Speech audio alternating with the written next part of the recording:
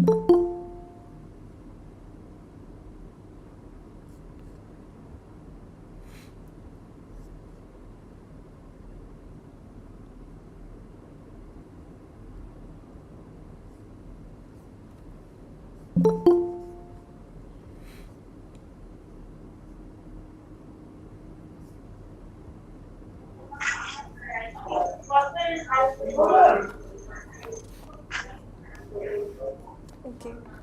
So am I audible and is the screen visible? Can someone confirm?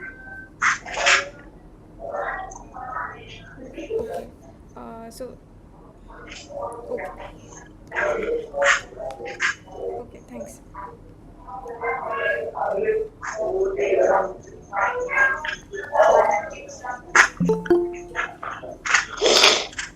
Yeah. So hello everyone. Welcome to the course on design and analysis of algorithms.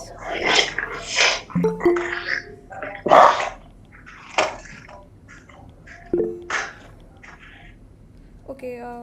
Somebody has a question. I saw a hand raised. Does anybody have a question?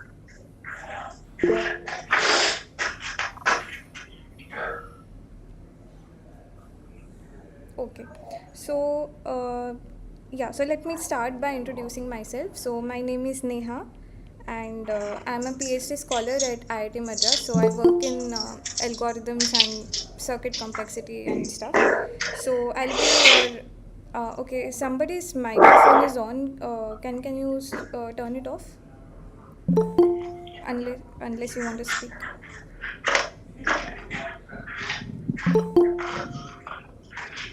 I think Vineet Singh, if you can hear me, can you turn off the microphone? Okay, thanks. Okay, so yeah, so I'll be the TA for this course, and what we'll do is this is an 8-week course, and what we will do is we will have tutorials every Fridays, 6 p.m. to 8 p.m. Yeah, and what will typically happen is based on the material covered in the class, we will have some practice questions that will help you solve the assignments. Also, if you have any doubts regarding the previous assignments, you can always ask those in these sessions. And if there is any specific request or specific topic or questions that you would want me to cover, you can you can let me know either in these tutorials, or you can write to me on this email ID.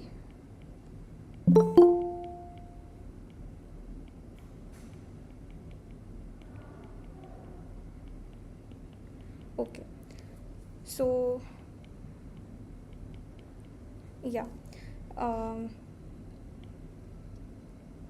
okay, so that's the logistics of the tutorials.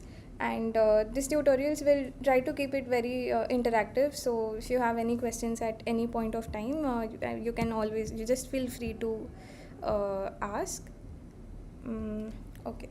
I'll, okay, so just to give you a brief overview of what this course is all about, um, what will happen is you will learn some techniques to solve. So you might be familiar with some coding, and given a problem, you try to come up with a code that solves it, or an algorithm or something. So what this course will teach you is some interesting techniques on coming up with algorithms. So particularly you will see greedy. Uh, yeah, you'll see something called greedy approach. You'll also see some dynamic programming. And even if these things don't make sense right now, it's fine. I'm just giving an overview of what's going to happen. So you'll learn these techniques, you'll see how to come up with algorithms. And the nice thing about the course is, if I give you a problem, what you generally do is you try to come up with an algorithm. But what if it's not possible at all to come up with the algorithm? Then how do you convince me that it's not possible? Because you may say that oh look, it's not possible, but I would say that I don't believe you. So what we need is some sort of a guarantee, some sort of a proof, or something solid to make me believe that it's not possible. So what you will look at is some kinds of impossibilities. So this is all the PNP world and all sorts of interesting stuff. So I'll not get into the details of it, but I just want to tell you what the course is all about. So for today, we will only focus on the content of the week 1, which was asymptotic analysis. Okay, so so I'll the way we'll proceed is I'll not assume that you have watched the lectures. Of course you should, but I'll just try to give a quick summary or a recap whenever you come across questions of that kind. So so that you don't miss out. Okay, there's a request to change the time for tutorial to 7 to 9. Okay, so can we okay, is everybody fine with 7 to 9, or is there an objection? Okay, somebody is not okay, then yeah. Okay, somebody has raised a hand. You have a question? No, ma'am, I'm just okay with the time. Yeah. Oh, okay. So there are some that are okay and some that are not okay. So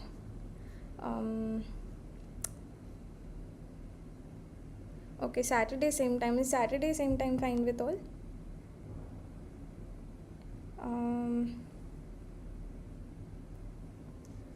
Okay, so maybe what I'll do is I'll create some poll and I'll give you the options. So I'll create a poll on Swayam on the same portal.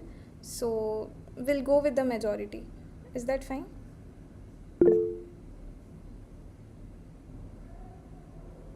Okay, a lot of people prefer Saturday. Okay. Okay, yeses and nos. Okay. So okay, so I think the best way to proceed is that maybe we'll create a poll and you can vote your preferences and and then we'll go with the majority decision. Okay. Um, does that sound fine?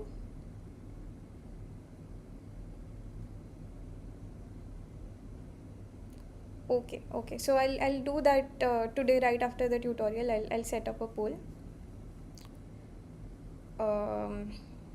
And yeah, I'll so there is a drive that I'll create where so all these lectures are recorded. Even now this lecture is being recorded, and we'll have a recording of these sessions, and I'll post it on YouTube, so you can access it from there if you're not able to attend.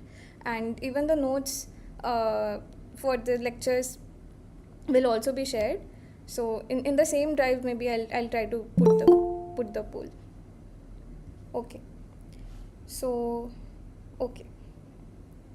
Are there any other questions regarding the logistics?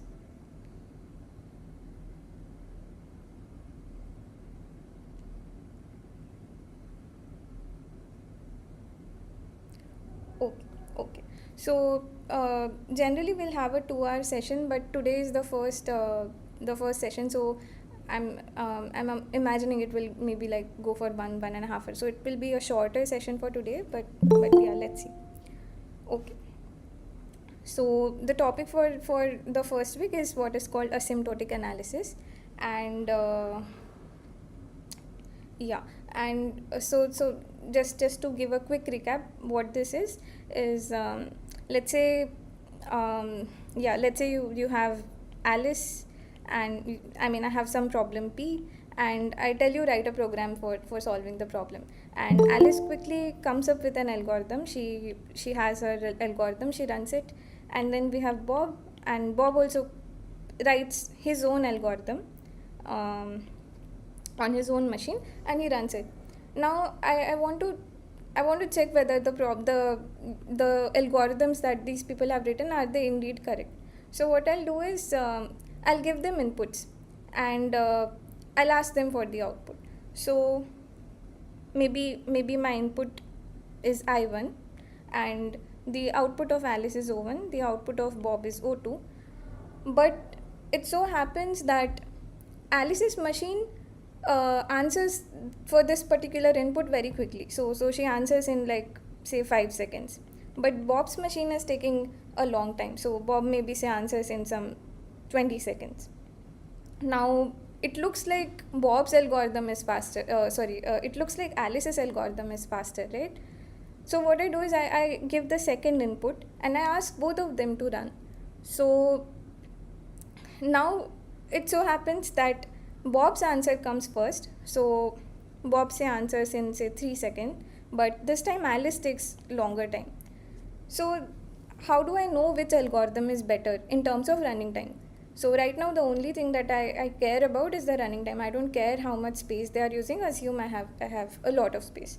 So the resource that I really care about is only time. And what's happening is on different inputs, both are taking different times. Sometimes Alice is faster, sometimes Bob's is faster. So I really want to know which is better for me. So so in general, this is a problem that we come across. You want to judge how fast one's algorithm is. So to settle that debate, we come up with a notion of asymptotics. So what is asymptotic analysis? It says that yeah it says that, let's say, on this side I have input, and on this side I have time, and and what's happening is that we're going to plot the time taken on a particular input length along this grid. So let's say we plot Alice's first, and it goes something like this. Okay, so this is what Alice's function looks like. So f of n is Alice's function, and let me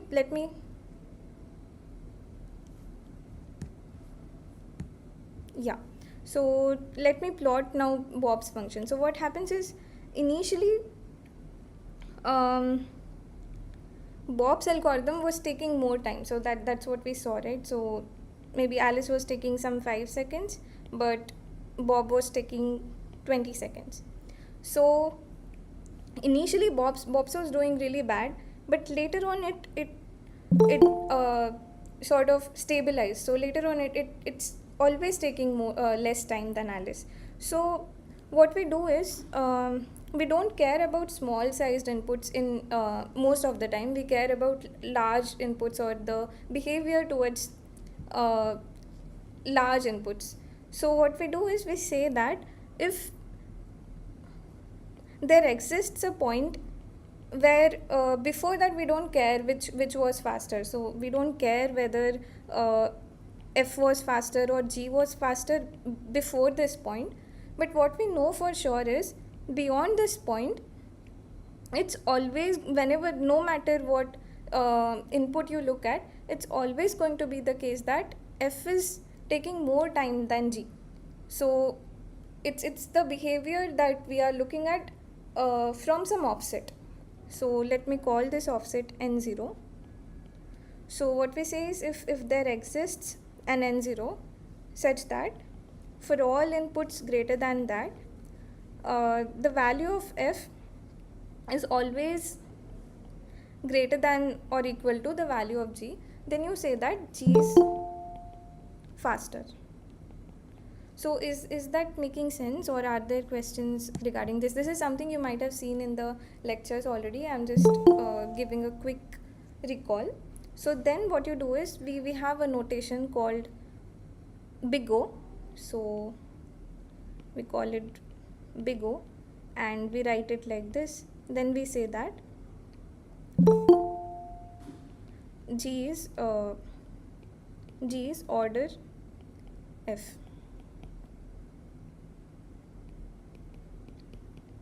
So does this make sense, or are there any questions regarding this? Feel free to ask me before we move to the questions. Lalita has a question, is it? Okay. So so for now let's just have one notation in mind. There are a lot of other notations, but right now we'll not talk about it. So, or maybe I'll just rewrite it. So what this really means is g of n is bounded by c times f of n for some constant c. Okay. So that's something you might have already seen. So what we'll do is we'll take some simple examples. Okay. Okay, so here's the first question. You have been given three functions, 2 to the n, that is f1, and f2 is n to the 3 over 2, and f3 is n log n. And what you want to do is you want to tell which write them in the increasing order of their asymptotic complexity. So for example, if f1 is faster, then f2 would be ordered f. So okay, there are a couple of answers. I'll wait for others also to try out.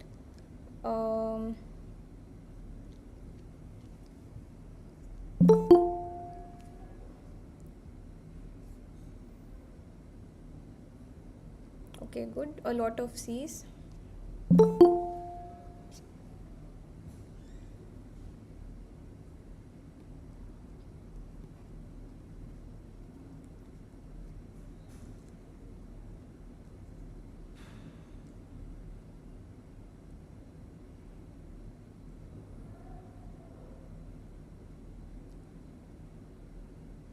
Okay, so does anybody want to explain, unmute and explain, or write, explain your answer?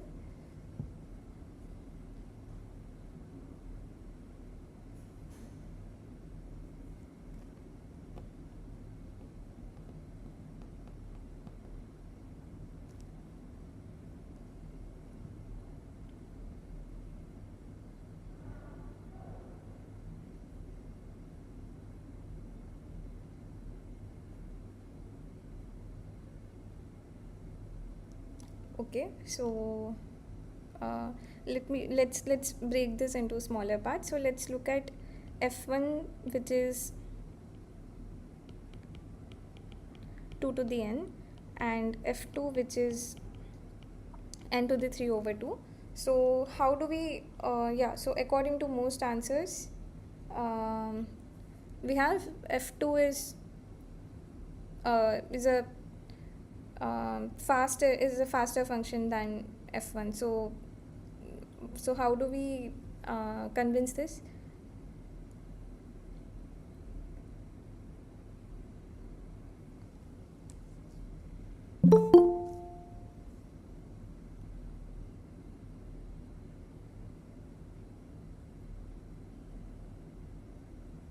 Okay, okay, I see one answer in the chat. That is along the correct lines. So one thing that you could do is you could plot these graphs, and you'll see that this f1 will sort of grow exponentially like that, and f2 would probably be something like this. So there would be some point beyond which it sharply takes over. And what you could do is you can just take log on both sides. So let's say you take log of f1, so that would be n, that I assume the log base is 2, so that would be just n. And if you take log of the f2 function, then that would be 3 over 2 times log n. And you clearly know that the logarithmic growth of a function is very small than that of a linear function. So linear function would go something like this, but logarithmic would probably go something like this. So this is something you already know. So sometimes it just helps to take logs on both sides and just see, although it's clear from this example. So that's how we know that f2 is order f1. So is this clear?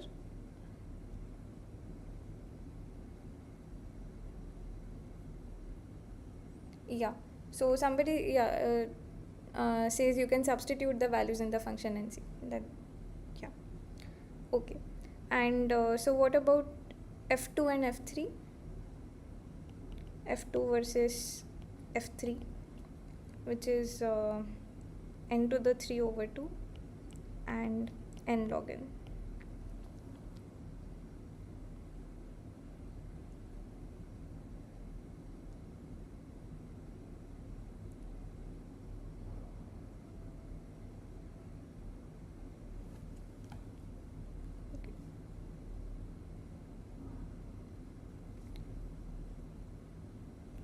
Okay. So so again, you can do substitutions at values, you can draw the plots and you can see what happens. You can also do the same trick again. You can do um, log also, that would also work, but you can also just compare.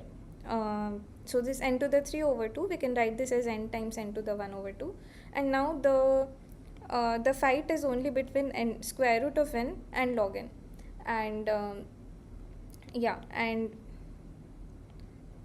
clearly the log function is a lot slower, so you can even take log at this point and see that this becomes half log n, whereas this becomes log n, which is a very slowly growing function. So again, so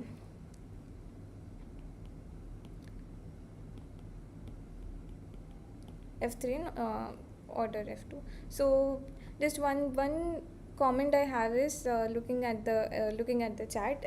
So the correct way to write this is by using this notation, belongs to, or you can even say f3 is order f2, but writing this is not correct. Does anybody see why this is just a semantic issue? And I mean, I just want to point it out. There's nothing. Okay, somebody says it's confusing.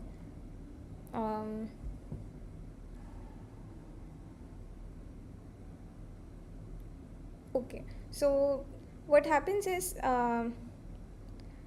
if I write n, so n is order n square. Is this statement making sense? N is order n square. Does everybody agree?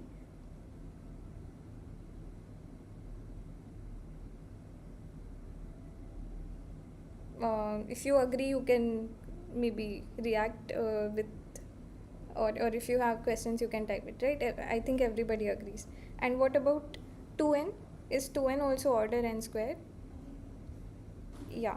So everybody agrees, right? So if you use your equality in the strict sense of equality, what this would mean is n is equal to 2n, and then you can really go absurd. You can prove 1 equals 2, 0 equals 1, and so on. So it does not make sense to write something like this, and that's why this equality is not equality in the sense that you use in mathematics. That's why, to just avoid all the confusion, we use this notation of belongs to, or you can just say f is order f2. So it's not it's not I mean, I'll not bug you for this, but I just want to let you know that this is a practice that we follow. Okay, so is the question clear, the first one, or are there any questions or comments about it?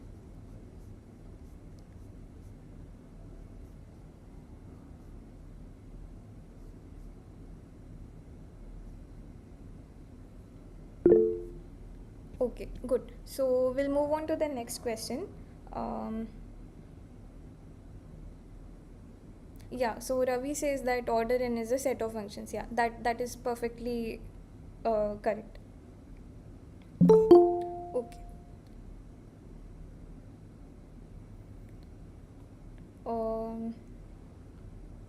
Okay, there's a question in the comment section. What maths topics are needed to understand this? So basic concepts like functions that we are seeing just now, maybe some basic operations, logarithms, and so on. And other than that, I don't think we assume much. Sets, relations, yeah, only the basic topics. Other than that, I don't think we assume any background. But you might need some coding.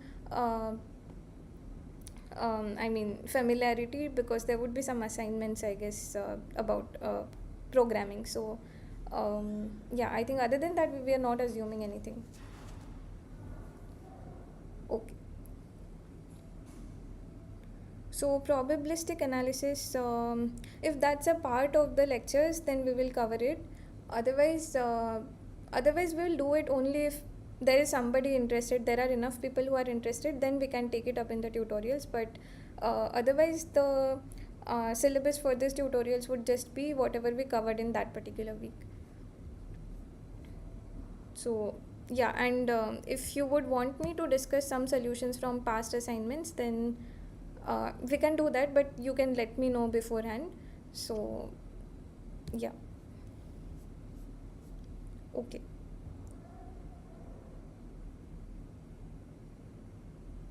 Okay, so yeah. Yeah, so I already see some answers in the chat. Good. So for others who have not tried, just maybe take a couple of more minutes and try this out. So um,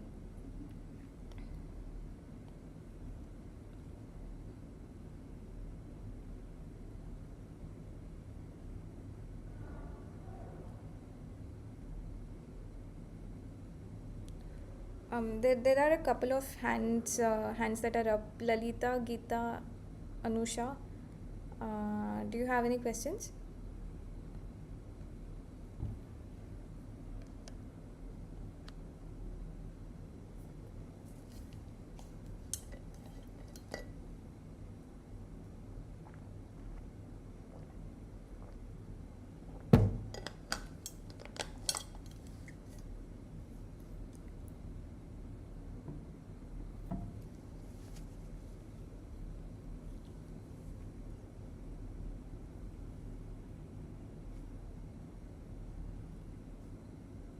Okay, so a lot of people in the comments saying B, which is correct. So anybody who would like to explain their answers? Substitution. Okay, good.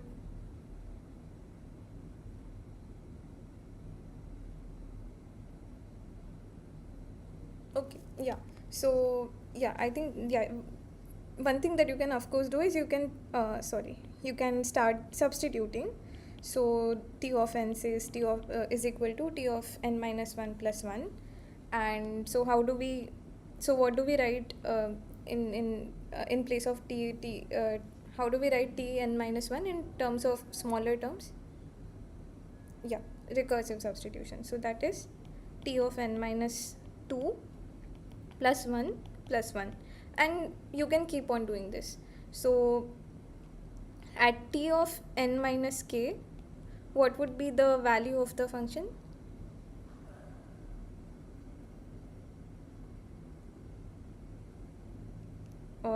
Okay, maybe I'll write it like this. So you keep on continuing like this, and what will happen at some k? How many ones do we have?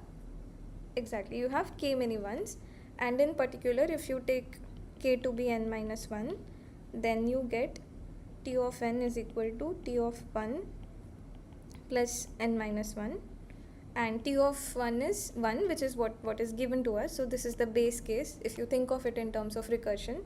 And yeah, even if you don't know what that is fine, you don't need it for this. So this is n minus 1, and this turns out to be n, which is order n. But order n is not the only correct answer here. There are there are multiple correct answers. Can you see now?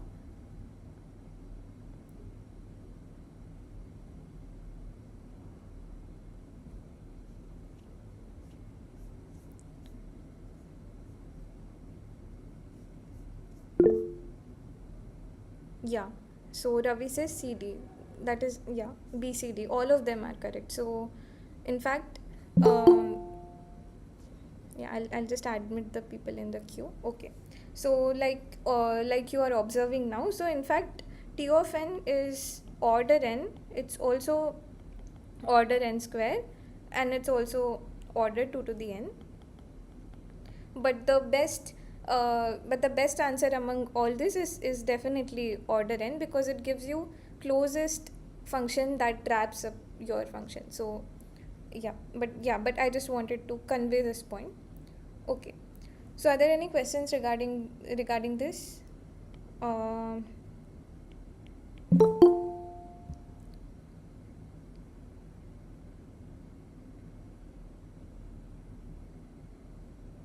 Okay, so Ravi has a question. In exam, what will be accepted? All okay.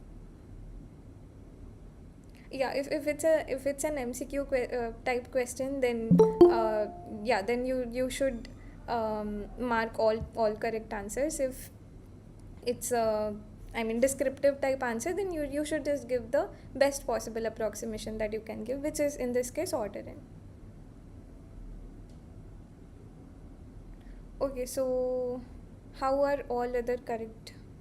Okay, so by definition of the order notation, what we say is f is order g if f is bounded by c times g for all. Okay, I'll write it like this: if f of n is at most c times g of n, um, for all n greater than equal to n0, and for some constant c. So if n is at most some constant types n times n, then it's also at most some constant type times n square, and also some constant times 2 to the n, right? So we are just giving a worse and worse bound, and that's why it's falling into the order of all those functions. So is that making sense now? Pratima, does that clear the doubt?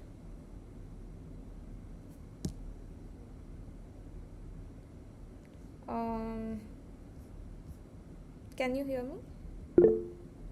Okay, good. Okay, so okay, good. So okay, there's one more question from Divyam. Can C be fraction? Yeah, good question. So C need not be integer. It's just some real which is non-zero, or yeah, positive non-zero. So yeah, it can be any fraction or rational or anything that you can imagine. Okay, good. So okay, so we'll move on to the next question. This is also similar exercise. Okay, sorry.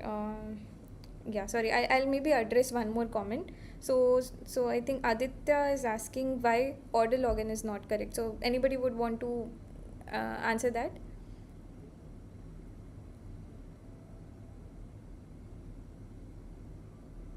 You can unmute and speak. I highly encourage.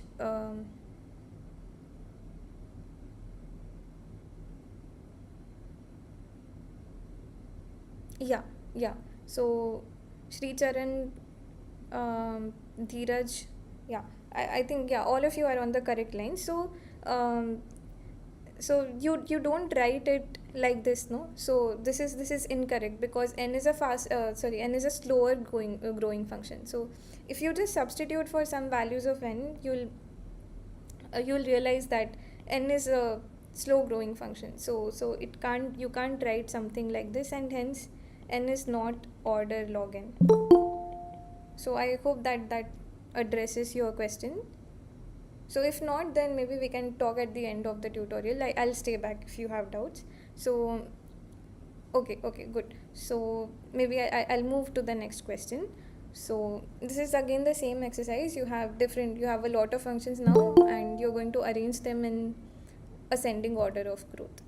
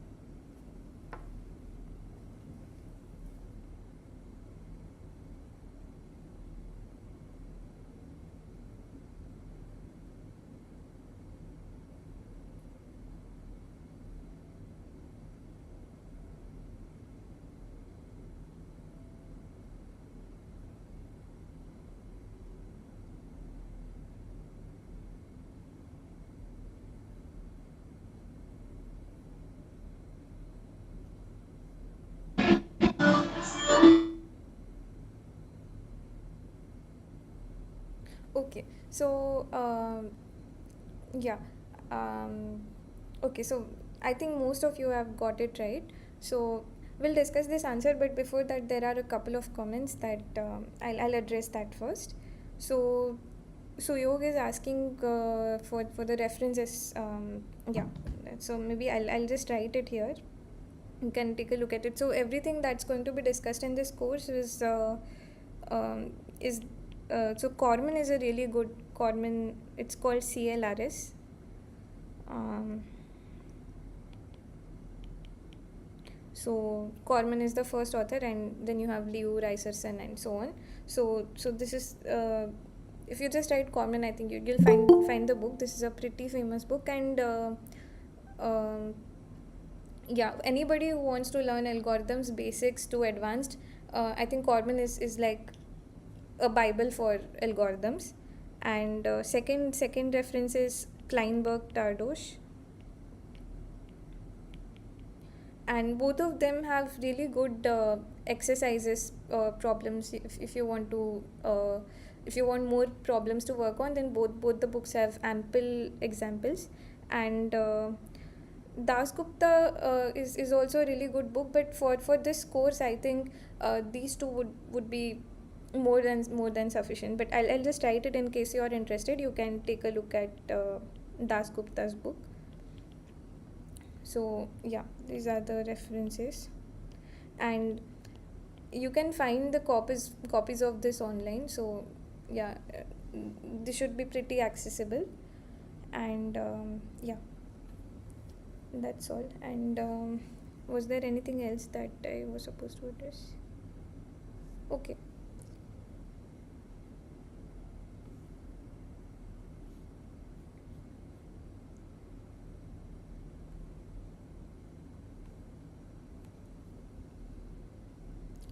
Okay. So yeah, so let's look at the answers. Okay. So maybe I'll just start with comparisons one by one. So let's compare F1 with F2. So between F1 and F2, we have 2 times n to the 1 over 2, and here you have n to the 2.5. So clearly, this is uh, this is a very slow function. So you have F2 is F1 is order F2, or maybe I'll just write it here. So F1 is smaller than F2. Now we'll take this F3 and compare it with both of them. So where does F3 go?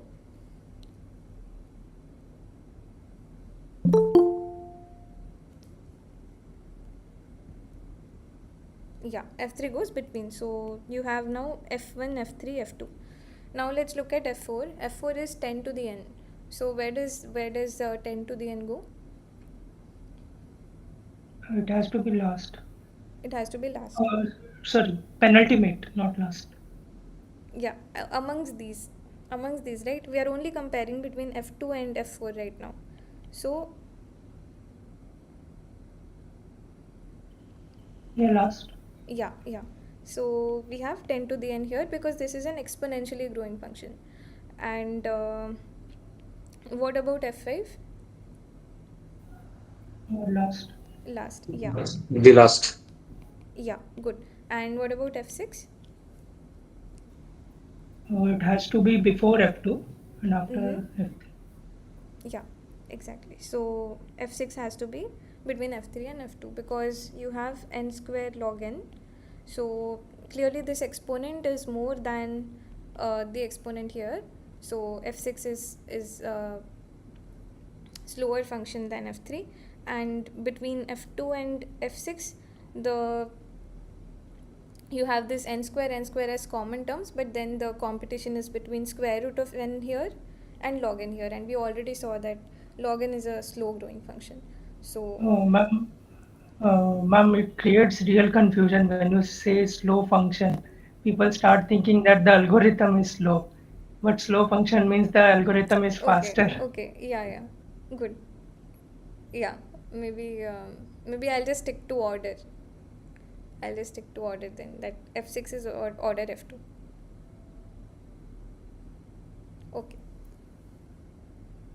So yeah, I think yeah, all of you got this right. And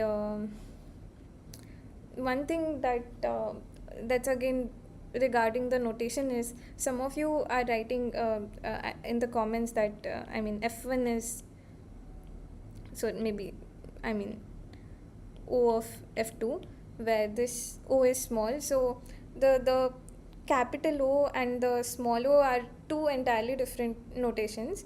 So this is the big O that we learned, and this is, we literally call it big O, and this is called little o. And uh, yeah, and the difference so have you done this in the lectures, or does anybody know the difference between the two notations? In capital O, the equality is included, but in small o, it is strictly greater. Exactly. So here you have some constant c such that fn is at most c times g of n, but here you have a strict inequality. uh, yeah, so that changes the meaning. So for example, n is um, okay, maybe I'll maybe not get there for now, but yeah, just to just to make a point, these are different notations, so be careful when you write capital or small o. And yeah, maybe if there is time we can do examples of this time of these types. And yeah, I think that's all for now. So are there any questions regarding this, or anything that we saw so far?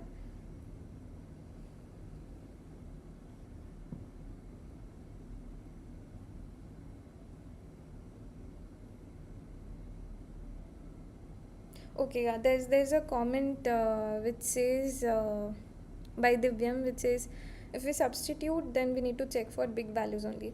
So yeah, so that's the point of the whole analysis, that you don't know what big N to check, right? What if you check for 10, for 1000, and at that point you have F1 is greater than F2, the value of F1 is greater than F2.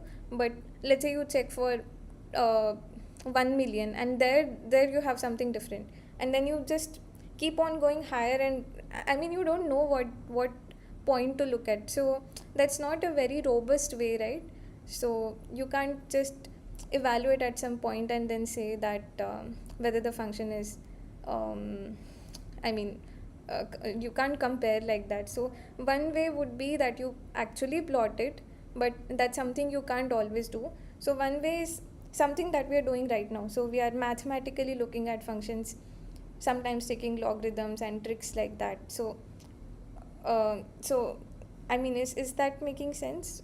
um,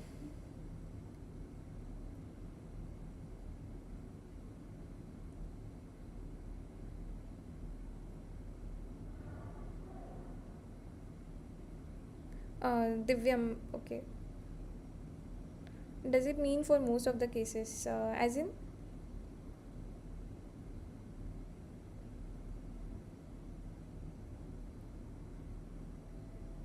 So if for most of the cases f1 is greater than f2 is greater than f1, then we have to consider f2 is means f1 is order of f2.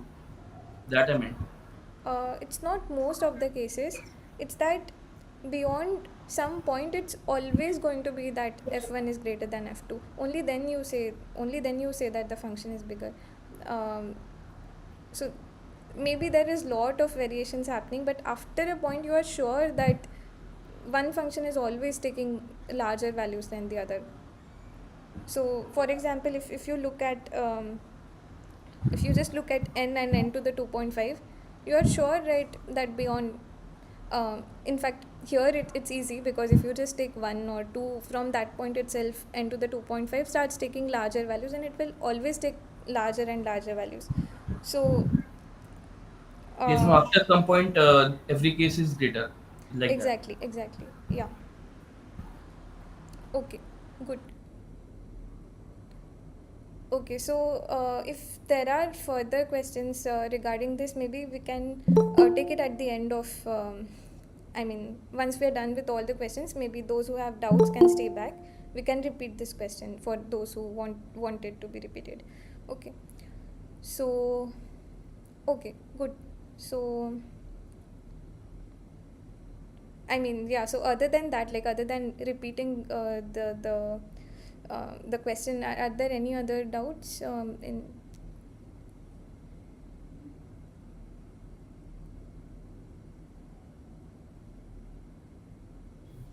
Ma'am, will master's method will be covered in this? Um, okay, in the lectures, I did not see that. I did not see that in at least in the week one content. I'm not sure if it's in the week two content, but mm, yeah, if it's out of syllabus and if we want to do it in the tutorial, then explicitly please let me know that you would want it to be covered. Only then we will do it. Um, Ma'am, if time permits, please have it on the. Okay, okay. Yeah, so um, yeah, okay. So in general, throughout the course, if you have any topics that you would like to be covered in the tutorial, you can mail me or you can use the Swayam portal and just let me know beforehand. We will cover it. So maybe next week we will do one at least one example of master theorem. Okay. Ma'am, N to the power 2.5 is F1, but we wrote it as F2, ma'am. Uh, oh yeah. Sorry. Yeah. Thanks. So this is F2 and this is F1. Thanks.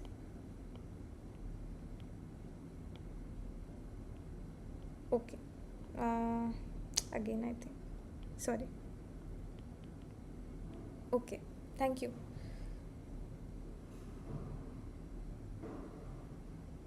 Okay. So we'll move on to the next question. Um, okay, yeah. So here you are given some statements regarding the order notation, and you wanted some of them are true, some of them may be false. So if it is true, then you need to give a proof, and if it is false, then give a counter example.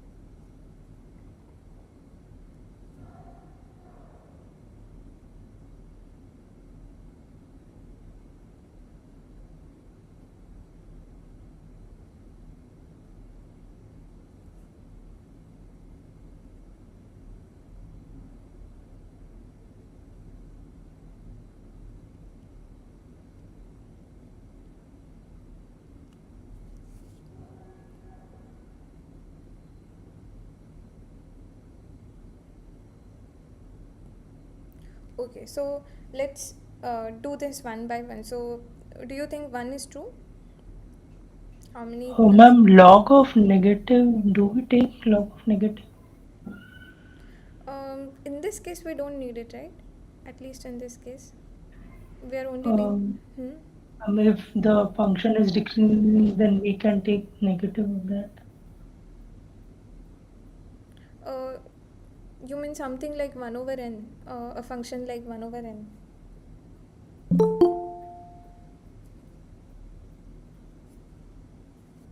Is that what you meant? You meant the function being decreasing, right? Yes, ma'am. Uh, yeah, so log of 1 over n is well defined, no?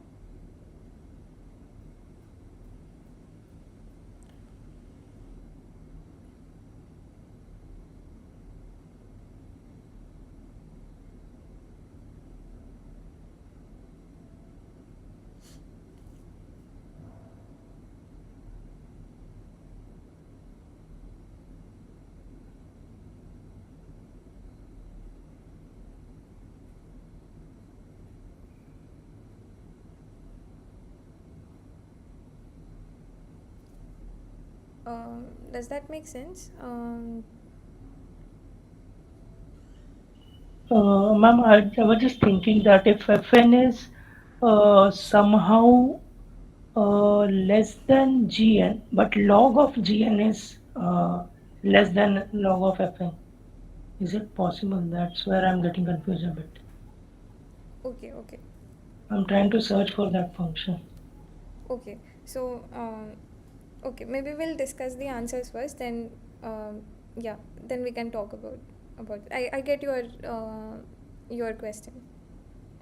Okay, so the first question, I think yeah, I think mostly everybody thinks that is true. So let's write what we have. We know Fn is order Gn, and what that means is that there is a C such that for all n greater than equal to n0, and there's an n0, such that f of n can be bounded by this constant times g of n. Now if we take log on both the sides, then you have log 2 of fn is at most log of c times dn. And how do we split this further? So how do we write this, expand this further?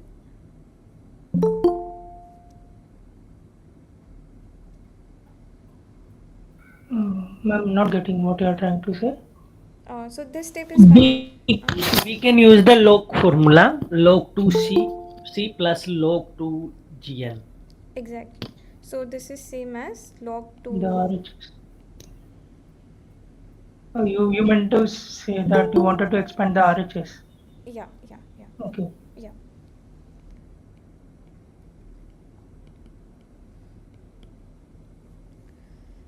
Yeah. So yeah, and this we can always write this as some other constant times log 2 of gn, right? So is all the I mean, is every step fine for all, or is there any confusion? Or we don't even need this actually. In fact, this is just a constant, right? So this is just some constant. So beyond this point, it's always that log of fn is bounded by the log of gn. So we can conclude that log 2 of fn is order log 2 of gn. Is this fine with everyone?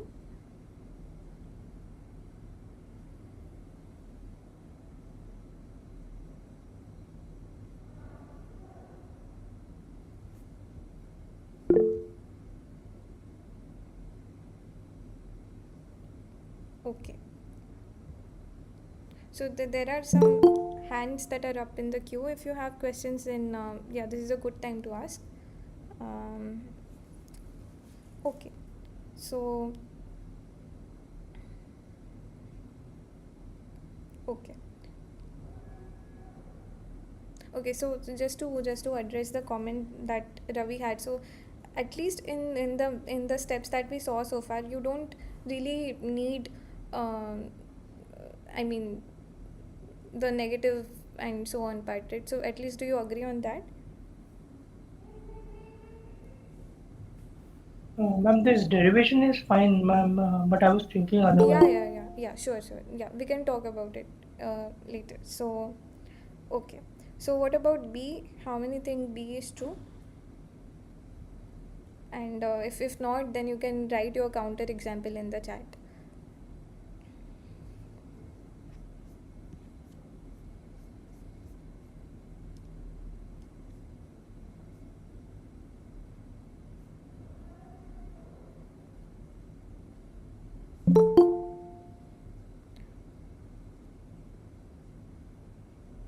Okay, true.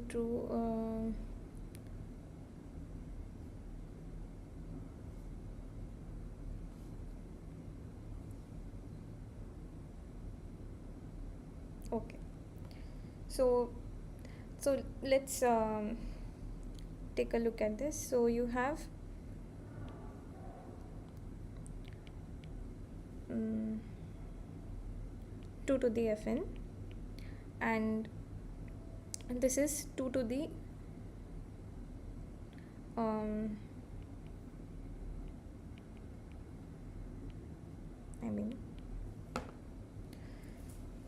okay, and you can always write this as 2 to the gn to the c. So yeah, Pratima says false, and yeah, I vote for false. So do you see now after this? So first of all, are the two steps clear? What we did is just math identities. So if that is clear, do you see now why this should be false?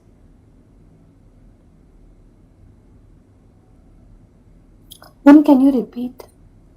Yeah. So first question is, are these two steps clear? No, ma'am. Okay. So what we did is we simply plugged and placed the definition um, of the order notation. We know that f is order gn, so it's bounded by some constant times gn. So that's what we did here, and this is this is your law of exponents, that if you have uh, a to the b to the c, then that's same as a to the b times c. So that's something some basic identities that you must have seen already.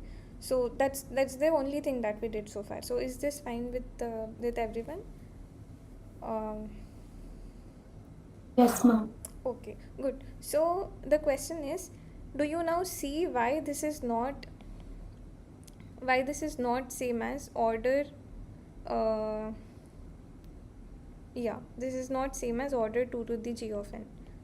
In the first case, it was true that if you take log, you have that f is order gn. Now if you take log, it's still preserving, but um, yeah, but in this case, that's not happening. So do you see why this is not true based on the identity that we just wrote? Excuse me. Mm-hmm. Ma'am, like I was just thinking of another way of solving this. Okay. Like if we take just a log on both the sides without comparing it, like a 2 fn. So like it would be 2 into log of fn and then 2 into like log of g of n, right? Hmm. So like according to that, like when log f of n is like bigger of log of g of n. So like one like if we just multiply the same constant both the sides, it should be 2, right? Yeah. That's what So I. yeah, so that's a good point. So the thing is, when you take um, so it only works in one direction. So let's say you have you're comparing n and 2 to the n. These are the functions you are comparing. Now if you take log, you get log n here, and you get n here. Okay, and now you know that this function is greater, and you conclude that this function is greater. But that's not always going to happen. So for example, you let's say take n and you take n square. You want to compare these. Now you take a log, and what you get here is log n, and you get here 2 log n. Okay, so log n is in order 2 log n, right? But this is not true. So is that making sense? Are the two examples fine, or are there any questions about Okay, ma'am, like I got about the example that you gave, but like I didn't really understand how it's connected to the like what I do. yeah, so what happens is log you that's what you did, right? You took logarithms on both the sides, um, and then you compared their Okay, okay, okay, yes, huh, yes, huh. good, yeah. So what I'm saying is, as long as the two functions are like very far apart, like exponentially, when one function is exponentially larger than the other, the logarithm thing, the log scale will preserve the hardness. I mean the inequality, let's say. But when the two functions are not very far, they're not very far from each other, they're comparable, let's say, they're not like exponentially large, then what happens is, even when you take the logarithm, it's not going to preserve that inequality. So Okay, ma'am. although So like after some point it might be false, which yeah, I did. yeah, so if log tells you that one function is smaller than the other, then you can always conclude that their you take their exponents, and this is a valid conclusion. But if log tells you that no, two functions are comparable, then you can't necessarily lift that answer. So Okay, okay, yes. it's only one direction. Okay, yes, thank you. Okay, good. But that's a natural and a nice thing to try. So yeah, so that's the same reason why we are saying this. So here you have, let's say, n and n square. So think of C as square. So n and n square, you know, the n square is asymptotically, I mean, n is order n square. So for the, okay, sorry, what am did I Hello. hello?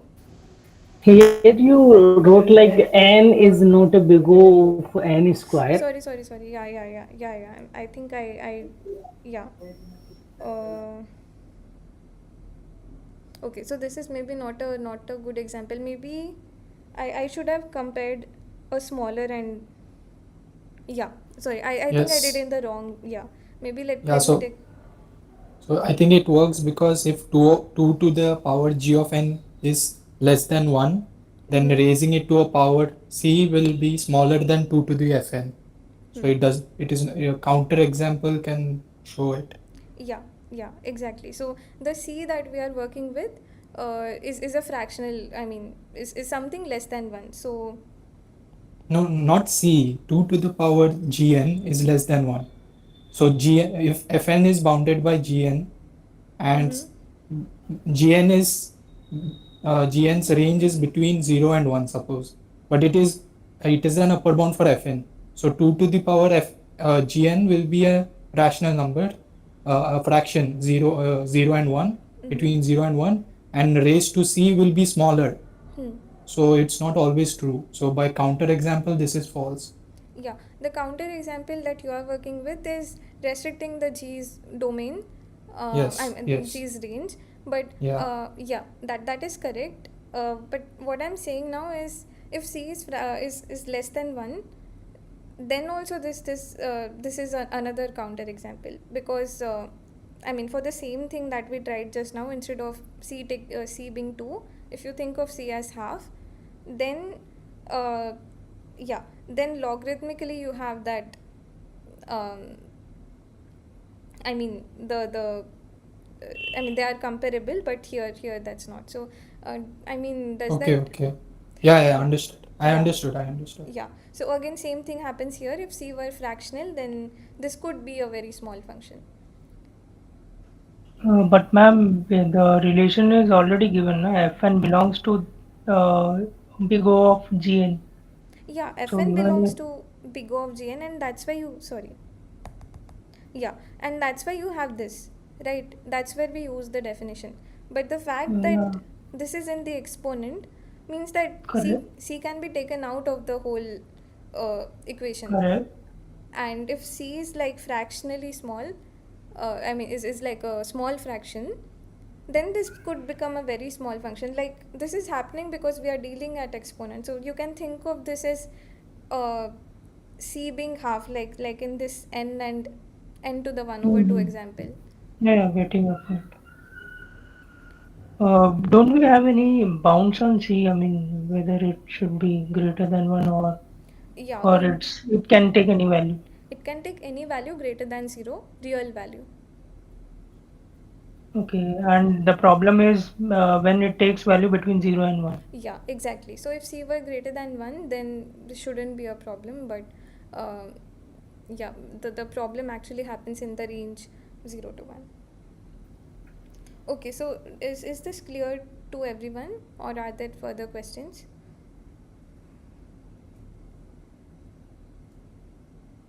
Okay, good. So what about the third part?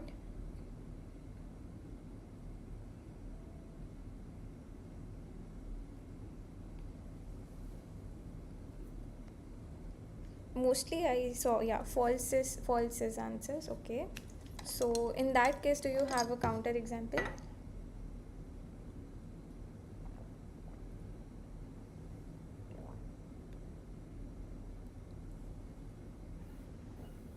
We take Fn as log of n, Gn of as n, G of n as n.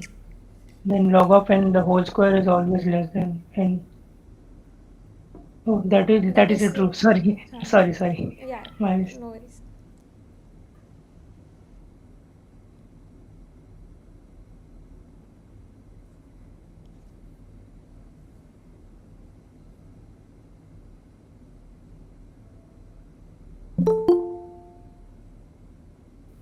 Oh, both taking one as n, another as 2n. Okay, but constant. Fn is n, Okay, gn okay. is 2n. Let me write it. Okay. Mm,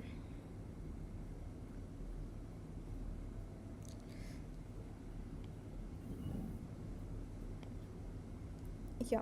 So you're saying Fn is n and Gn Gn is is 2n. 2n. So f square would be n square,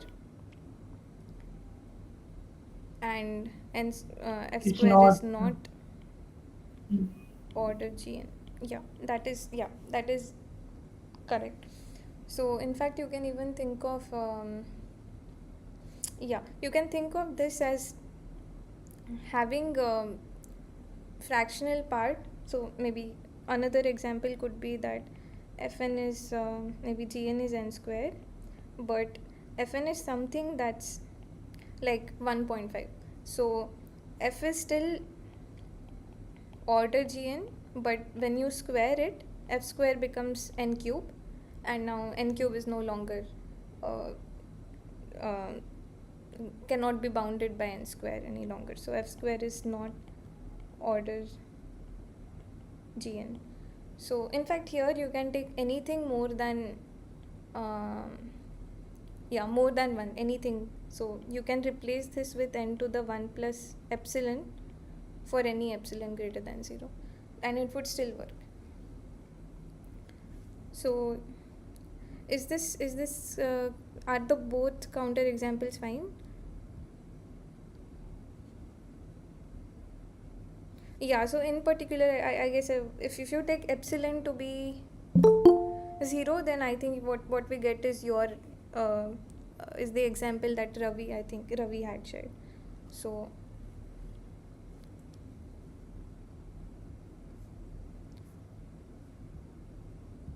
okay, so are all the three parts clear? So yeah, there is another counter example by Patwari, which is also correct. You can take f as n square, g as n cube, and you get f square as n to the 4. Okay, good. So yeah, so are there any questions?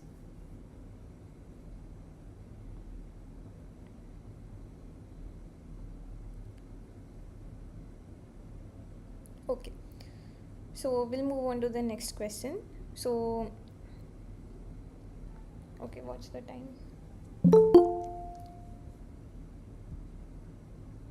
Okay, so here is another question.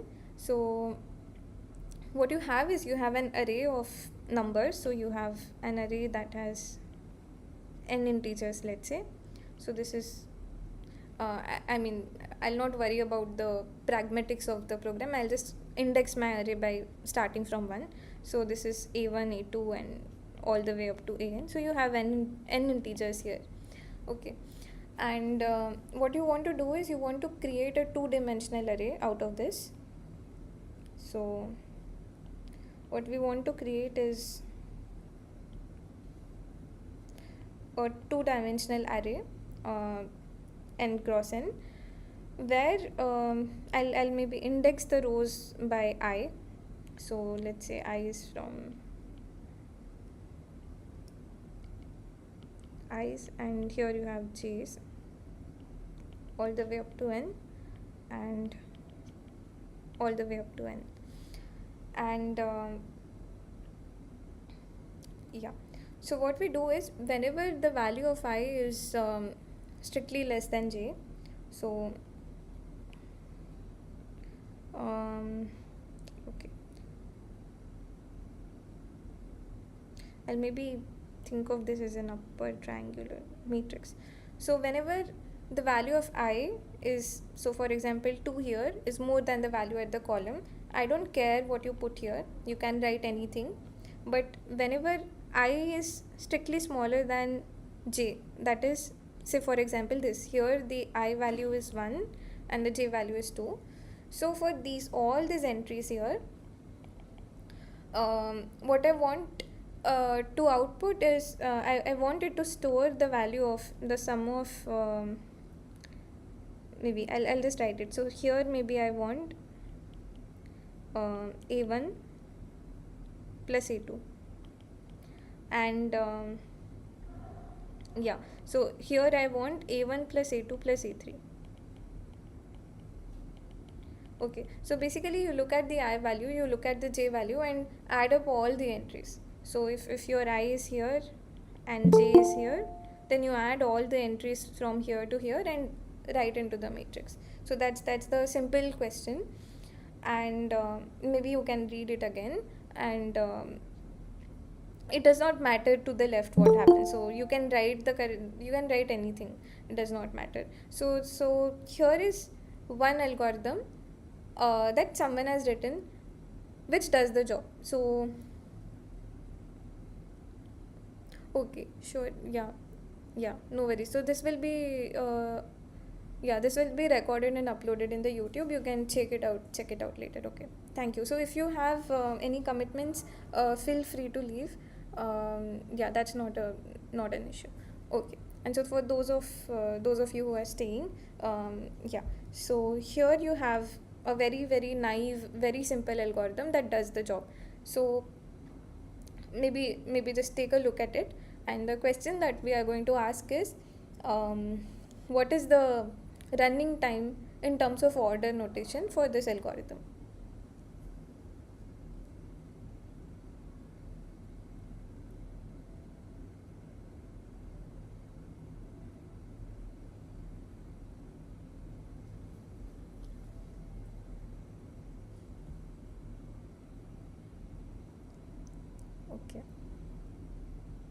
Okay, good. So there are two answers. One is n square and one is n cube. I mean order n square and order n cube. One of these is correct. So so you can, for the rest of people, I'm just giving a small hint that one of them is correct. So you can try this out.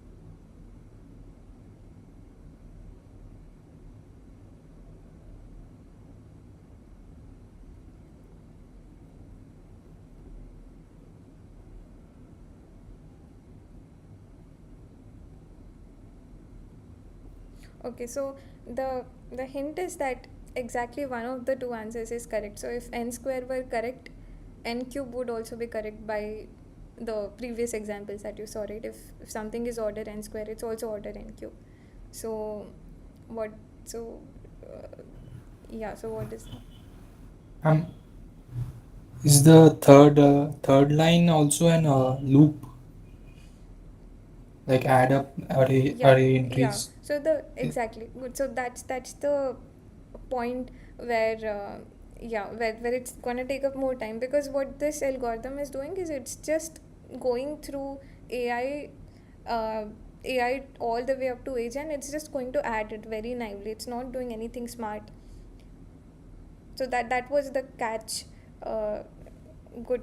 So now that it's clear, hopefully, so uh, so what do you think is Basically, I assume that third line is a simple operation. It's not a for loop like thing. That's why I'm saying it's order of n square. yeah, but for values of I and j that are very extreme, it is actually going to end up doing all the way, like a1 plus a2 plus a3 and all the way up to an. So it's not something that could just I mean, it's not like order one type operation. It's something that it's But taking. it's still not mentioning it explicitly. That's why. I mean, even in question, it's not being mentioned. Mm, well, I mean, how else would you add those entries if? Okay, maybe. I mean, it just means what is literally written there. It just naively uh, adds up. So, okay, that's what the question is supposed to be. So given that, what is your answer?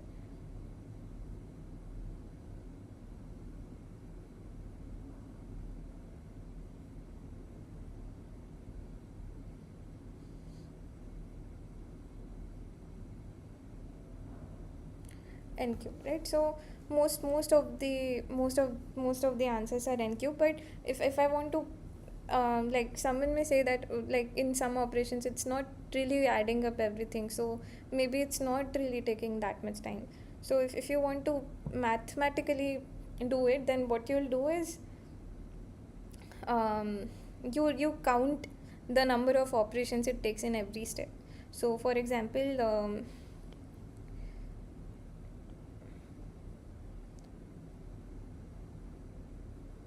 yeah, so that's the point.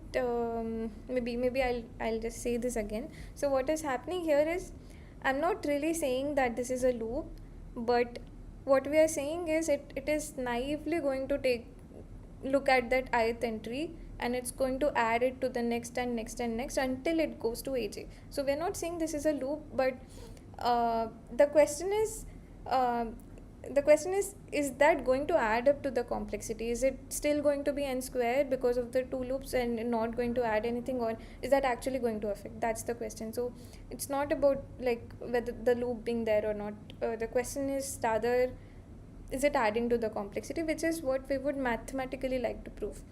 So I is mean, if I look it as a, I mean, even now I'm not convinced that it'll take another loop. Still feels that AJ is getting added because of that for second for loop. I'm yeah, not still yeah, convinced. yeah. So intuitively, just looking at it, just looking at the algorithm, it's not clear that it's going to add more time to it. So that's why what we will do is we'll step by step figure out how much time it is exactly going to take. So and then we will calculate whether it comes to n square or n cube. Okay. So to just to start, like,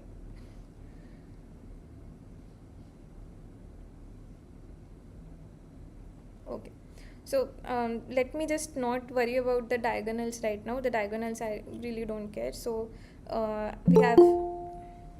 we have i's here and the columns as j's. And so what is the value that we're going to write at this, what are the array operations that are going to happen at this point?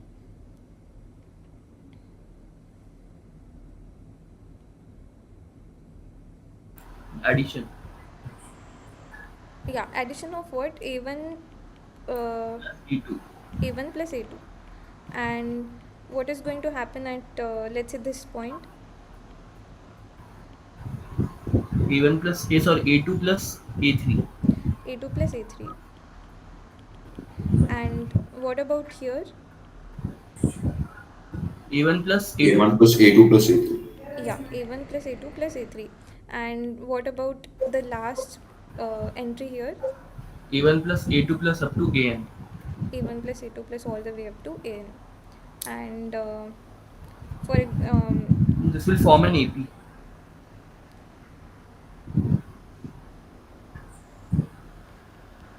yeah, sorry, okay, there are yeah, if you want, I mean, if you have some commitments and you want to leave, it's not an issue. We will be uploading this recording on YouTube, okay? So feel free to leave, okay?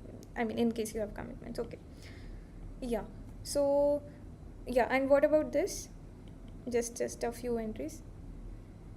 A2 It will plus start from A2 to AN. Yeah, all the way to an. And maybe the second last entry here, AN minus 1 plus AN. an minus 1 plus an. Okay. So Yeah. So, I mean, you all agree? Do you all agree with me that all the entire time that this algorithm is going to spend is only in all these queries that it makes? I mean, that is all it is doing, right? It looks at I equals 1, then j equals 1, and then it writes all the value, I mean, does all these array operations in the rows and updates the value. Then it looks at I equals 2, and then goes on doing uh, all of this. I mean, do you agree with me when I say that all that the algorithm is going to do is look at all these values, and I'm not even counting these, because I mean these are symmetric, right? I mean, whatever you do here, it's going to repeat the same number of operations here, so I'm not even counting that. Is that making sense? Yes. Okay, so all we have to do now is we want to count this, how many operations we are doing, right? So what does that turn out to be? So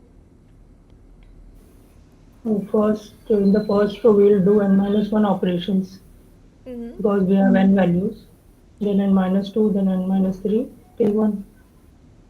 Is it just n minus 1? Because here you are doing, just for this entry you are doing n. बेटे 1 plus 2 plus Ma'am, 2 n minus 1. Exactly. ma'am, can't we think it like that? I mean, like, let's say we have that first value.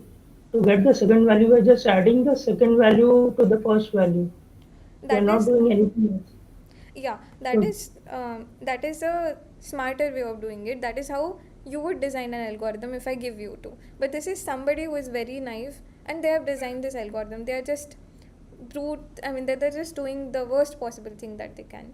So it's not the best algorithm that we are analyzing. We're just analyzing the given algorithm. then it's fine. Okay. So yeah. So okay. So I mean, is everybody with me on this, on the final point that we said, that you're just going to count all these? Yeah, ma'am. Right. In So total, we have to perform n operations, and within those n operations, we have to perform n square operations, which gives n cube. yeah. Got it? Yeah, so if you like mathematically go on writing this, I mean, that's what they would expect you. If you, I mean, if somebody gives you this question in exam, then you'd be expected to write mathematically and get to the order and cube thing. So I'll just do a couple of steps here. So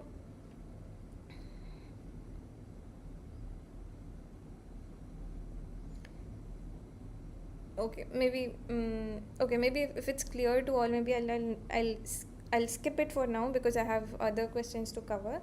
So I mean, the whole point of this was that this particular algorithm, which is naive, which is very very um, I mean badly written, does end up taking order and cube operations.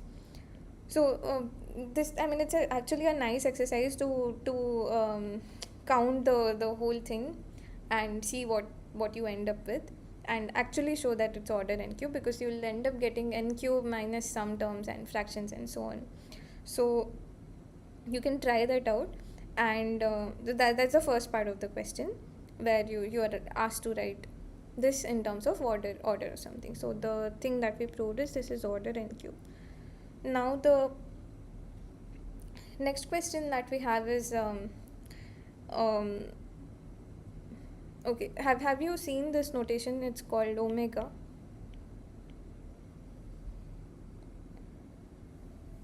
Yes, ma'am. F Lower f now. of n is greater than or equal to a into g of n. Yeah. So um, yeah. It So is to define best case, I guess. Best case. yeah, that is correct. So if you can bound a function by say if f of n is at least c times g of n, then you say that for some c again, So and for all n greater than equal to n0, then you say that f is omega g. So again, yeah, this is like the best case scenario, and the order thing you can think of as the worst case scenario. So can you see why this for the particular algorithm that we wrote, it's not only order n cube, but it's also omega n cube.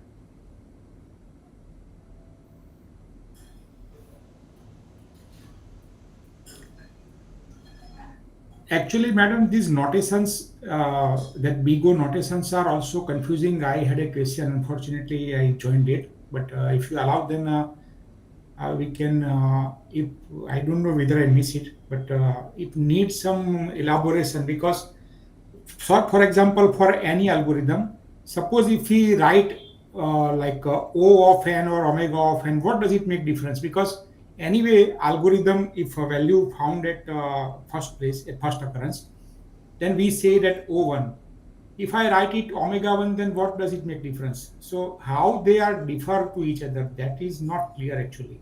Why simply we cannot write ON or omega in one simple notation? I mean, I can write for the base case simply ON, OO1 for worst case omega ON in general. So, I mean, why we need three notations, omega, theta, and that we go. Okay, so okay, so I mean your question is why are these three different notations needed? Yeah. Okay, so um, okay, so maybe I'll answer that in a while, but I'll just let this thread finish off. So if anybody has answers to this, we'll finish it off. Then we'll take your question immediately. So anybody? That naive algorithm, Mm-hmm. we cannot do anything better than that in Q because we have to use that algorithm. That's why I think it Yeah. has to be the best case. Yeah, Also. good. Yeah, that is indeed correct. So what they're saying is you have been given this algorithm, and no matter what you do, it's always going to perform those operations. So you don't really have much choice here. So it's always going to do all these operations that we said, and if you count that number of operations, it will turn out to be order n cube. So that's the reason why it's always going to take at least those many steps. And yeah, and the next natural question would be, can you give an algorithm that does better than order n cube? So that was the third part of the question. So yeah, so I mean you basically have to come up with something that's bounded by this. So I think the answer, I think you already have an answer to that, right? So you said order n square. So if you do n square, so n square over n cube would be 0. So I think this part is fine with everybody, I hope. Yeah, so you can write an algorithm for doing so, like all of you were saying, where we counting it again and again, where we going over all those values. Instead we could just reuse the previous computation. So that's, you can try coming up with an algorithm, you can write it. So yeah, is all this fine with everyone? Are all the three parts fine with everyone, or are there any doubts other than the one I think Vimal had asked? So other than that, are there any doubts?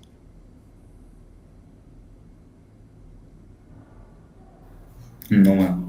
Okay, good. So to address yeah, to address this question, so in fact it so happens that there's an, I mean, all of theoretical computer science more or less is actually like sort of having a tug of war between this order notation and omega notation. So what happens is um, so if I have to give you an example, maybe let's say sorting. Okay, if I okay, maybe, yeah, let's stick to sorting for example. So if I give you an array where I have written integers arbitrarily, and I give you the array to sort. So you will come up with all sorts of algorithms. There may be so many algorithms that you can come up with, but I want to know the best algorithm that is there. I don't want to spend a lot of time or a lot of comparisons or operations or anything, right? So what you'll do is you'll come up with an algorithm which say runs correctly. So let's say Ravi, for example, has come up with a sorting algorithm, and I'll do my analysis just like we did right now. I'll do my analysis and I'll say that, let's say, it runs in time order 2.1, let's say. So okay, and now the problem here is I don't know if it's the best possible thing. All I can say is there is an algorithm which is guaranteed to give me a correct output in this much time, but I don't know if say if there exists an algorithm in the world at all which can say give me in this much time. Okay, so at this point I cannot say that it's omega n to the 2 point. So Ravi's algorithm is order n to the 2.1, but I cannot say that it's omega n to the 2.1. Or let me not stick to the problem. The algorithm. I'll stick to the problem. So this says that there is some sorting algorithm that runs in this much time, but what a statement like this would say is that there is no algorithm in the world which can do better than this, because what this is really saying is you're going to need at least this much time. There's no way you can escape this bound.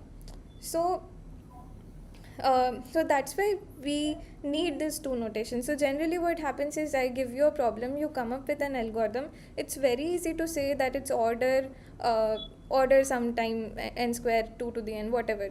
This part is easy. So this is something we can come up with. Let's say tomorrow let's say Vimal comes up with a sorting algorithm which runs in like n square, let's say. Then my bar, so first of all I was here, now I'm going downward. Now I'm saying, oh look, I have a better algorithm, I can actually do in lesser time.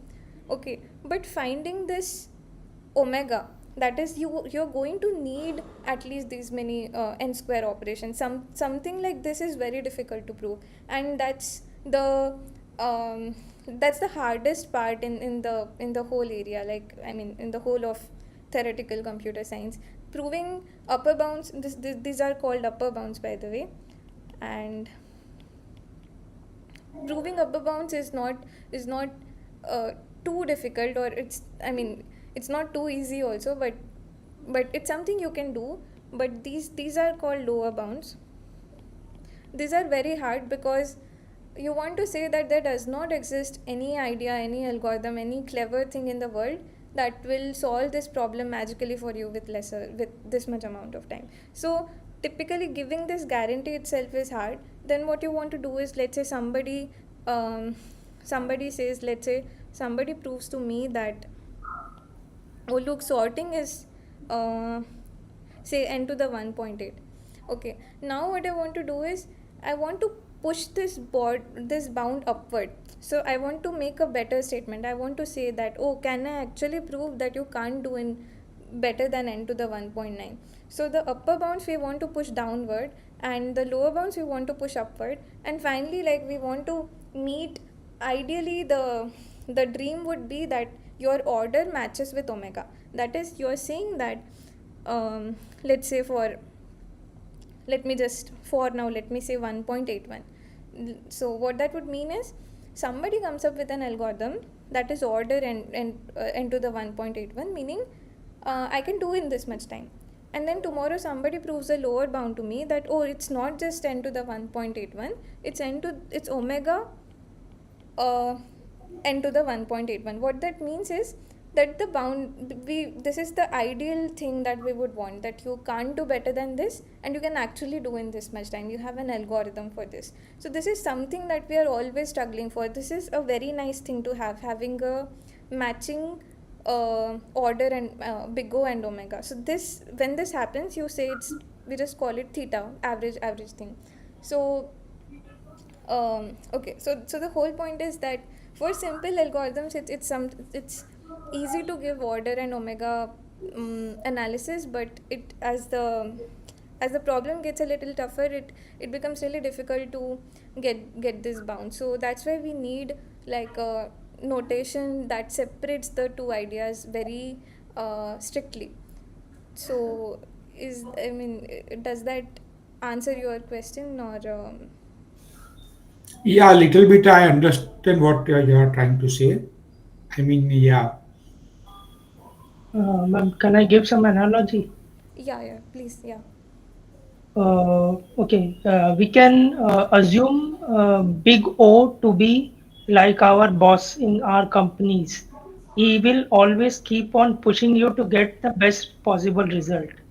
Let's say you are going and saying that I have done some work, he'll ask you to do in much better way. So he'll keep pushing you to get the best possible result. And now consider omega. Consider omega to be your professor. Now, as a student, you want to get the best result possible in an experiment, but your professor say that you cannot get anything better than this. You try whatever you can try, but it is not going to be better than this. That is what your omega is. Let's say I'll give you another simple example to understand.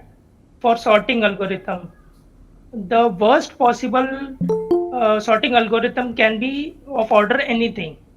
It can be as high as possible. There is no limit to it. That whatever worse can be, it can get whatever worse it is possible. But in the best case scenario, it cannot go below n log n in comparison based sorting, to be precise. So that omega will come into picture for that you know that you cannot get better than this in comparison best sorting. And big O, as you know that if you want to improve, keep on improving, you want to just get the big O number as low as possible. Yeah, good. So yeah, that was a nice analogy. I hope that that clarifies things for everyone. So yeah. mm, It is still, madam, we can understand, but particularly the definition of the when it goes to the mathematical part, now that functions and the way it is defined, then it is very difficult to correlate with the actual situation. I mean, the definition of big omega is like there is two constants c and n0, where cgn is a for value greater than n0, it is always greater than n. So we are unable to understand, though we mug up that definition, but we cannot correlate to the actual situation. I mean, the mathematical definition, how it's applicable to a practical situation, that is something very difficult to understand. So I don't know whether it's matter or not. We should keep it all together, that mathematical part, and only we should consider the practical thing what we understand. no, I mean you need both. So yeah, I think in the beginning of the session we saw some intuition for like why do we actually write that mathematical thing. So I don't know if that would answer your question, but we are uploading this recording on YouTube, so you can maybe check out the beginning part of it. If that makes sense, it's fine. Otherwise, we can take it up sometime again. But the only reason why we defined it that way is that that's something that we discussed in the beginning, that like it so happens that there are two algorithms that two people come up with, and now we want to compare. So that is something very very natural to ask, right? Because I want the best algorithm, so I want to compare them. So how do we compare? Because it may happen that on some input one is running faster, on some other input the other is running faster. So how do we break the tie? And the number of inputs is infinite, so we can't like check through all of them and see majority or something.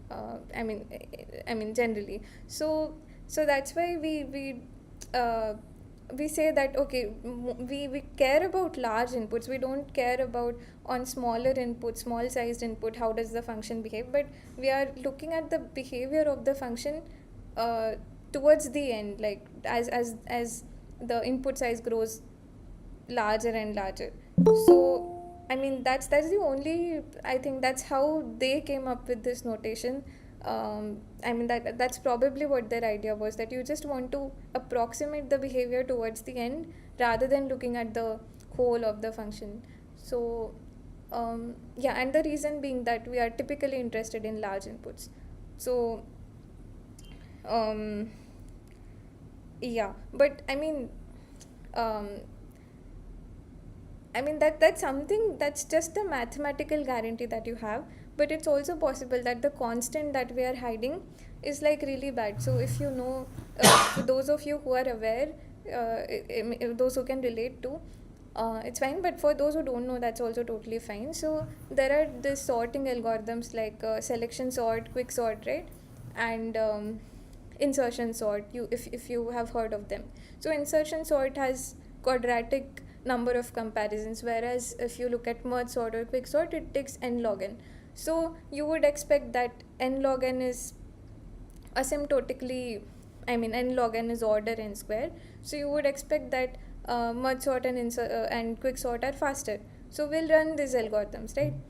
But what happens in industries is that we don't run merge sort and quick sort for the sortings, we actually run the selection sort.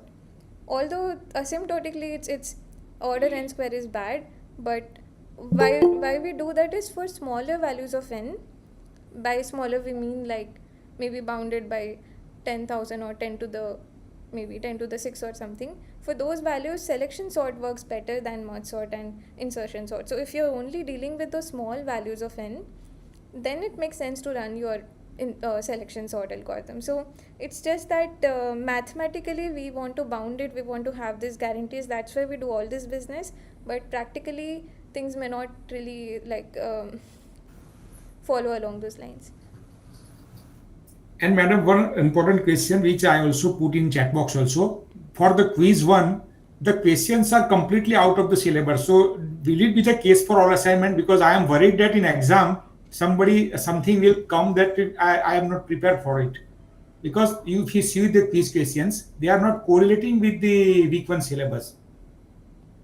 Is it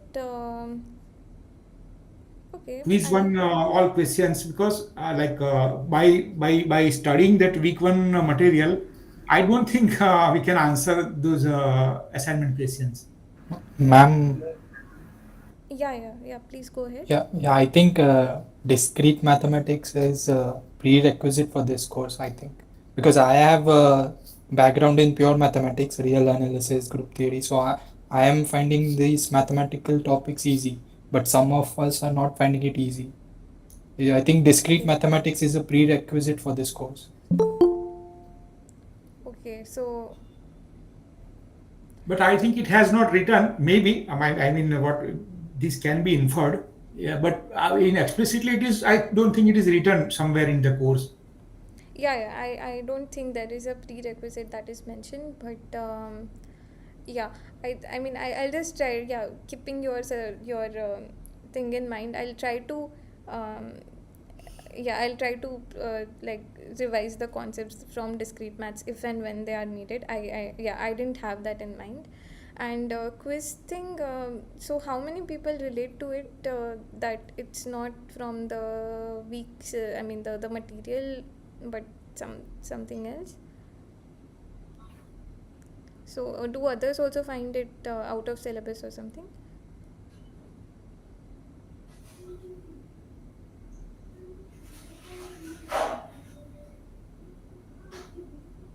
Okay,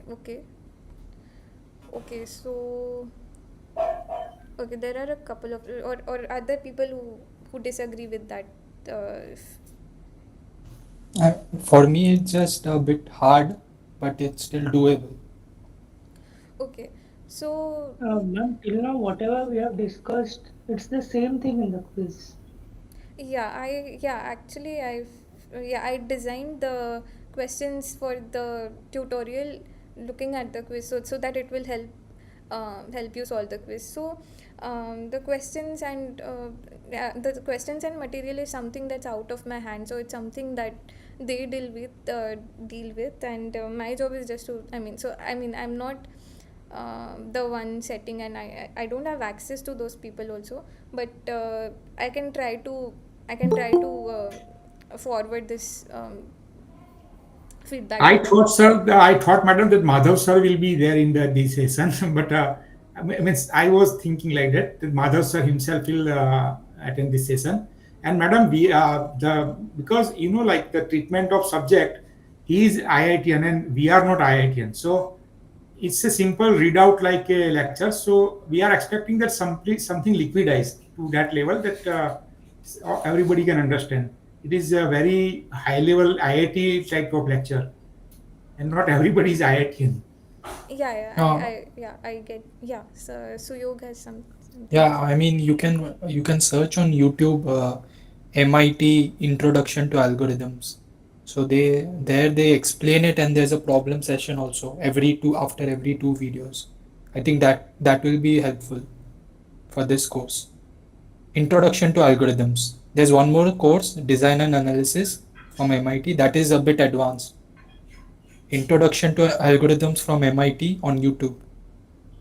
Yeah, great that you said it, and we'll definitely try it. But I mean, madam, still we have to go for two courses, not then parallel. Because if one course is like this only, then it is good for us. Yeah. So yeah, I agree, I understand. um, yeah, but I mean the lecture material and quizzes is something that I don't design. So but the tutorials I'll try to keep very I mean starting from fundamentals, I'll try to keep it that way. um, yeah. And in general the format of NPTEL is like that.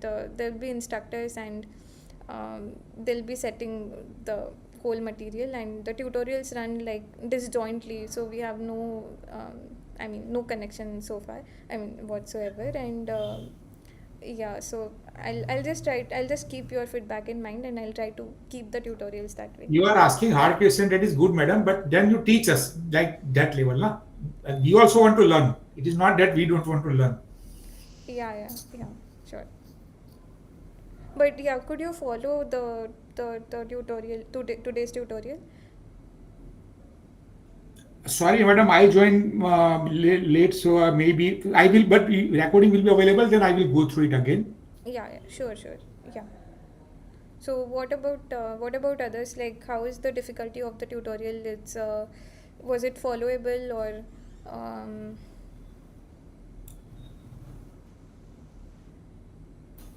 Excuse me, ma'am. yeah, sure, yeah. Ma'am, like I had a small doubt. Ma'am, like in the question of the array, ma'am, like where you told that like in the exam, like we had to like write it step by step. So like if you could, like maybe for one question, what would be the steps required, ma'am? Or else, ma'am, like if you have any material where there are steps, Yeah. so that it will be useful, like at least for one question, so then it will be easy for others. Yeah. So what I'll do is, when I upload these notes, I'll write the solution. I'll add one more page after that part. I'll write the solution entirely, so you can look at it. Okay, yes, ma'am, sure. Ma'am, like at least like for one question, it's like ma'am from my side, so that it will be easier to solve it. Like we'll get to know Yeah. what are the steps taken. Yeah. Sure. Thanks. Yeah. So yeah, we had few more questions, but it's okay. We can cover it next time, or you can try it on your own. So that is fine. So we've almost reached 8. So I'll stop the tutorial for today. And yeah, so I've shared my email ID with you, and yeah, I'll be reading it. If you have any doubts, or if you have suggestions on what we should cover in the tutorial, then I'll keep that in mind while preparing for the tutorial. So yeah, you can write to me on that. You can also reach out on the Swayam portal. That's also, anything is fine. Okay, so if there are no further questions, yeah, I think, yeah, the poll thing I'll do. Yeah, I'll set up a poll for, um, yeah, I'll try to do it today itself. But if that does not happen, let's say if that does not happen, in the worst case if that does not happen, then the next meeting at least for the next week will be on Friday same time, 6 p.m. to 8 p.m. at least. I mean only for the next week if there is no poll that happens. Okay, so Ma'am, will descriptive questions be asked in exam? in the, you mean the final exam that you have to write at the centers? Yes, ma'am. Yeah, as far as I know, I think there would be.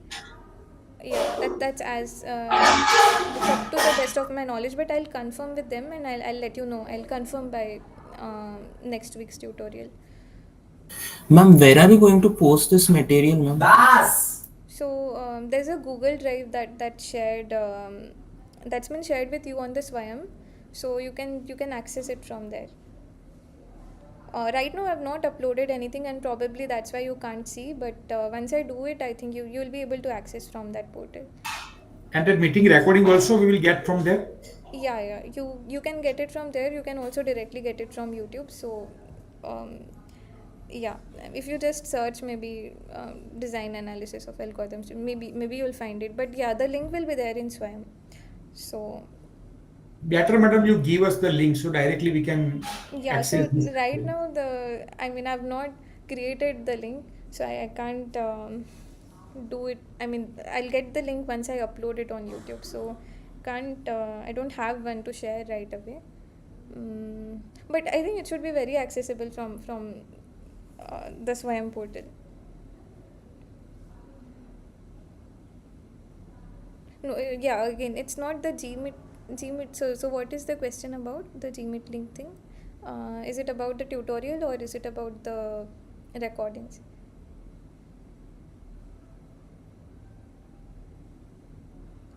Ma'am, I Satya, think yeah.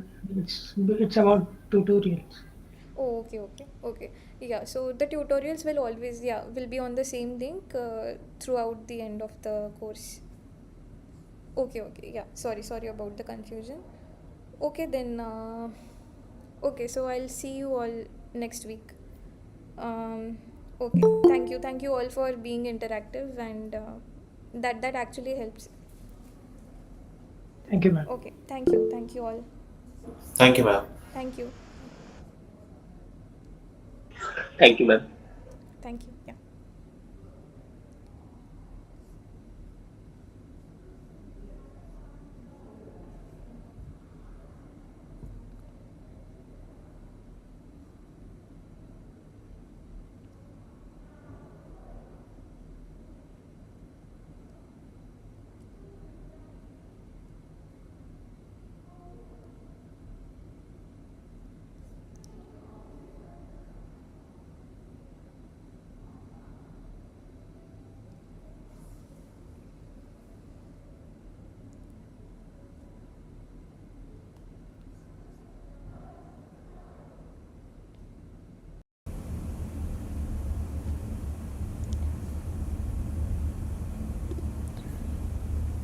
Okay, so yeah, I have started the recording.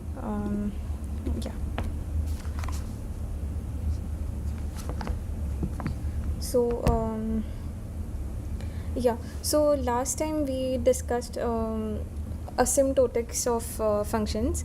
In particular, we focused on the order notation, the big O notation, and yeah, I think that there are a couple of things that maybe we'll talk about before getting into the technical part. So some of you had requested to change the timings of the tutorial, right? And so I have created a Google form where you can select your slots, whatever whatever suits you.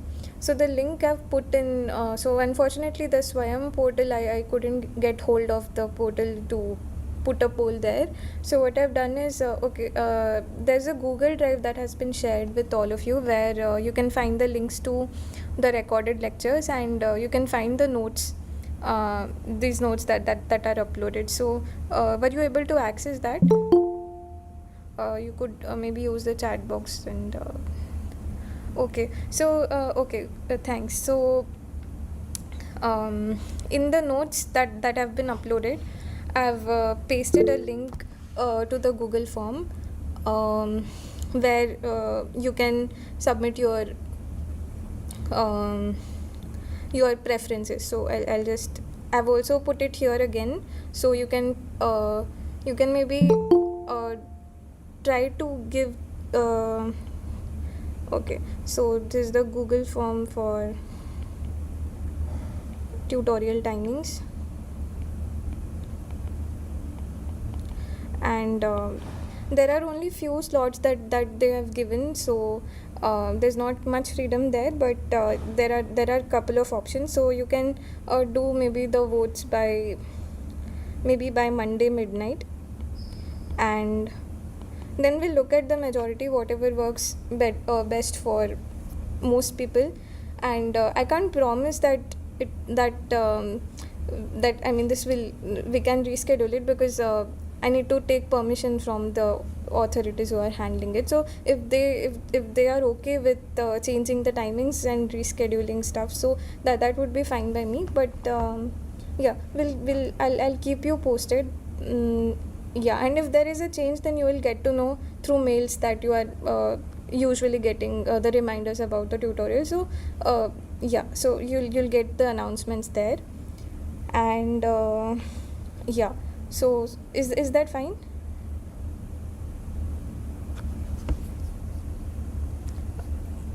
Okay.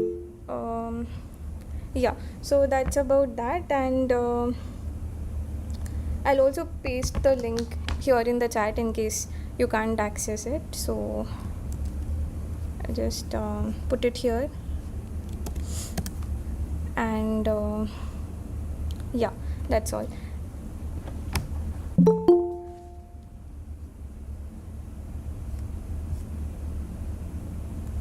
Okay, so yeah, the other thing is I mean, I'd announced this last time also, but for those who came for the first time today, if you have any queries regarding the questions or assignments, you can email me at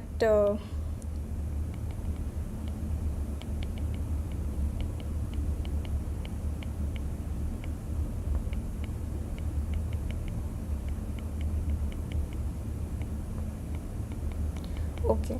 And the books that we have for the references that you have for this course are the standard references for algorithms course. One is CLRS, or you can call it Corman, Lyserson,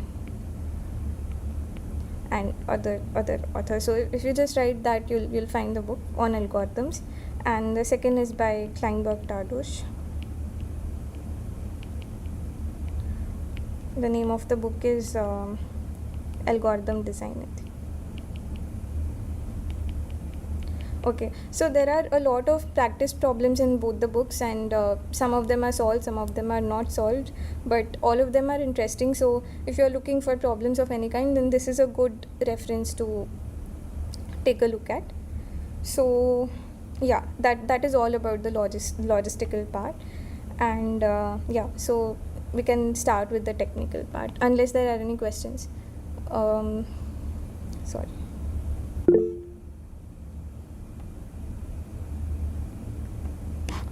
In quiz, there's a term h of n.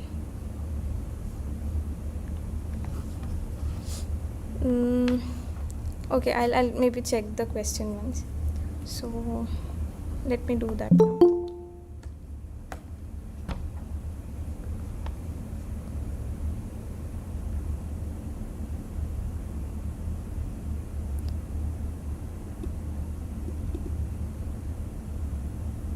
Oh, h of n is just any other function. So like f, g and so on, h is just any other function. So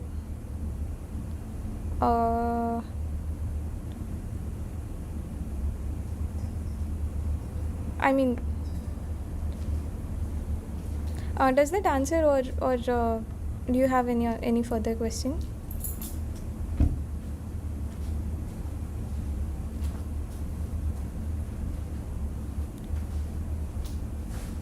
Okay, it's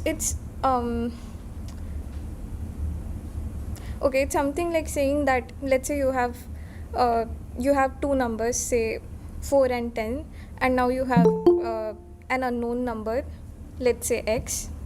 So then you don't know the value of x, but you can still make some claim about x, right? It can't be that x is smaller than 4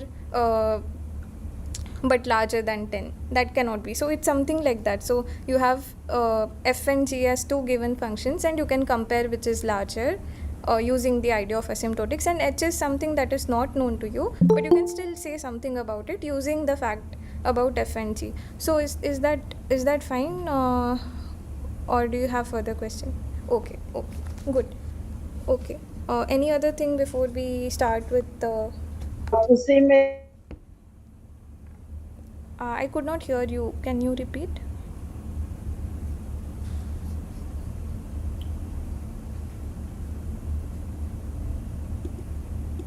Okay, I don't know what is the question, so can you paste it in the chat box?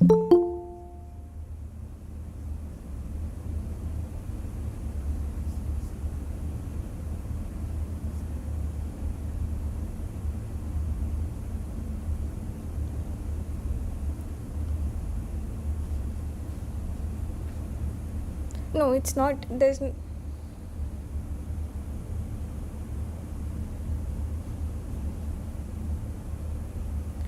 Yeah, so no, I don't think there's anything difficult about it. I think it's on the easier side. So there are some questions that would be easy, but is there anything in particular that you think is vague or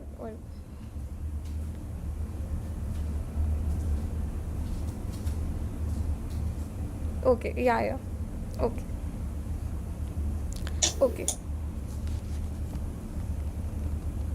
Okay, so let's get started. So the topic for today is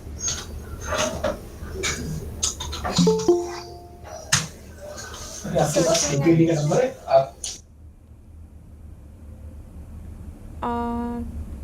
did anybody speak up right now? I couldn't hear. Sorry, can you please repeat?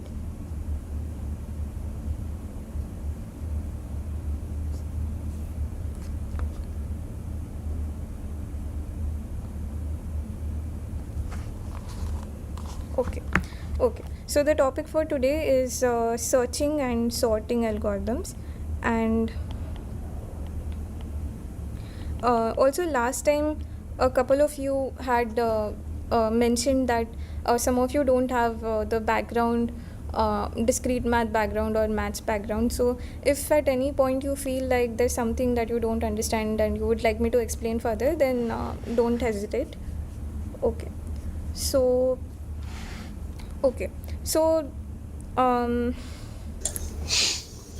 yeah, okay. So what I'll do is I'll just get started with the questions, and whenever it's needed to recall something, we'll get there. So what I'll do is I'll just give you a problem.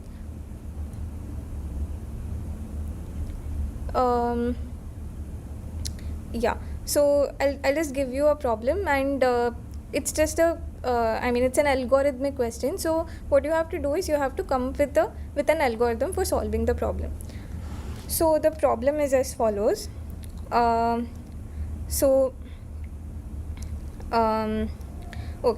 So you are at a pancake house, and there are lots of pancakes that are there, but all of them are of different sizes, and they're arranged like one on top of the other. So assume this is a pancake, and then there's another on top of it, there's another on top of it, and they're all of different sizes, and they're arranged randomly. So what you have to do is you want to sort them in the ascending order of size. So let's say I want the smallest to be on the top, then the next largest, then the next largest, and so on. So at the end of the day, I want my pancakes to be sorted nicely. So the problem is that you're only allowed to flip it. So what you can do is you have a spatula, and let's say you can keep it here, and the only operation that you can do is you can flip whatever is there above the spatula will get flipped entirely. So okay, so what will happen is let me just number these. So right now this is the first smallest, the second smallest, third and fourth. Okay, so I've just written a number based on their sizes. What happens when I put my spatula here is the pancakes on the top will get flipped. So what will happen? So what will come on the top now? What is the order of the pancakes now? Yeah, you'll have 1 on top, then then you'll have 4, and then you'll have 3.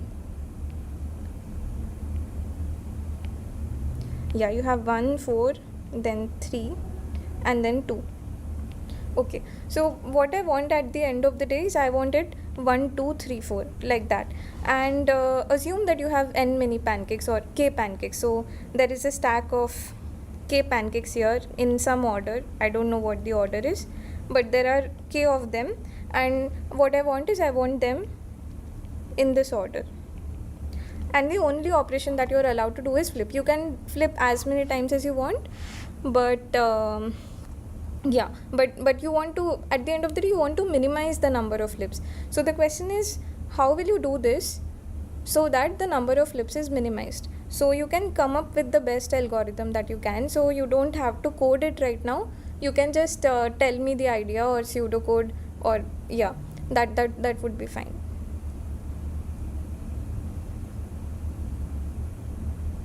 Okay.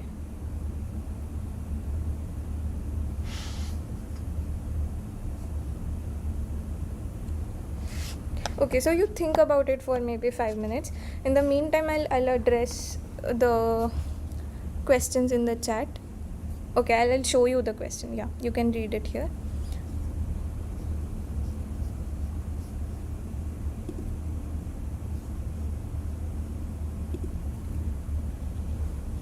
Okay.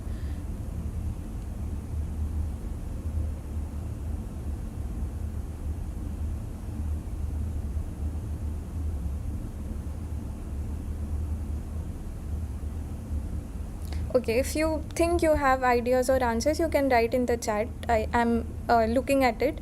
I'll maybe comment on it.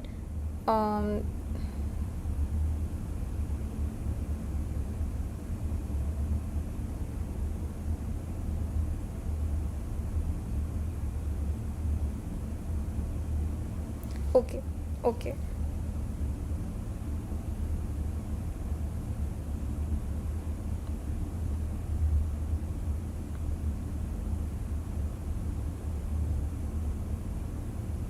Okay, so if you have an algorithm, in the meantime, you can also try to come up with the running time that your algorithm takes.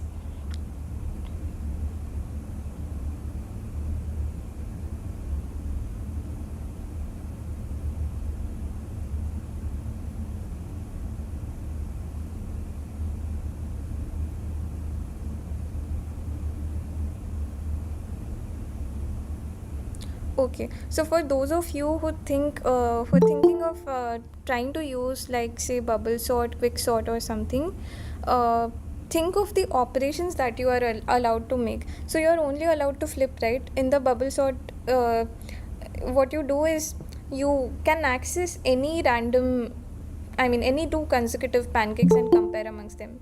But in bubble sort, for example, you flip between the consecutive elements, right? But the flipping operation does not allow you to do that. It only allows you to insert somewhere and flip the entire thing. So is that making, and the same thing will happen for any standard sorting algorithm that you might have seen, like quick sort, mud sort, or anything. Like the difference here is in the data structure that you're using. There you have an array which allows you to make all these nice operations. You can compare any 2 elements and do swappings and stuff. But the problem here is you're only allowed to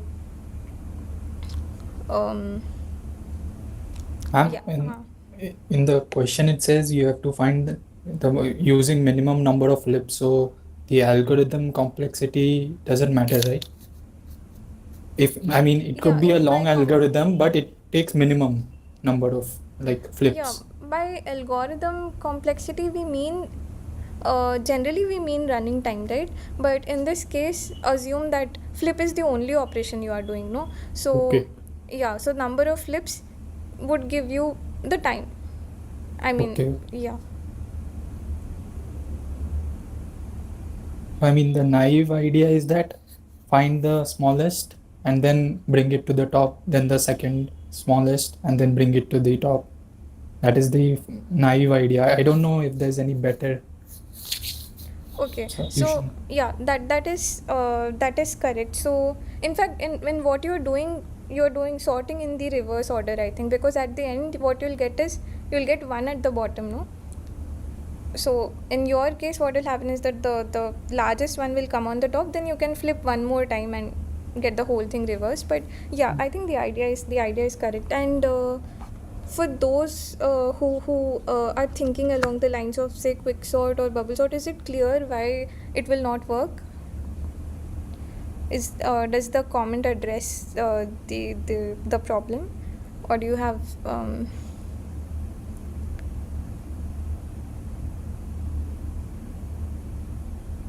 okay, if so we'll discuss the solution. I think what Suyog, Anish, and yeah, sorry, I'm Tanvi. Yeah, I think the idea that you are all thinking is on the correct lines. So we will discuss that solution. We will analyze its complexity. I mean the number of flips that you need, and then if you have any questions based on your ideas, we can take it up. So yeah, so like you said, the idea is simple. You'll do the most natural thing that you can think of. So what okay, let's say I'm just taking a random example, maybe 4, you have 4 3 4 5 1 3 2. So these are the sizes of the pancakes, although I'm not drawing them, but these are the pancakes. This is the input that is given to you, and the idea is that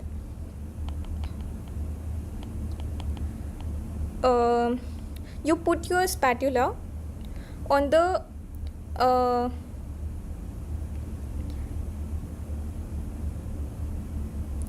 you put your spatula on the largest sized pancake, and you flip it.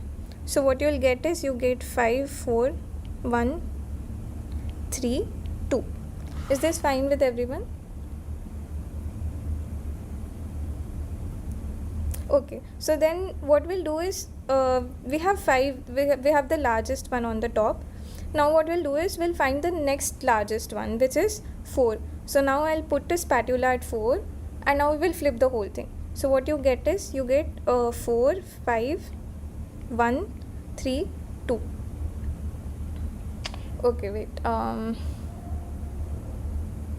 Okay, maybe what I'll do is sorry, I'll reshuffle the whole thing. Sorry. So I want this 5 to go to the bottom. So what I'll do is I'll flip this. The next time I'll flip at 2. So what you get is 2 3 1 4 5.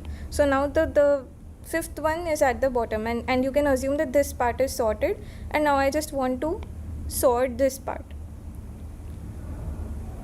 So where do we put the next spatula? I mean the spatula next? On 4. But should we do that because 4 is already on the correct place, right? Yeah, on 3 then. On 3. So now you put a spatula here. So what do you get? 3 2 1 4. 3 2 1 4 5. And then next where? Now you put it on 1. Now you put it on 1. So that 3 comes at its correct place. So what do you get? You get 1 2 3 4 5, and now you have the whole thing sorted. So there are a couple of different ways in which you can do it. There are small variants of this, but eventually the idea is the same. You are sort of you're sort of trying to get one item right in its correct place, then trying to solve for the smaller problem again and again, one at a time. So so how do we know that the element is at its I didn't understand. Are you saying I didn't understand, what do you mean by how do we know the element is at its right place? I mean, because we are checking for the next biggest, right? Yeah, so it automatically takes care of its place. That's what I'm saying. If we place it on the, like, it's the next largest, so the above one should be the next largest one that takes care of the place. I think that is what he means. I think that takes care of the place. Sorry. Okay. Like, I mean, I think the doubt was that how do we know 4 is at its place? Oh, okay. So this is unlike array. You don't have to specifically go and see what the value is. It's a I mean, it's a set of pancakes that given to you, so you can see the sizes clearly. So you don't need to query to find the value of the size of the pancake. You can see it directly. It's given to you. Okay, good. So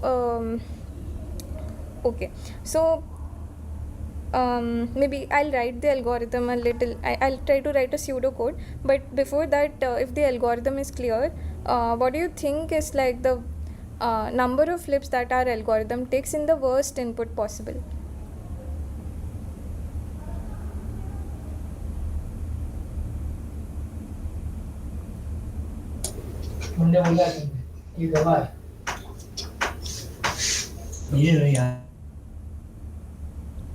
I think I don't know, but I think 2n. Yeah, that is correct. So what we are doing is okay, so I'll just write a pseudo code that you find the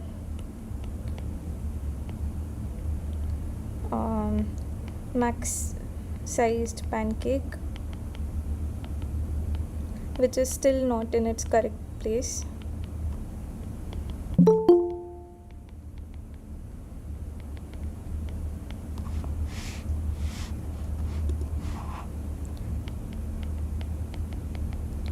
And then you flip, okay, maybe like then put spatula below it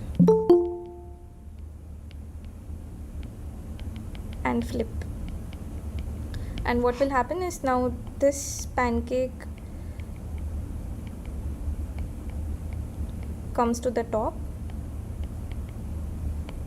and what we'll do is place your spatula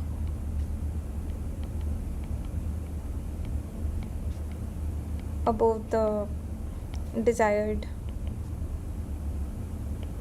or correct position and flip,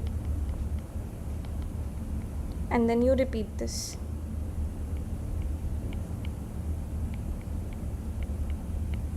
Okay, so what happens is in maximum 2 flips you will get the largest pancake at its correct position. So in this case 5 was not in its correct position, so we flipped it once to get it at the top and then flipped it once to get it at the bottom. So in 2 flips 5 is in its correct position, and now you have to solve the same problem for the rest of it, assuming that 5 is in its correct position. So for every element you are spending 2 flips at maximum, so there are k many pancakes, so that would take you 2k many flips.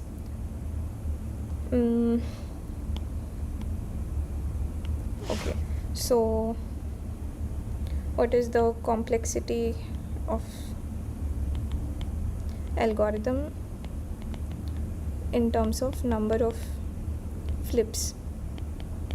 So we're saying that there are k pancakes,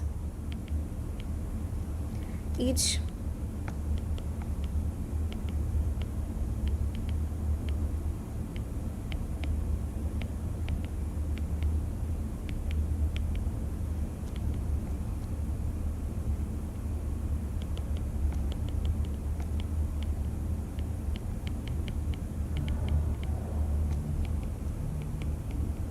so overall it will be at most 2k many flips.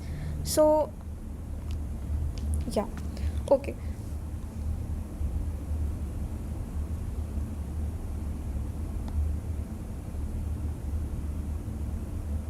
Okay, so if so in the comments you're saying that So by descending order, you mean that everything is like 5, 4, 3, 2, 1? Is that what you mean? Yeah, if that is the case, then you are just going to do it in one flip, no? If you just flip it once at the bottom, then it will be sorted entirely. Is that clear? Okay, good. And you can try to see what is the worst kind of input instance that you can create. So that's something you can think about. So you can try this out. Find the worst case input instance for our algorithm.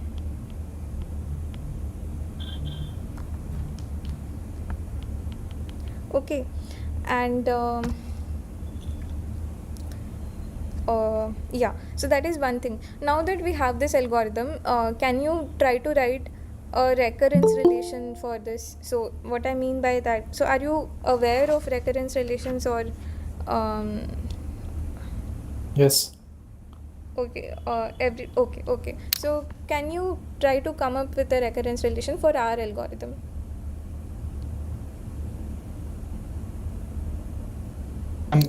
Just before that, for this question, the worst case is if the input is like a Christmas tree, would that be the worst case? Like a triangle on a triangle on a triangle sort of structure? Then for our algorithm, it will be the worst case, I think. Yeah, I mean I didn't try it out, but it looks like that might be a worst case example to me.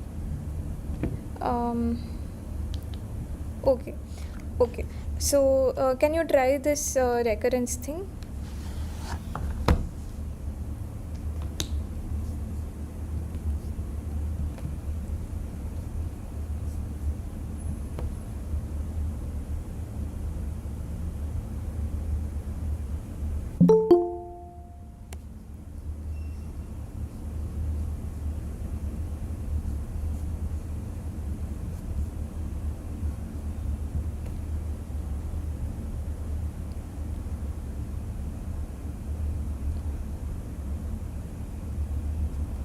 Okay, what we mean by recurrence is let's say that T of n is the, let me just define that.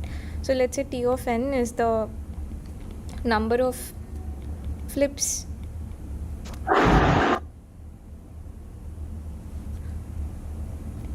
required to sort k pancakes,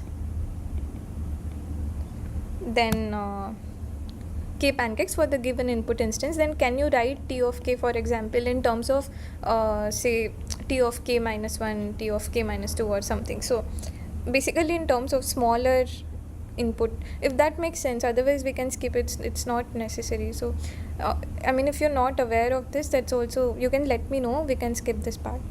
Yeah, I mean, it will be like 2 plus T of k minus 1, right? Exactly, it will be 2 plus T of k minus 1. So why is that? Because you want to sort the whole set of k pancakes.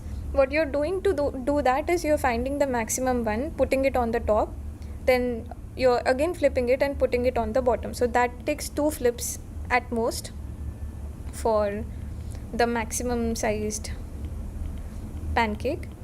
And then your job is just to sort the remaining k minus 1 pancakes on top of that. So it's like you have solved a problem, a smaller part of the problem, and converted it into another problem but with a smaller size. So yeah, if that makes sense, then it's okay. Otherwise I mean, if it does not, it's still fine. But you can try substituting here.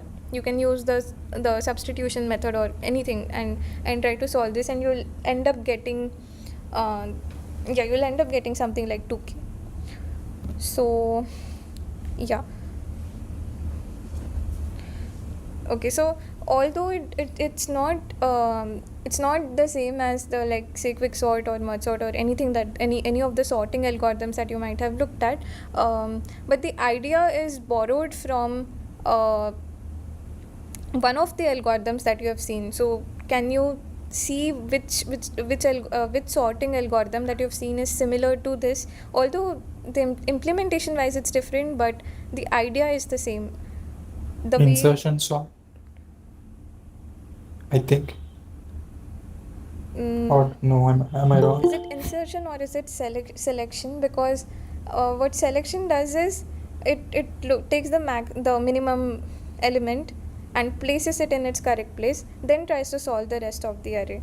So Okay, yeah. that's what selection does. And what insertion does is it tries to build the solution part by part, taking one element extra at a time. So I think somebody had also written in the comments earlier that you can use something like a selection sort. So that's indeed a correct intuition, but the running time of selection sort is order n square.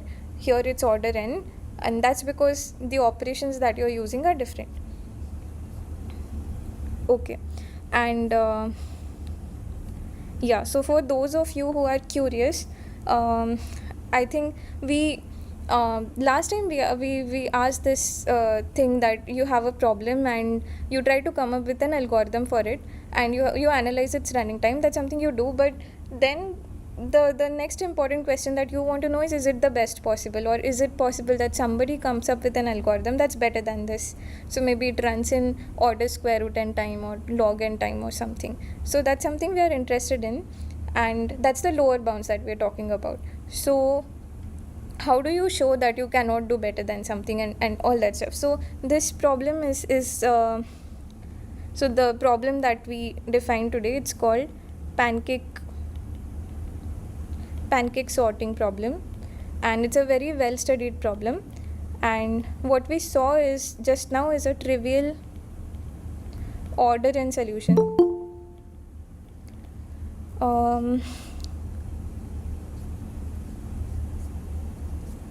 Yeah, so what we saw just now is a trivial order and solution, but there are better bounds than this. One of the bounds is due to Bill Gates and Papa Dimitriou,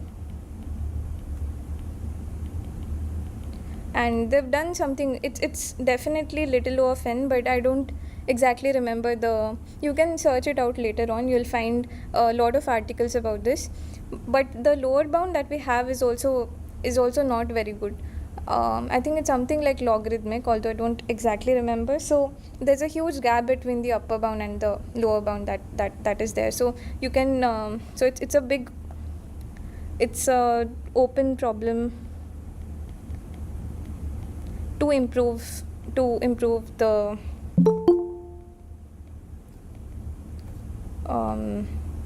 say number of flips or running time, let's say. Okay, so it's I mean, if none of this makes sense, that's also fine, but for those of you who are interested in looking at it further, I'm just giving references. You can take a look at it later. So other than that, is the algorithm and the analysis of running time clear, or are there any questions? Then please Hello. Could you please explain again, like how did we reach to the recurrence relation, that this will be the relation? Okay.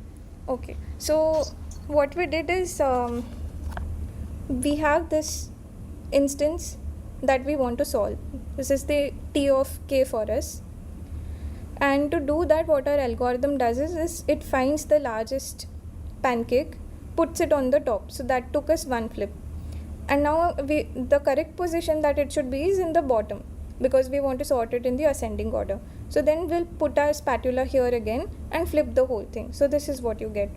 So in 2 steps or in 2 flips, you got the largest element at its correct place. So that's why in order to solve the whole problem, you are using maximum of 2 flips to solve for one pancake.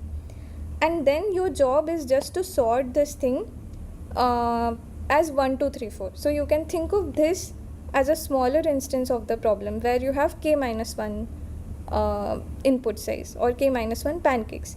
So that is your T of k minus 1. Okay, good. So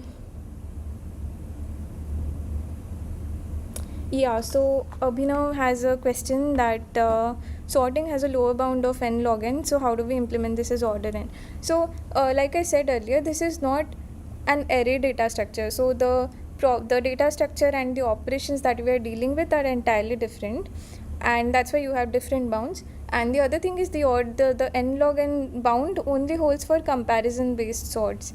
For there could be some very different sorting algorithms that do something other than comparison. So yeah, so the whole idea is that you have a different data structure and different operations. So does that make sense? Ma'am, I think even in this, algorithmically, it will be O of n square because we have to find the second largest every time. Yeah, so that's what I'm saying, that the pancakes, you can see the pancakes. You don't have to query and see which is the larger pancake, right? If I put different size pancakes in front of you, you can directly see which is the largest one, right? Right. So, yeah, so that's how you are saving on the, time or flips or whatever. Okay, good. So other than that, are there any further questions?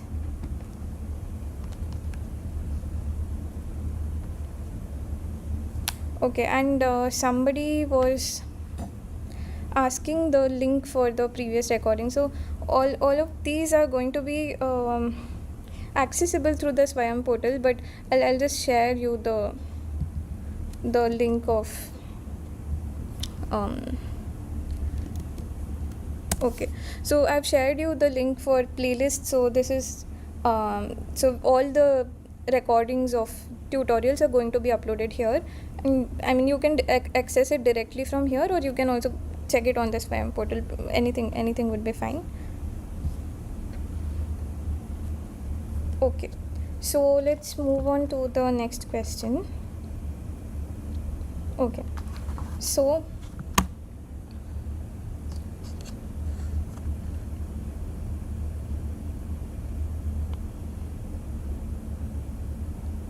okay, so now you already know how to sort the pancakes. So what I'm giving you is already a sorted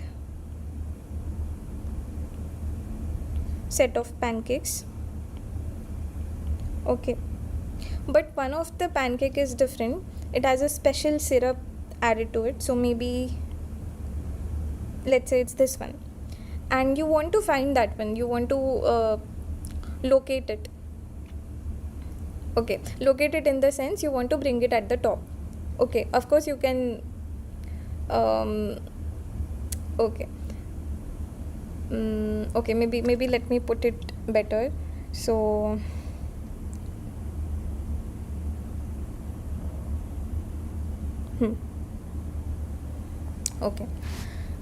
okay, so maybe I'll explain this again. So in this case, the setup that you have is slightly different. So what happens is you have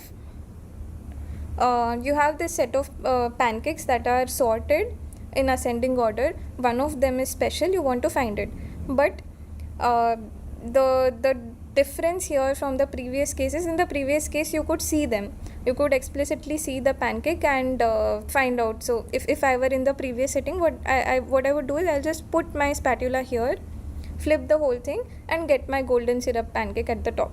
But now the difficulty I have is I'm not allowed to see the pancake. So this is something that is hidden from me, and there's somebody at the back who is going to tell me.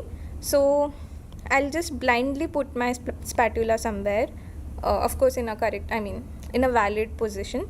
So let's say I put my spatula here, then then the person behind, so I'm here, let's say I can't see this, but I can put my spatula, and the person behind will tell me whether the spatula I am interested in is larger or smaller than the golden syrup pancake. So that's the only thing I know. And now just using this, can you come up with an algorithm to bring this hidden golden pancake at the top, and always assume that this person is going to tell you the correct answer, so there's no fishy thing going on here. Yeah, so they're always going to tell you the correct answer. Whenever you ask for a pancake, they'll tell you whether it's larger or smaller than the golden pancake, so you'll always trust their answers. So the question is, you want to minimize the number of comparisons to get the pancake at the top. So yeah, maybe try this out for a couple of minutes.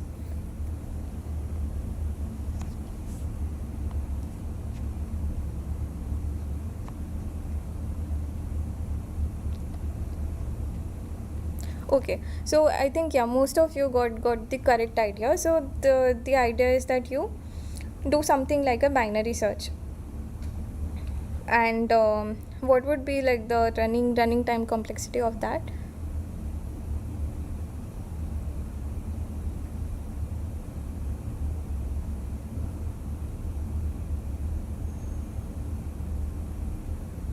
Okay, it would be order login. Yeah. Okay, so I'll just I think all of you got this correctly, but I'll just iterate the algorithm. So the algorithm is going to be that you will, so maybe I'll take an input instance and run our example on that. So let's say you have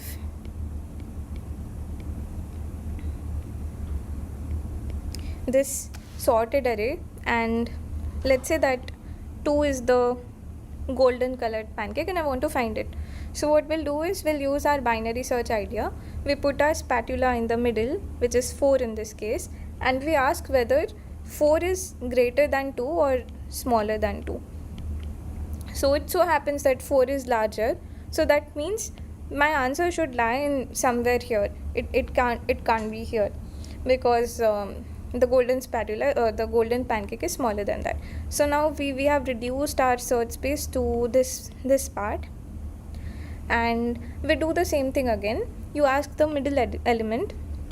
So the middle element here is 2, and you ask whether 2 is smaller, larger, or equal to 2, and it will tell you that it's equal, and then you would have found your golden pancake. So yeah, so it's the same idea.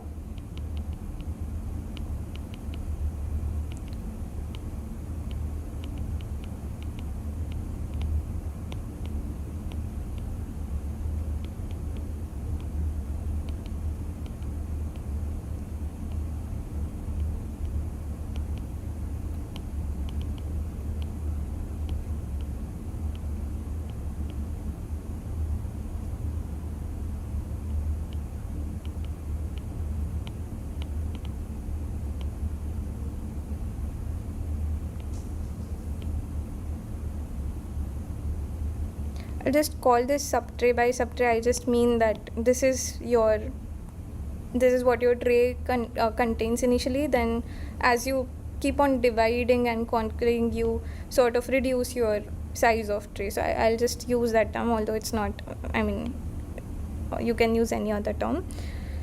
So, and yeah, so if the middle pancake is equal to the size of the yellow or golden, I'll just call it G, which is the golden pancake size. Yeah, then you already have your answer. Then done. So yeah, anybody would like to complete this? So else if it's larger,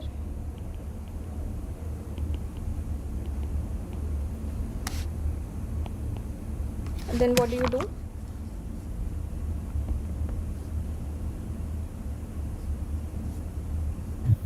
We have to put the end to the, I mean, before middle.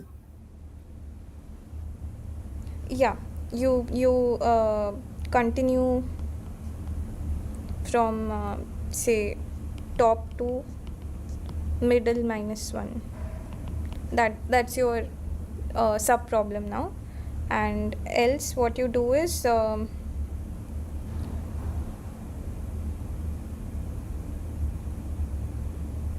what do you do? All bottom to middle plus 1. Yeah, you continue from middle plus 1 to end, whatever that is. Okay, so and the analysis is almost, yeah, is exactly the same as that of binary search, so we'll not analyze it, but you can maybe just tell the recurrence relation. So what would be the recurrence relation for our algorithm? Ma'am, I'm not sure, but I can tell that it should be 10, t of n by 2 plus 1. Yeah, plus 1 or some constant. Yeah, so yeah, that's exactly correct. So what you're doing is you are just dividing your sub problem into half the size every time in constant operations, which is the comparison in this case. So yeah, that is correct. So are there any questions regarding this?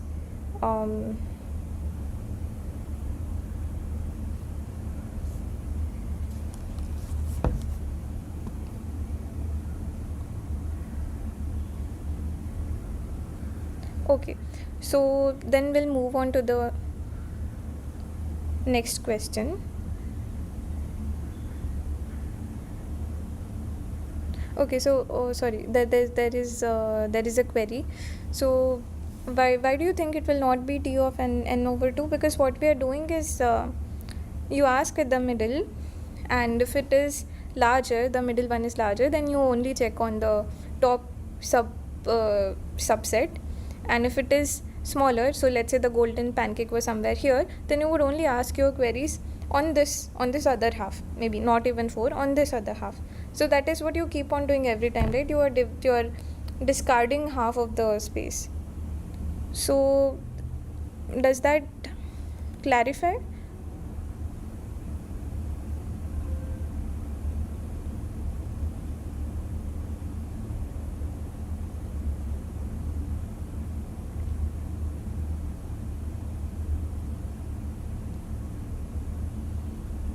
Oh, sorry.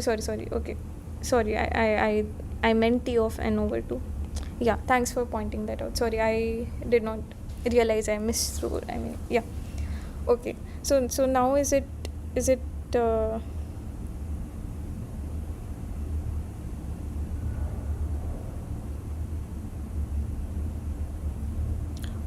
okay. Thanks for pointing out. Okay. So we'll move on to the next question. So, okay, maybe you read this out first, and then I'll explain what the question is.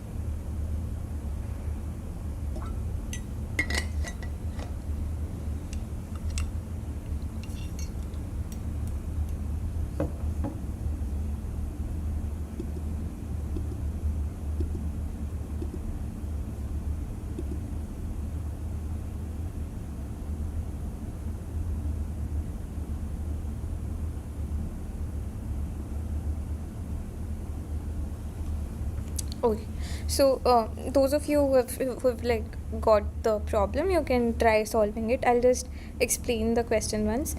So okay, so there's some Johnson packaging company, and they have designed their glass jars, and so yeah, so let's say they have designed their glass jars, and they want to test how strong it is. So what you do is you have a ladder, and it has, say, n many rungs, Yeah, so let's say this is height 1, height 2, and all the way up to n. Okay, so what will happen is, if you drop it, let's say you stand here and you drop it, so maybe the glass will break, maybe it won't, but then what that means is it might break somewhere from the top, or it can also happen that you threw it from here, it broke, then you want to find the smallest height from which it will break. So it's possible maybe it started breaking from here, so you want to find the minimum height from which if you drop, it's sure that it will break. Okay, so what is the best running time that you can come up with?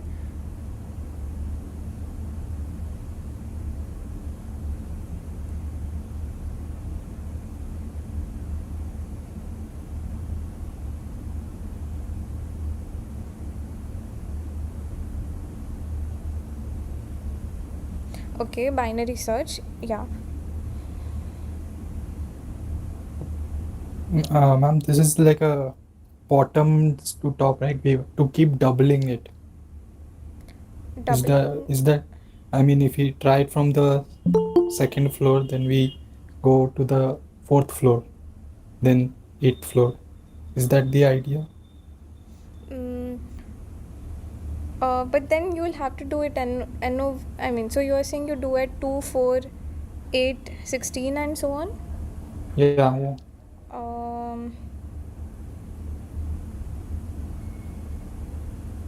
Okay, so then you are already doing it log n many levels. So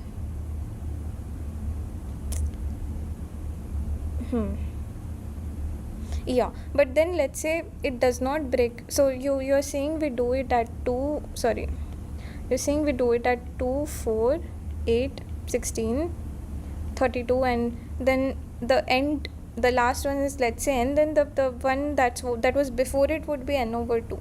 So let's say it did not break at n over 2, but it broke at n. That means the correct answer lies somewhere in between n over 2 and n. So then we have to check again. Yeah, then you have to check again, and the size here, so initially your ladder size was n, it's only n over 2, I mean it's n over 2 now, so it's not much, like it's not asymptotically smaller, so you're sort of still in the same size. So there are some ideas about binary search, so would one of you like to explain the idea further?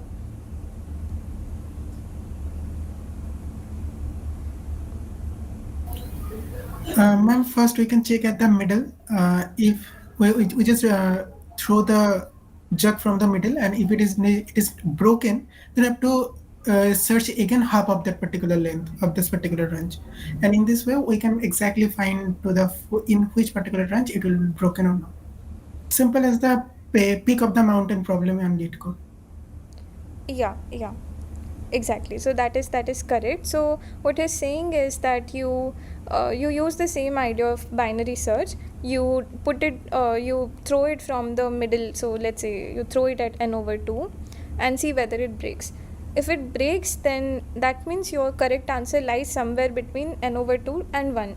So you will only now solve for this. If it does not break at n over 2, then your correct answer lies between n over 2 to n, and then you repeat the same idea. So if it's here, then you go to n over 4, drop it there and check whether it's above it or below it, and then keep on doing that. So does that make sense? Is it clear to everyone? Okay, good. So the idea is again binary search. So maybe I'll not write the algorithm this time because it's very similar to what we did so far. But yeah, you should try writing it once. Okay, and then again the running time of this would again be order log n. Okay, so now the question is, how many what is in the worst case, how many jars would you have broken?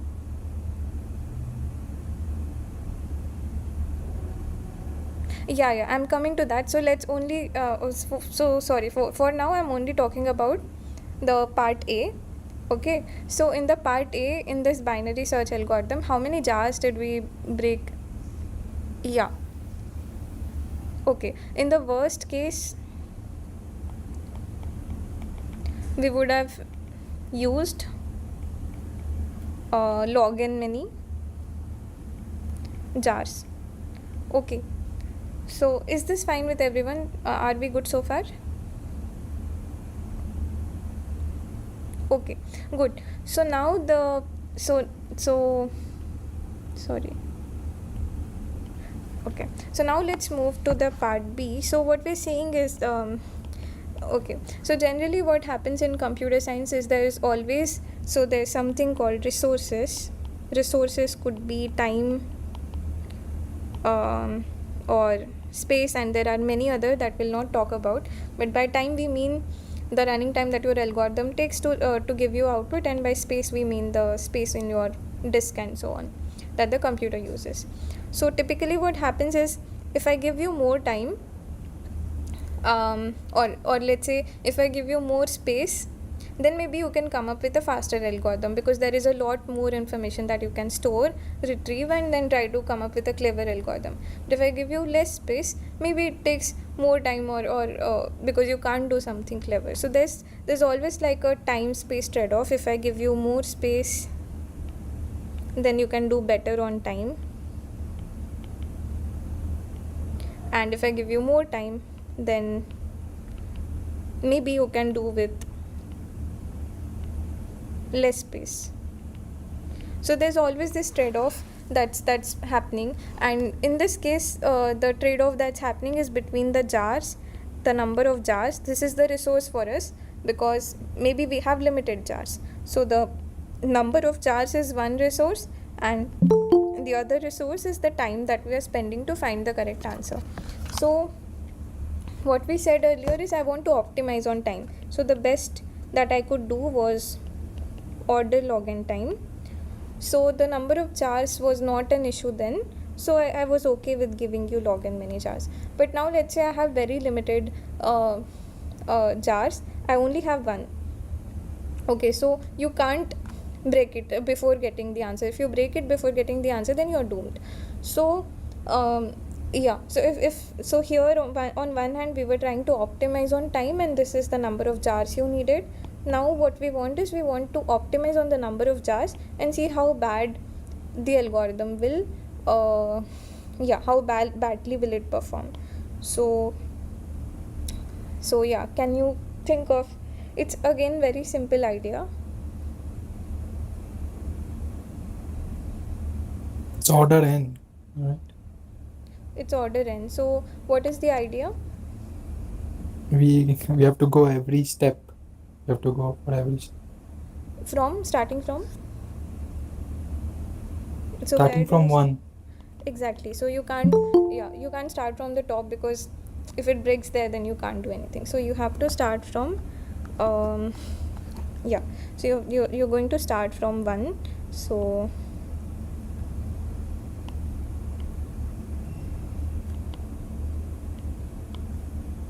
okay, so what is the idea? Here's your ladder, and these are your steps all the way up to n.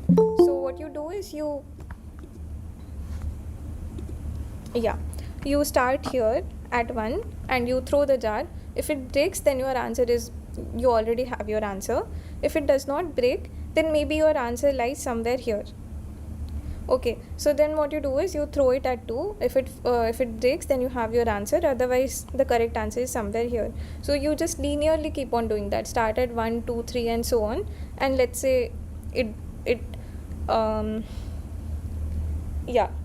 breaks at k, then that would be your answer. So starting from 1, throw the jar and keep moving upward. Okay, and let's say at position k the jar breaks, then output k.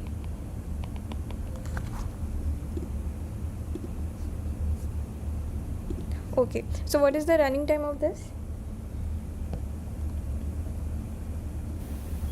Order of n. Yeah, exactly. That is order of n, because in the worst case, maybe the correct answer is n, and you would end up going all the way 1 to n. So the worst case would be order n. So now the natural question that you might have already guessed is, what we did is that we looked at the two extreme ends of the spectrum. So on this hand, we are trying to optimize on the time. So we got to order log n, but we ended up spending like log n many jars. On this end, we are trying to minimize on the number of jars. So here you got to order in time, but ended up using only 1 jar. So the natural question that arises is, what if I have say 2 jars or 3 jars, and all the way, what happens for all the numbers in between? Can you do asymptotically better than order n? So what I mean by that is, if I give you 2 jars, okay, then I want you to come up with an algorithm whose running time is better than order n, and that does not mean n over 2 or n over 3 or something. We mean something that is much better than n, than order n. So for example, okay, so if f of n is your answer, f of n over n, limit n tends to infinity, should give you a 0. This is what we mean. If you put n over 2, for example, here, then what will happen is this does not go to infinity, right? So this is not asymptotically better. Whereas if I put log n here, then you can see that this quantity will become eventually 0. So that's what we mean by coming up with an asymptotically better function. So is this No. clear? Ma'am, I have an idea. Mm-hmm. Like we can take log of n, like the first step should be log of n, like log base 2 of n. If it does not break, well, then we take another step of log 2 of n. And then if it breaks, then we have to take at max log of n steps. Yeah. So you are using a combination of both the ideas. You're using binary plus linear. I mean, it's not binary. How is it binary? Not binary in the sense that you're dividing into 2, but binary in the sense that you're sort of doing log n many levels instead of 2 levels. Yeah. So I mean, basically the idea of dividing into sub problems and then doing a linear search. But I don't know if it's there could be a better, like I am dividing it into log n, there could be some better division. So let's see whether that is the optimal one. So Ma'am, I didn't get his point, ma'am. I'll describe the algorithm once properly, but are there any other ideas that any of you have thought of?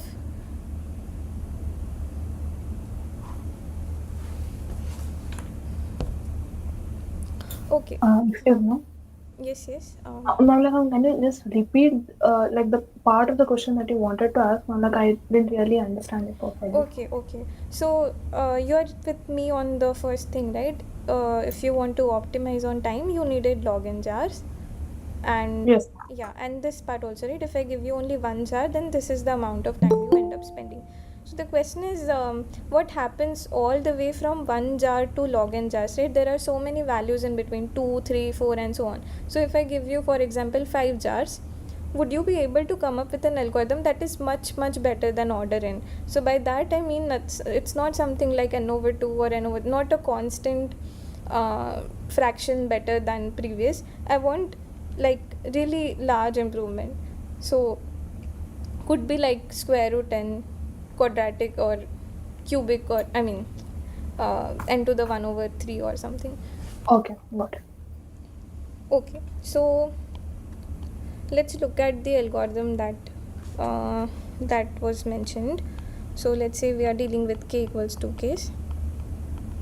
So what he says is, you have this ladder, and what we're going to do is we're going to partition them into, let's say, p many.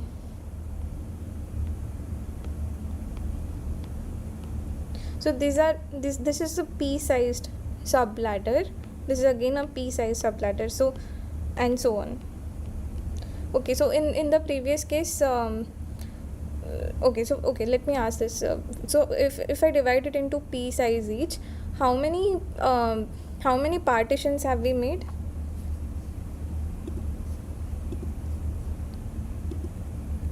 What is the size of the partition? No, just assume pp be any N by integer. P. N by p, exactly. So you have made n over p partitions of size p each.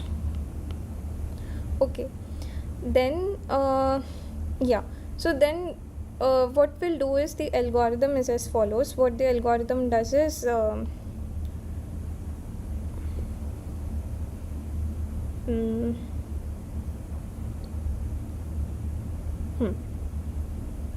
okay, so maybe I'll give you a smaller question. So let's say I have one jar, so totally I have two jars. Let's say this is jar 1 and this is jar 2.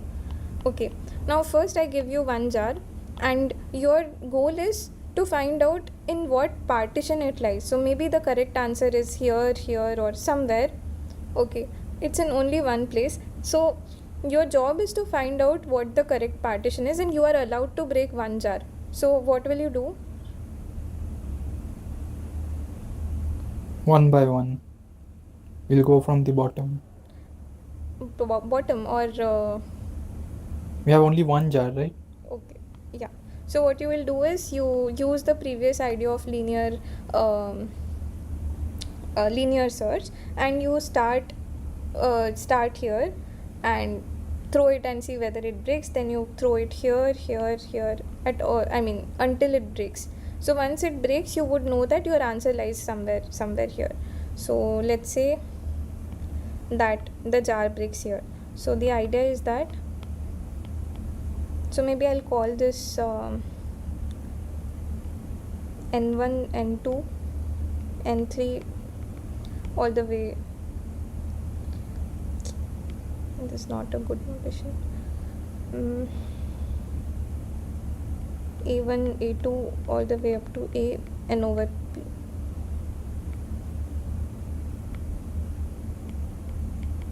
Okay, so throw the jar starting from linearly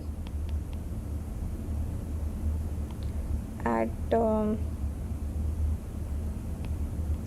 A1, A2 all the way up to A n over P, and stop when it breaks. So suppose it breaks at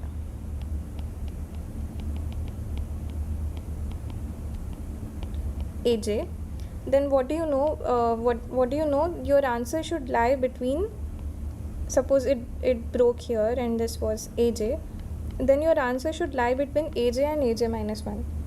Is that fine? So then you know that your answer lies between AJ and AJ minus 1. So is this fine with, okay. So now you know your answer lies here, and you have one more jar left. So one of these you have broken and the other is with you. So then what would you do now?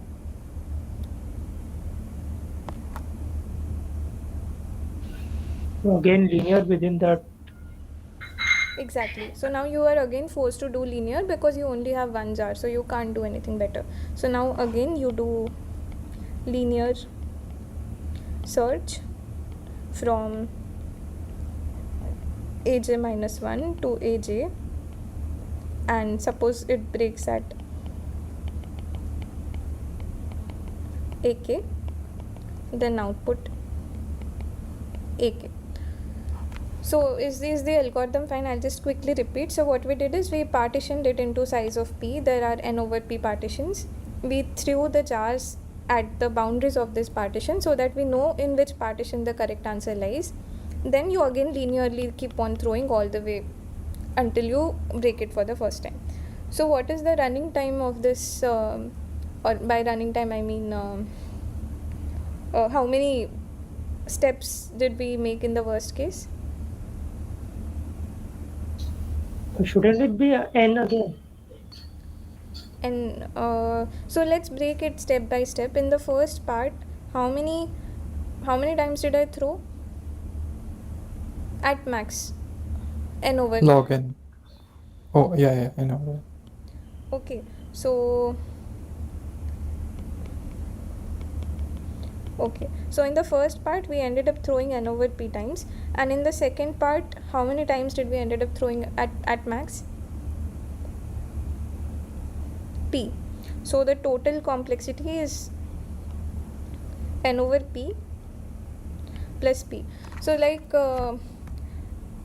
yeah, I think like Suyog was asking whether square root 10 or log n, I don't remember what you said. Log n. Yeah, Log n. log n. Yeah, so what is the correct what is the most optimal thing? So in this case, if I want to optimize, as in I want to minimize this quantity, then what is the value of p that I should choose?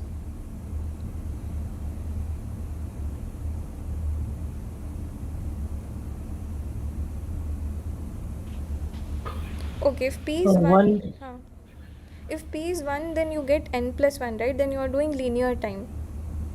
Whereas let's say if like Suyog said, if you do log n, then you are doing n over log n plus log n, which is better, no? So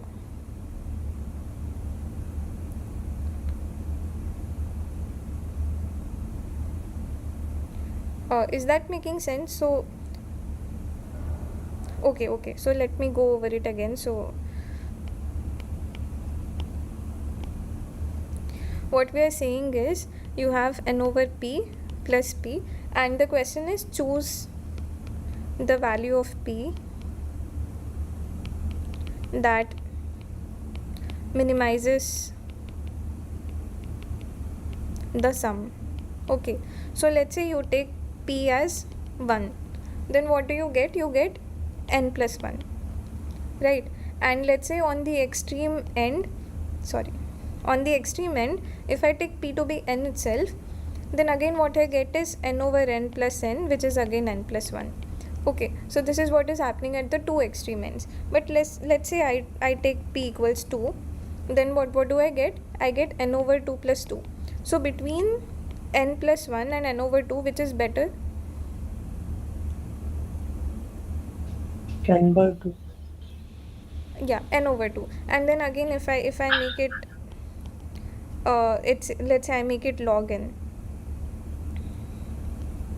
then what do you get? N over log n plus log n. So again, which is better? Yes, log n. Log n, right? So the question is what? Square root of n is best. Exactly. So what happens is if you choose p to be very small, which is here, you end up getting a very large number because of this this is still very large if p is small, and if you take p to be very large, then this part is small, but because p is large, this is the factor that is overpowering. So that's why you again ended up getting very bad number. But if you keep on if you move from 1 towards a larger number, or if you move from n towards a smaller number, then you will start to notice that you're getting smaller and you're getting better and better values. So where do we hit the optimal? You hit the optimal when p is equal to square root n. So what happens is n over p plus p becomes n over square root n plus square root n, which is 2 times square root n, which is the best that you can do.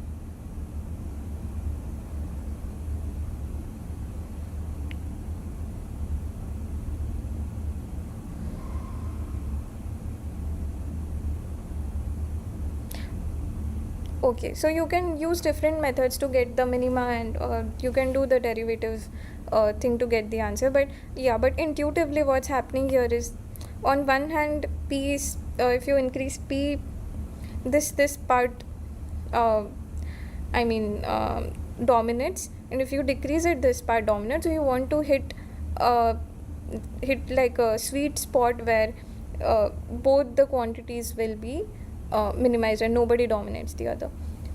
Okay, so is this fine? So is k equals to k is fine? Ma'am, mathematically, I can say, I find it good, but the thing is, I'm still not able to be, I'm not convinced that in worst case, it should take anything less than n. Even though we are partitioning and then we are making such thing, but I'm still not sure why are we getting this value. Okay, so um, okay, so the only way I can think of convincing is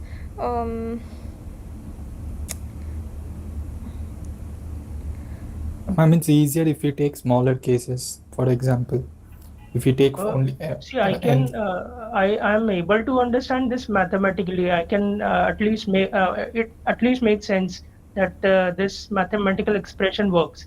I'm not anything. I don't have anything against it, but still, I'm thinking that if we are going to through entire partition, all partitions, and in worst case, what can be, be a possibility that I go to the last partition, then within that last partition, I go to the last element, and I'm not, I've still not used any binary search over here. I'm still using that linear search only. So in worst case, shouldn't it be n? so in the worst case, what's happening is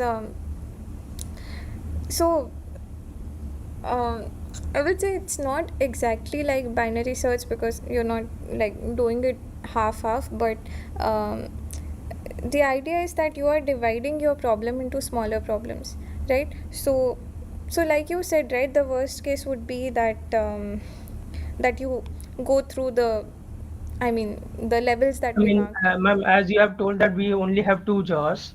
So when you say two jars means I can use one at a time. No, you That's can. what my problem is. You When you can. say a partition and you are using that one entire partition for a jar, then within that jar I have to go sequentially. Now I don't have any other option, no, ma'am.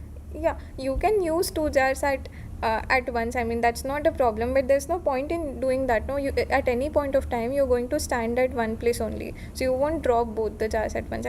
So I mean, Ma'am, if I'm not mistaken, like let's say jar one and jar two, let's say in proper sense, I think them jar one and jar two as memory locations or memory bulk of memories which I have. Now I am taking partition one and storing it in the first memory location or whatever address I have. Now I'm using that partition to then within that partition I'm searching for that whatever thing I want to search for.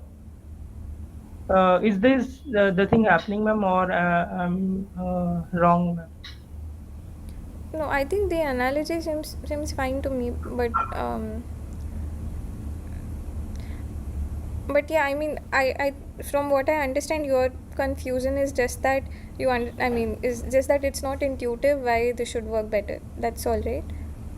No, I am not able to relate it how in reality it works. Mathematically it works, I can understand it, but how in reality it maps to the real thing which I am going to perform.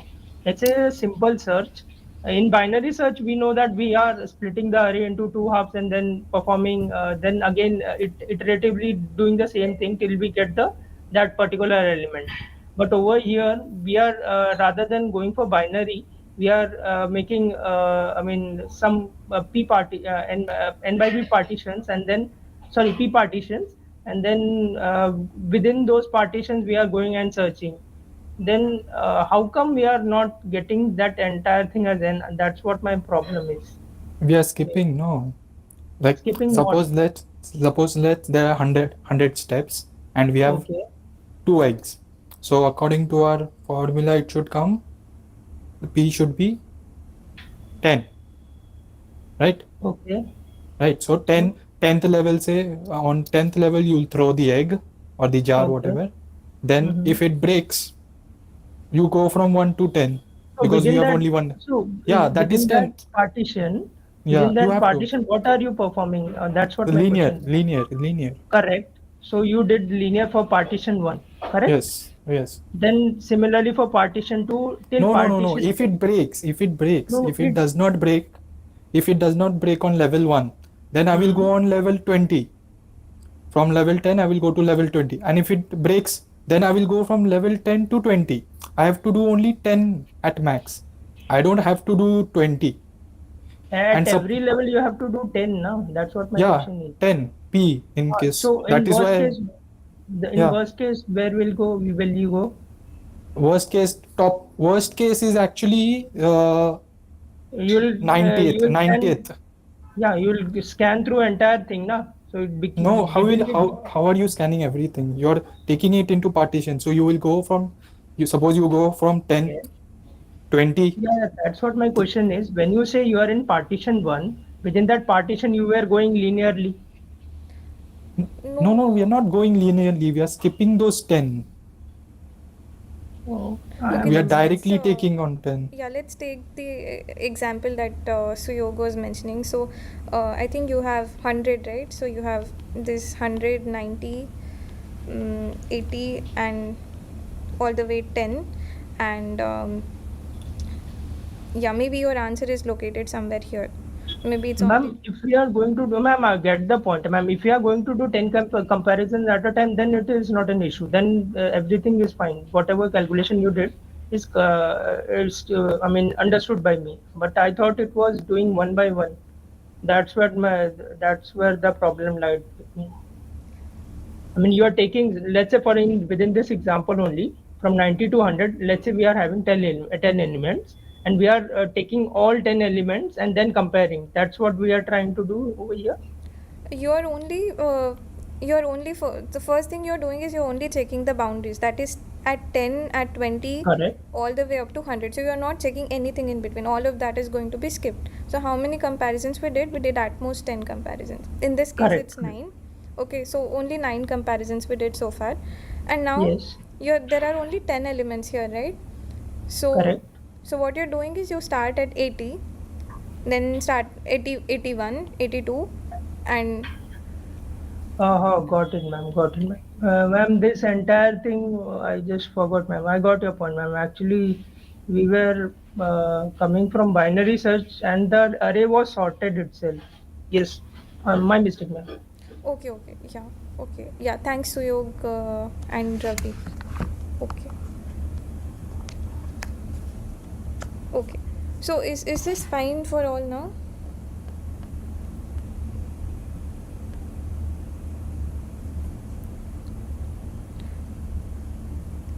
Okay. So then,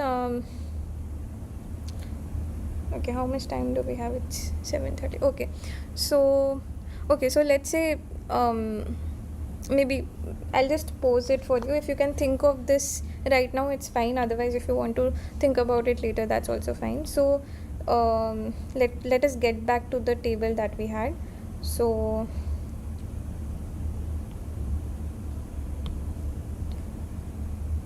so if you have 2 jars, then you did order square root n. So now the natural question would be that if I give you 3 jars, can you do asymptotically better than square root n? So by that, again, we don't mean square root n over 2 or something, but something like n to the 1 over 4 or something. So in general, you can ask, if I have k jars, can you always do asymptotically better than k minus 1? So you can think about this, and the answer is yes. You actually have to use similar idea, slightly modified, to get better than this. So you can try this out. If you have any ideas upfront, maybe we can discuss that. Otherwise, you can take your time and think about this.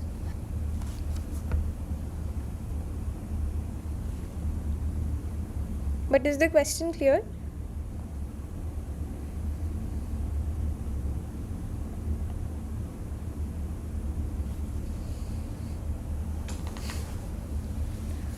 Okay, so yeah, so if you have any ideas, you can speak up or you can write in the chat.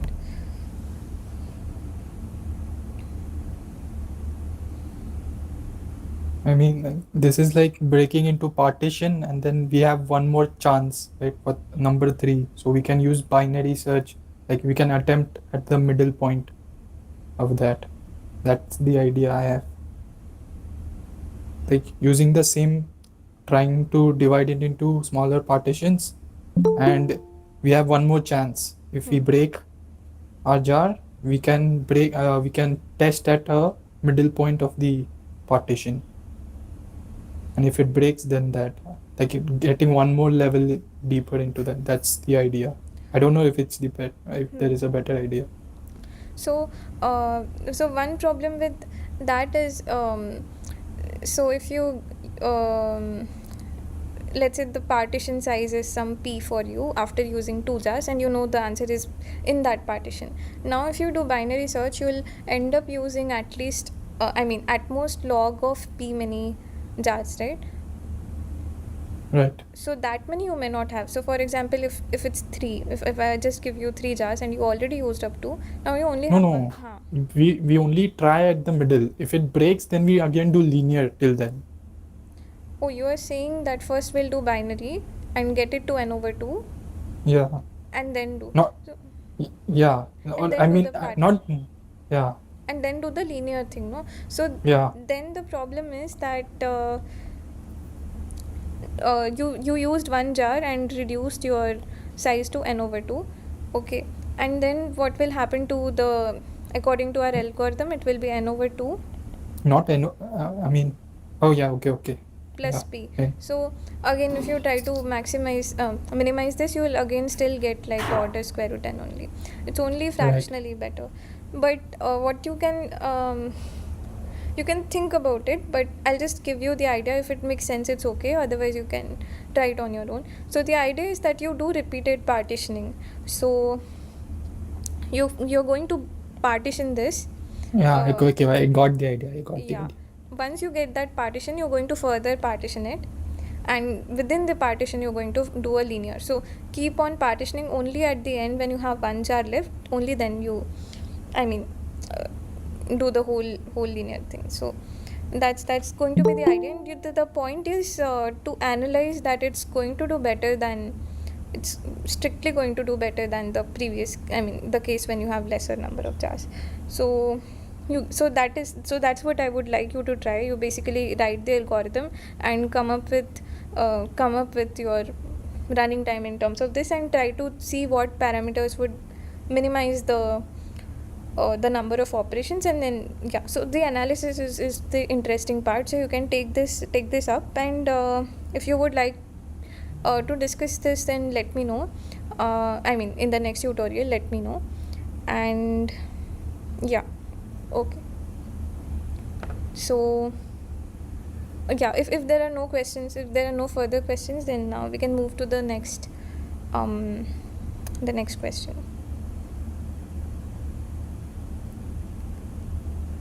Okay, so I'm assuming, okay, good.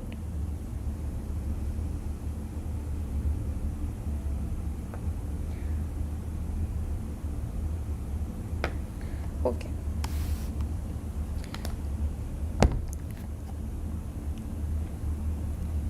So maybe take your time and read out this question.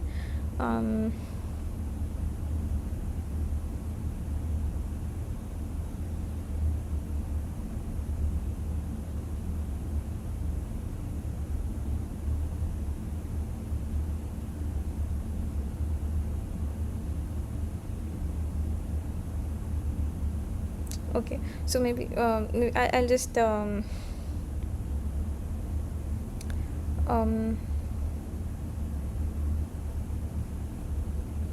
okay.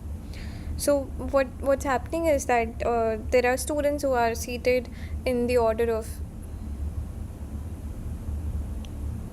okay, so I think the answer is that some of you are already answering, that is correct, but I'll just explain the algorithm. Okay, so so you have this n many students who are seated according to their roll number. So let's say this is the order, this is the ascending order of the roll numbers, and then they have some grades that are given to them. So let's say this guy has 90, then 87, and then some person R5 also has 90 marks, and so marks can repeat, of course, and then you have say 77 and so on. So these people have some grades, some marks that are given to them, and now what we want to do is we want to sort them according to marks. So maybe the person with highest marks should maybe, let's say R8 has 100, then I would want R8 to be here. But if there are ties, so if R1 and say R5 here, they have the same marks, then I want R1 to be before R5. I don't want R5 before R1. So I want to preserve this order. Although we are arranging in terms of grades, we'll preserve the roll number whenever there are ties. So this kind of sorting that we do, so essentially we are sorting on marks. Initially this is sorted on roll number, and now we are sorting on marks. So what we want to do is we want to preserve the roll number although we are sorting on marks. So these kind of sorting algorithms are called stable sorting. So you don't need to come up with like a brand new algorithm. You can just tell me if any of the algorithms that you have seen are stable, and if so, then a reasoning why they are.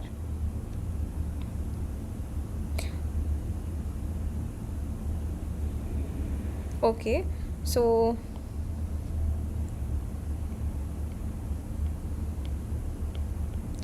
there's bubble sort. So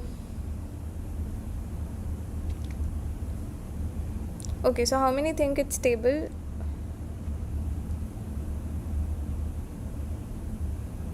Okay, so if you think bubble sort is stable, do you have a reasoning for why it is? No, ma'am, always adjacent two elements are compared, so the order will always be preserved. Exactly. So what happens is at some point whenever you're going to keep on swapping, and at some point whenever it so happens that you are comparing R1 and R5, let's say, then you are not going to swap. You're going to preserve this order and continue the idea. So at every point you are ensuring that if at all you are comparing and swapping, then you are preserving the order. Okay, so bubble sort is indeed stable. So what about insertion sort? It is also stable, ma'am. Okay, so why is that? Ma'am, in insertion sort, we pick the element and we try to place it inside the container which we have, and for that we start looking from the end of the container till that time we reach a point that the element is smaller than it. So if till the element is let's say how to explain. In insertion sort, we take an element and we say that it is sorted. Then from the unsorted part, we take another element and then we compare with this element. And if it is found to be smaller than this, we'll place it before that array, in the array, and then or else we'll place it after that element. So in this way, if we find that an element is not smaller than it, then we'll always place it after it. Yeah, that is correct. So what you're saying is in insertion sort, you develop your solution part by part. So at some point, let's say this is the part that you've sorted so far. There's a new element. Let's say there was some R5 with 90 marks, and then there was let's say the new person that you are looking at is R7, and he or she also has 90 marks. Then what we are doing in insertion sort is we are comparing with 97, 99, and then you have 85 and so on. So what you're doing is you're comparing with the elements that you have here and trying to find the correct place for it. So when you do that, when you hit, if 90 were not originally here, of course you would put R7 here, but now that it's here, you will always find the last, you'll always keep it next to the last repeated occurrence that you had. So 90 would sort of come over here. So you are preserving the order. So yeah, so that's why it is stable. And what about selection sort?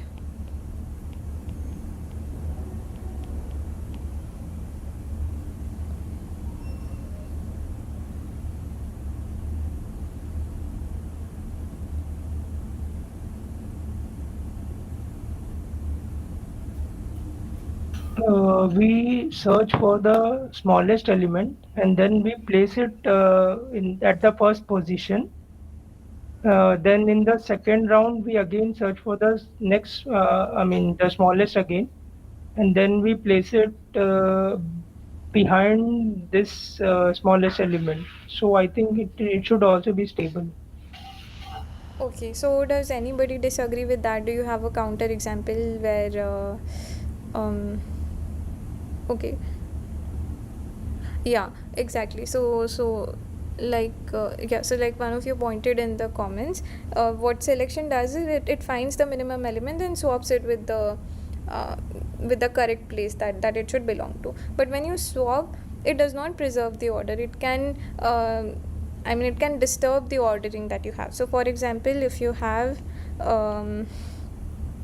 maybe this part is already sorted and you have maybe 100 for some person, okay, I'm not writing this, but you have 97 and then 87 and so on, and the next element, sorry, this is not correct. So okay, so maybe let's say 10 is the minimum.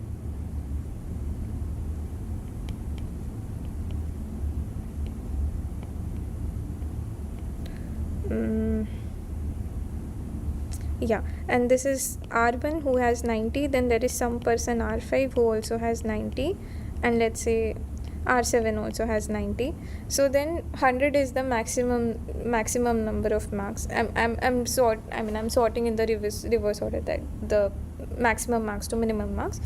So what my algorithm will do is it will find out this person, say R11, who has maximum marks, and it will swap it with the first element. So then you have 100 here for R11, and this is still R5 90, R7 90, but R1 who has 90 is now here, and so it has disturbed the ordering that you wanted to maintain. People with same marks should have been in the order of their roll numbers.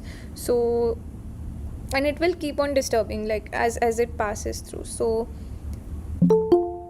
yeah, so that was the catch. That selection basically just takes two elements and swaps it, and it does not like sort of push and insert. Okay, so selection is not stable. How about merge?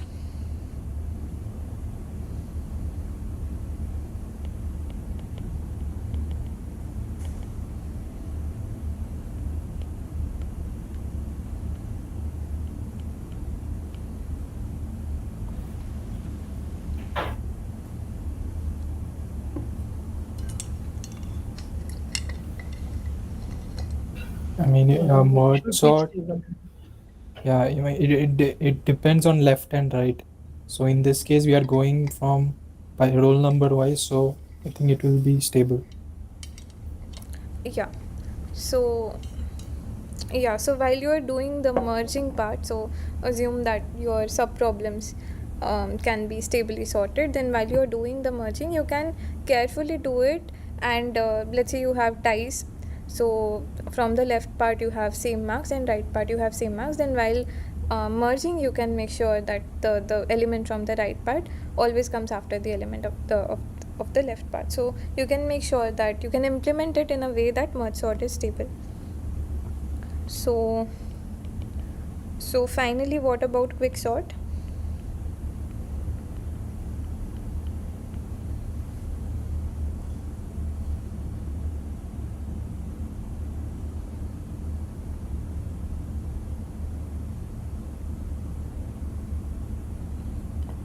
Okay, so quicksort is not stable. So can you can you come up with a counter example or a reasoning, maybe counter example like this, or any reasoning why it is not?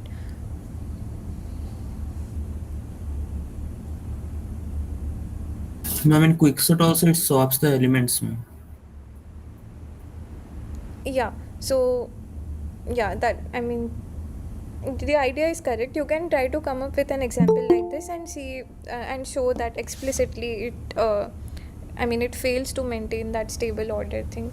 So so I'll let you come up with that. So the implementation, the algorithm that you have seen where you do the partitioning and put one element in its correct place and then keep on repeating. So the typical quicksort that you see is not stable as it is, but you can make it stable by doing something which is not what we'll get into.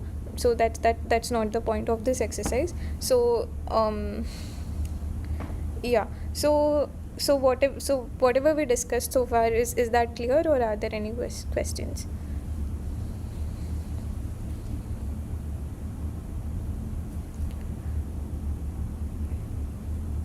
Okay, so I think it's almost 8 o'clock. We have I just had one more question. So maybe you can try this out by yourself. So I'll just define the problem. So let's say we have this array of numbers. You have 3, 1.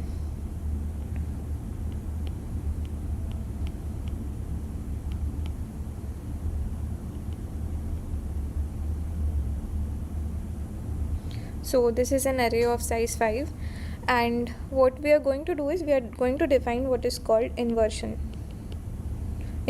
number of the given of the given array. So what we'll do is so for now just let me index this with 1. I'm not getting into the programming part, but I'll just index this like from 1 to 5 right now. Okay, so what we'll do is we will look at all possible index pairs where I can take value from I not equal to 0. So that means I'm looking at all possible index pairs, that is 1, 2, 1, 3, all the way 1, 5, then 2, 3, 2, 4, 2, 5, like that, and finally 4, 5. You have 3, 4, 3, 5, like that. So these are all possible I, j pair where order does not matter. 2, 3 is same as 3, 2 for us, so that's not a problem. So what we are saying is let me look at 1, 2 pair. So index of index 1 is smaller than index 2, and the value at index 1, so let me call this a1, is also smaller than that of index 2. So this is not an inversion for me. But let's say I look at the pair 2, 3, then I look at the pair 2, 3, then a2 is larger than a3, but 2 is smaller than 3. So the indices are the ordering of indices is opposite from the ordering of the values. So this is an inversion. So is that making sense? So for example, can you tell me whether 4, 5 is an inversion? The pair 4, 5 forms an inversion? Yes. Yes. So so that's what we mean by inversion. And the question is, how many inversions are there in this array? So you can try to come up with an algorithm by yourself, but you have seen at least 2 sorting algorithms that implicitly, if you modify it slightly or observe something very small, you will see that algorithm is directly sort of gives you the count of the number of inversions. Bubble sort and insertion sort. Okay, so insertion sort is correct. So how do you modify that algorithm to give you the inversions?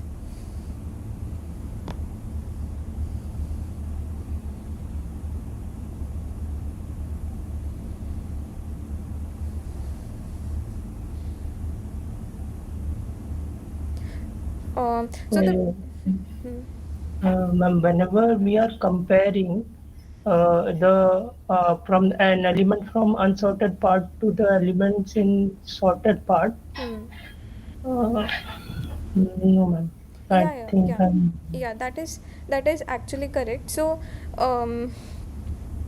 okay. So what you're saying is that um, you are assuming that this part of the um, this part of the array is sorted, and maybe let's say I'll do it 2, 4, 6, 9.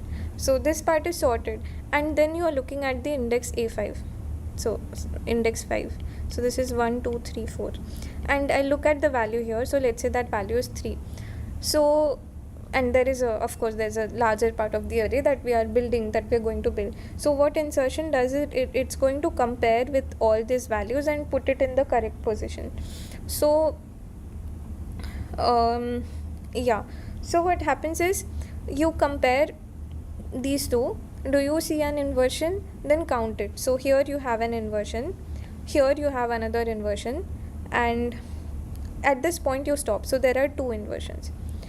So why is this so I mean, why is this correct is because you had this array where, let's say, initially the numbers were not like this. This is something you got after a few steps, right? And then at 5 you have 3, and then there are other values also. So what happened is, even if you sorted these people, you sorted these based on their values, it does not change the relative ordering with respect to 5. So whatever was smaller with respect to 5 is still smaller now. So it does not matter that you change the orderings of these, because it's still going to be smaller than 5, and it's still going to add up.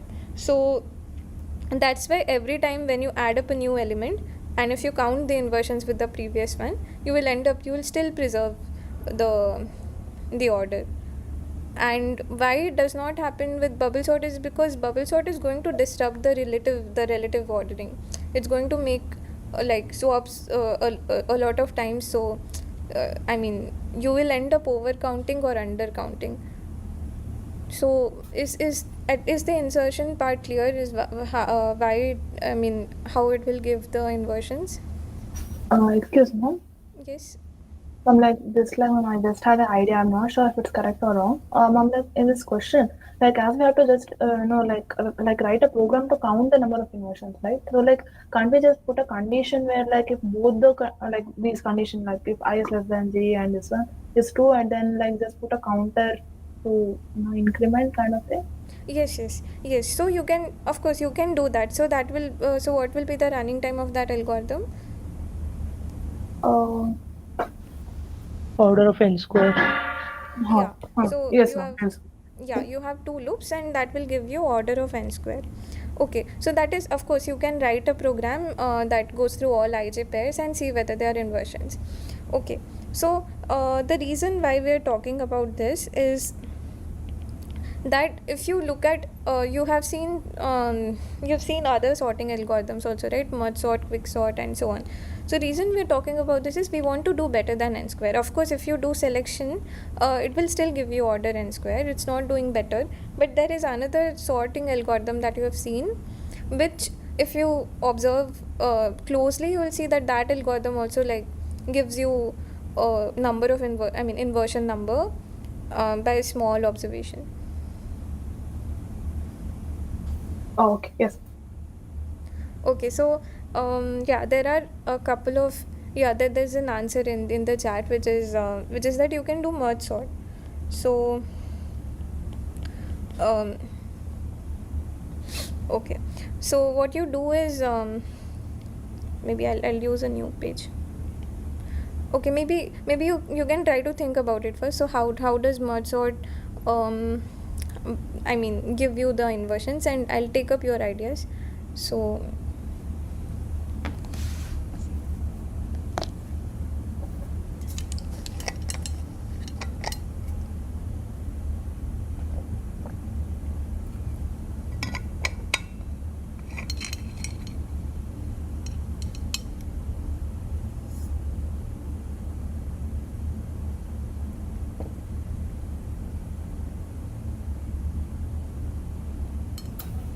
Excuse me. Mm-hmm. So like, mom, in the before one that you are telling about the insertion sort, so like there, first we like compare which is the lesser one, and then we increment the counter together, right? That's how it was done. First I'm a we, little bit confused. sorry, can you repeat that? What do we do? I'm like, like while you are using insertion sort for like counting, Hmm.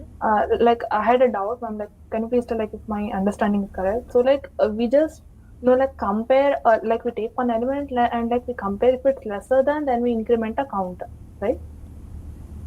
Yeah, the number you are comparing is Huh. lesser than the ones in your sorted array, then you increment the count.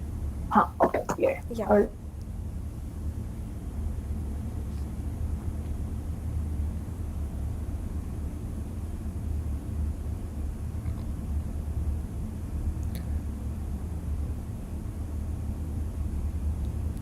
Okay, so I'll just give you the idea. You can think about it. Maybe take your time later and think about it. If you still want to discuss this, you can maybe let me know in the next tutorial. So the idea that merge sort, why merge sort would give you the number of inversions is, let's say that this is your array of say 1 to n, and let me just take some numbers for now. So this is 7, 5, 2, 4, 9. Okay, I'll just take a small example. So let's say you have 3. So this is 1, 2, 3, 4, 5, 6. Okay, so this is the array that is given to you, and what merge sort would do is it will break it into two smaller parts. You have 7, 5, 2, and then you have 4, 9, 3, and then you are going to recursively solve this. So I'm not going through the steps of the algorithm, but let's say it's going to sort it to this, and it's going to sort it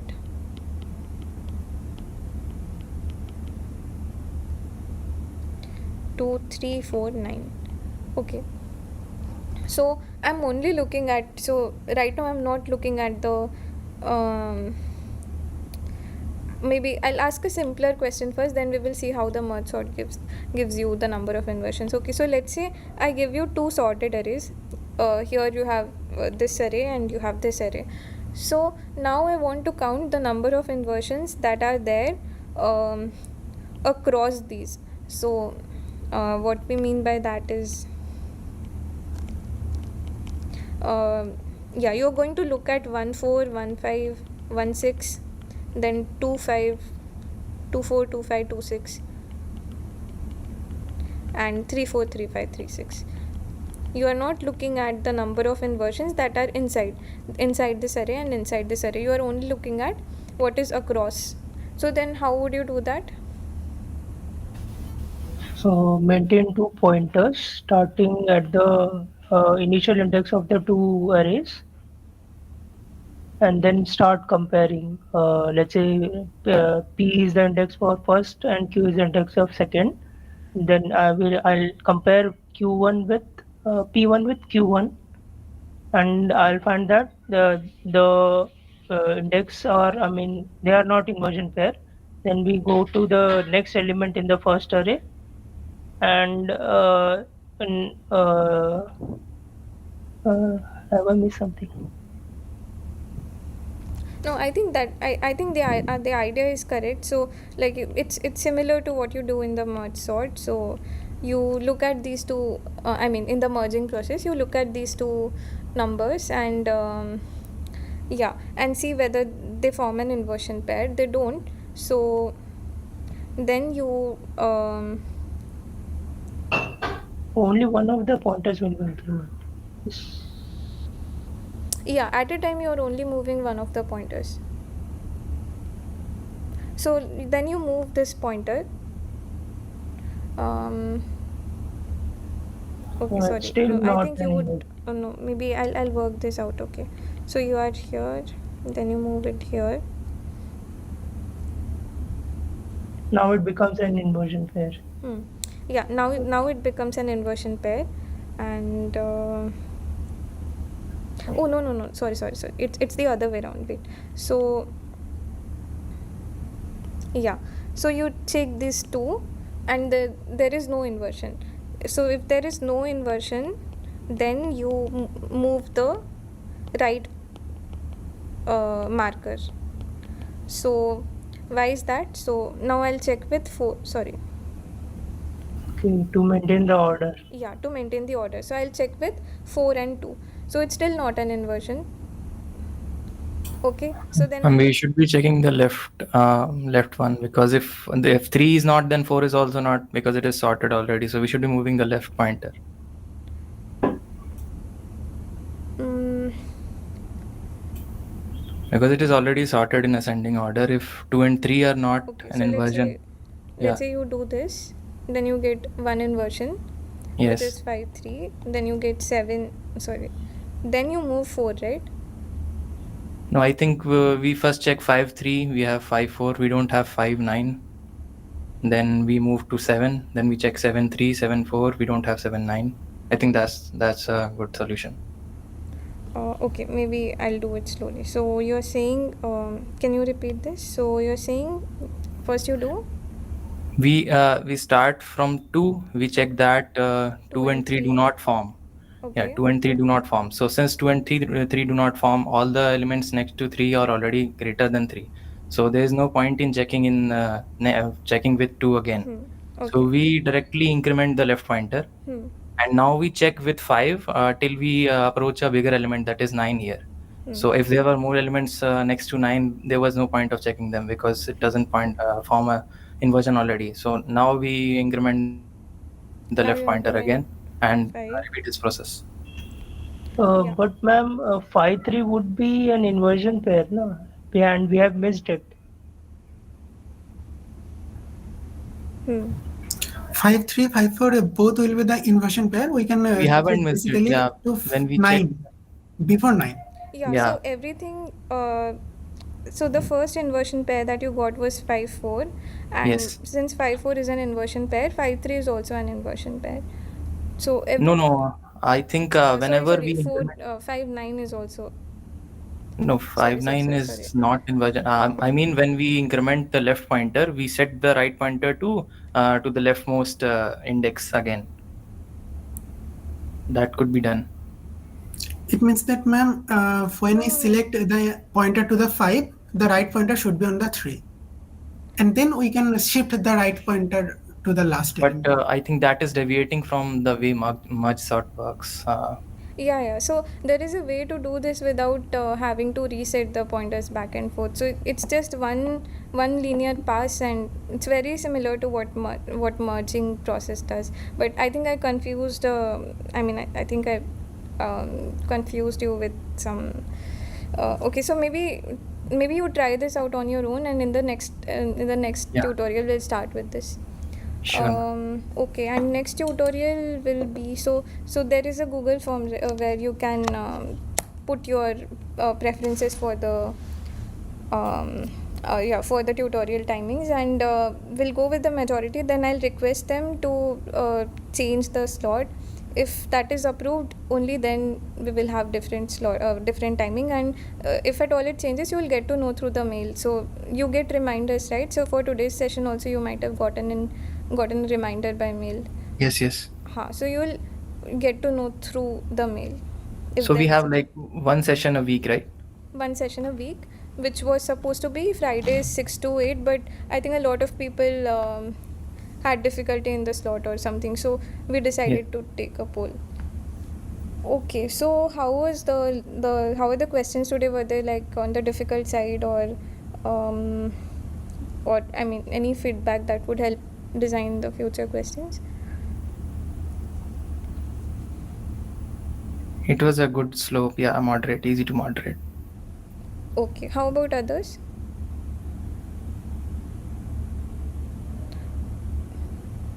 Okay, you can let me know in the via mail or anything, or anything is fine. So okay, so then next we'll meet based on how the poll goes.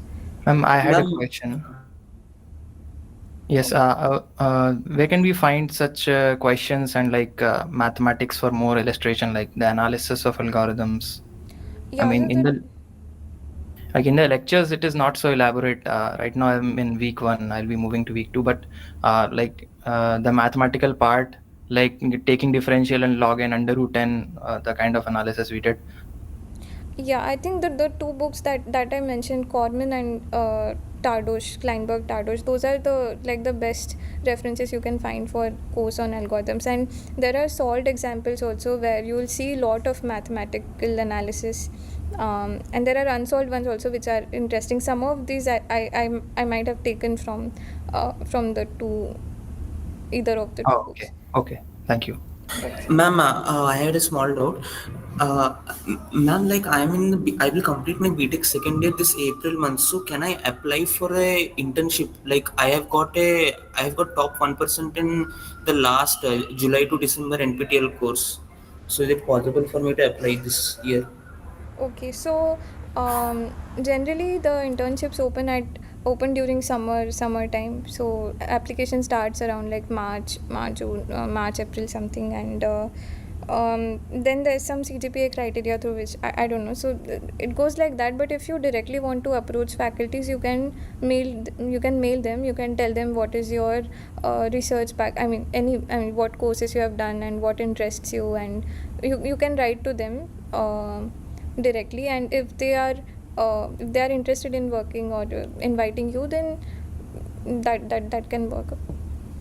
Ma'am, so would they provide us a form or something, or we should just mail them and they're going to mail us back?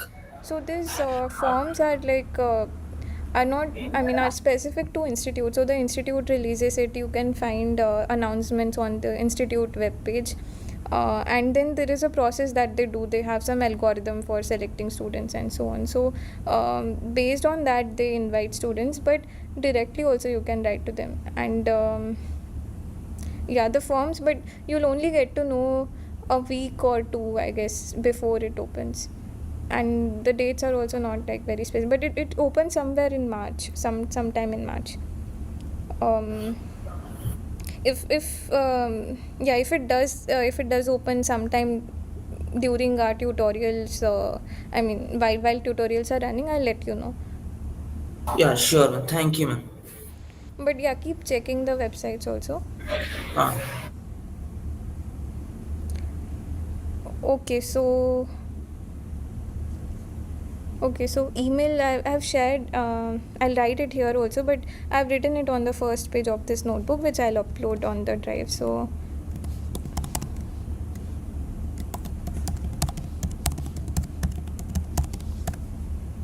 okay, so this is the email ID. You can reach out to me on this. Other than that, if you have any questions that you would like to discuss, you can use the groups also, so students can also participate. So yeah, I would encourage you to use the groups for discussions also. Okay, so I'll stop the recording, and yeah.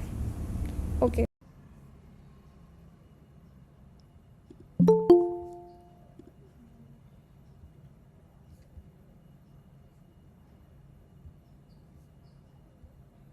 Okay, so I hope you've been able to see the recordings of this online session. So for those of you, if you're not able to access, I'll just share the YouTube link with you. So this is a link to the channel, and all the videos will be uploaded here. You can also access it through Swayam. Okay, so, and yeah, two more announcements before we get started. So there was this request regarding shifting the tutorial timings, and we had conducted a poll also, but almost, I think almost majority are okay with the timing, with the current timing. So then I guess we'll not switch. I hope that is fine. And yeah, and also the quiz 3 is also out, and I think quiz 1's deadline was 2 days ago or something. So you'll see the correct answers. We'll upload the solutions to the quiz. And if you have any questions, or if you want some particular question that you want me to take up during the tutorial, then you can send it to me through email. Then in the next tutorial we can discuss it. Okay.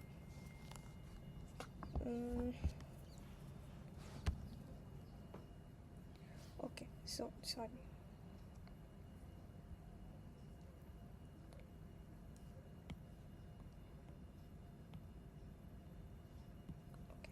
So the topic for today is graphs, and we will start with basic definition of graphs and connectivity and everything that we need before we get into solving the questions. But before that, I think last time we were trying sorting and searching algorithms. So we were trying.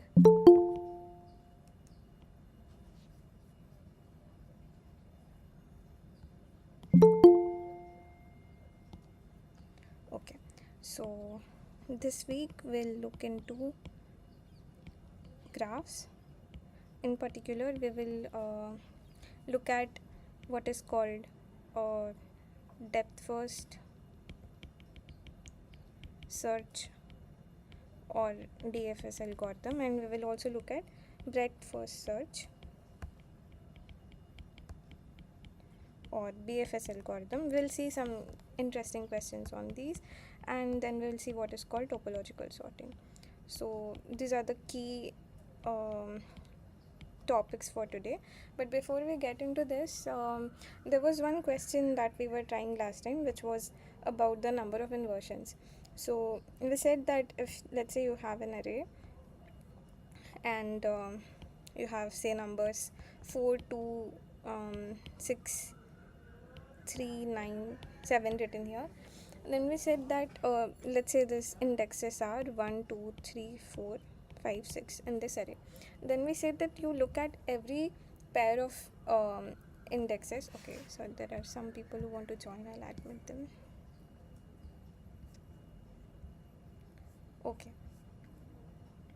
Okay, so we said that you look at any two pair of indexes. So let's say you're looking at index 1 comma 2, then the value of index 1 is less than that of 2, but the value of the element at 1, which is 4, is greater than the value of the element at 2, which is 2. So it's sort of not respecting the order. It's in fact the reverse order of what it's supposed to be. So sorry.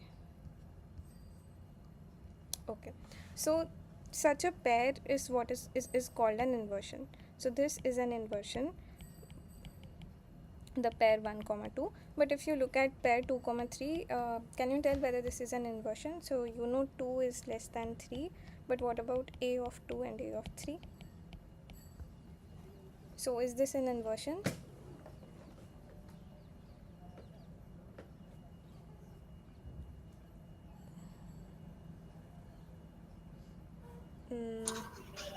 No, I think. Yeah, it's not. Right. So the question is, you want to find out what is the total number of inversions in this array. And last time we saw, I think Astha pointed out that you can do a trivial algorithm. That is, you go through all possible pairs of indexes. So there will be n choose 2, say order n square pairs, and you have an order n square time trivial algorithm.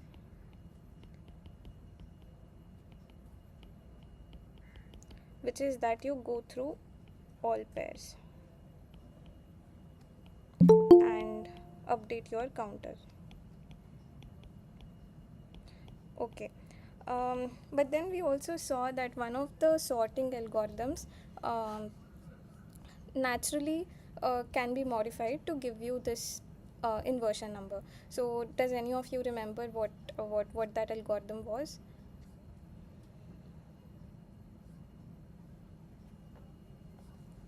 Okay, merge sort, and the I other guess one? it was insertion.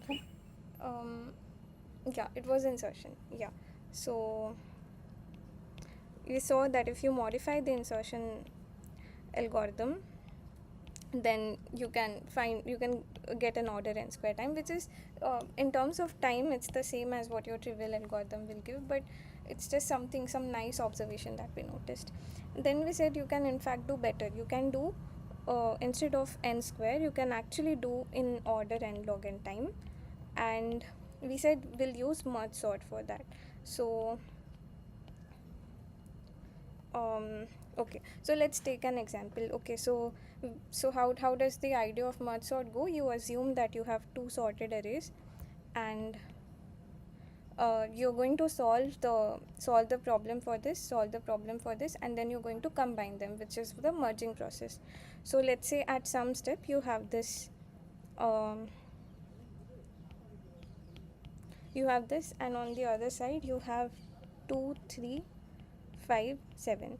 So these are both sorted, and the question is how many inversions are there across these. So that is, we are looking at one element from here and one element from here, so we are not counting inversions within the array, you only counting it across. So how many would that be? So we saw some idea of keeping pointers, and then we said that you think about it, and then we'll discuss next time. So did anybody of you get a chance to solve this, and would you like to explain your algorithm?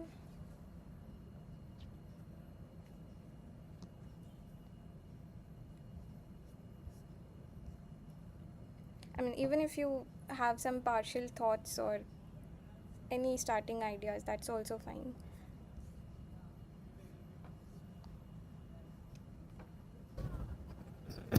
Gautami? Ma'am, am I audible? Yes, yes. Actually, now only I joined this meet. Whether it's a med sort? Yeah, yeah. Yeah, Using, yeah. Yes. Here we can place the pointer on the first element of first partition, the first element of second partition. We can place some pointers and compare these two. Okay. Which is smaller, we can place it on the uh, uh, first element of the final array, right? And we Okay, can so move the pointer. Yes, we can move the pointer of the first partition to second element. Okay. After that, actually we want to compare 1 and 2, Hmm. which is smaller. We can place it on the first element in the final array. Have Okay. Can we do one by one? So okay, right now your first pointer is at 1 and the second is at 2. Now Yes. you're comparing. Yes. So Yes. do you get an inversion at this point?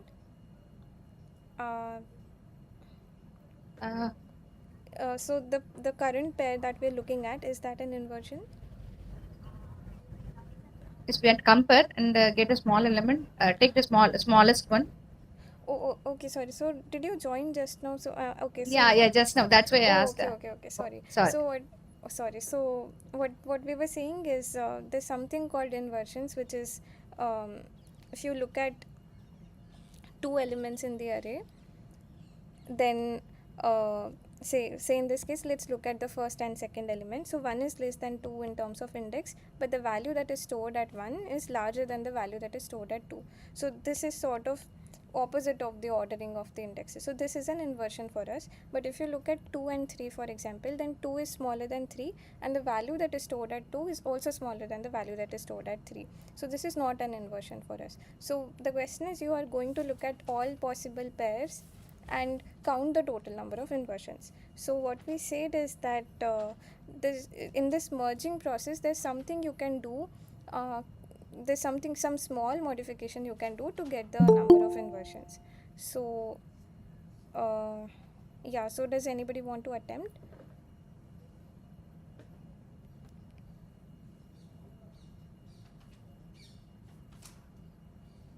Ma'am, Yes. ma'am, like, can we do that? Like, first sort the two arrays separately in assembly, and then afterwards, like, first we check the first element, the first elements of the both the two Both arrays. okay. Yeah, and like if it's like lesser, like as here, like 1 is Yeah, lesser okay, than 1 2, is so less that than means 2. that like obviously it will be lesser than all the other elements. So like no need to check it again. Yeah, so then you don't need to check with respect to these. Yeah. So then, So so like next we can just increment the pointer of the first array to 4. okay. So And then like, but like when it's greater than, we have to check with each and every. I mean, like we have to check with each and every element, because like it also depends on the other one. Like here, like first we check with 4 2, then 4 3, 4 5.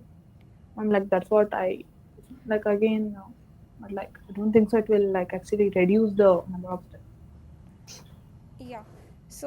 So the idea is correct. So what you're saying is that initially you start with Yeah, good. So initially you start with the first pointer at the start of first array and the second pointer at the start of second array, and now you compare these two. So in this case 1 is less than 2, so there is no inversion. So this is not an inversion. So what does that mean? That means 1 and 3 also cannot be an inversion, right? Because this number is only larger.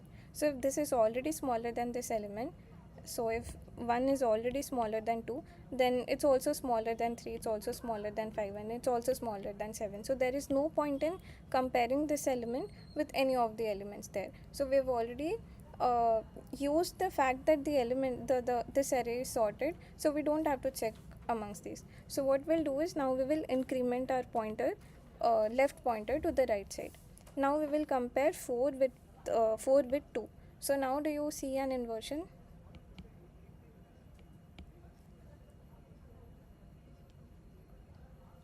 So is there an Yes, inversion? yes. Yes. So then what do we do? What does it say? It says something more, because the array is sorted. Note that this array is also sorted. So does it tell you something more?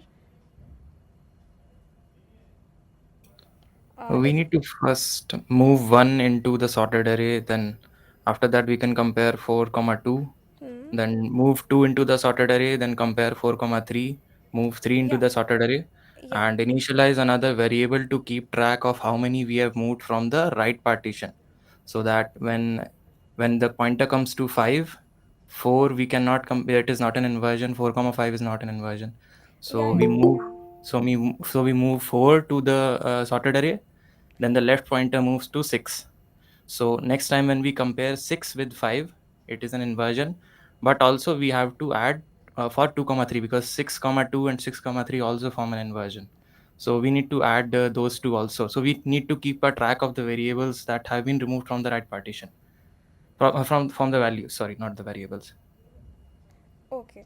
So let's Yeah, yeah, I yeah, yeah. think the idea is almost is there. So the I mean, I'm just asking a very simple question. So we know that 4 comma 2 is an inversion pair, so Yes, that yes, yes, also tells us that 6 comma 2 has to be an in fact everything that's after this, they're yes, all going to be inversion. So you yes, don't yes. need to check Yeah, all of them. So yeah. this is an inversion, hence everything after that is going to be an inversion. So is this clear to everyone? Are there any questions about why about this step?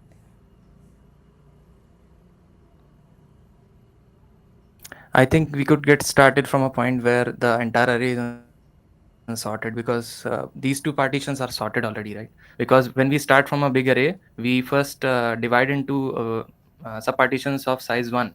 So from there, I think it would be more apparent.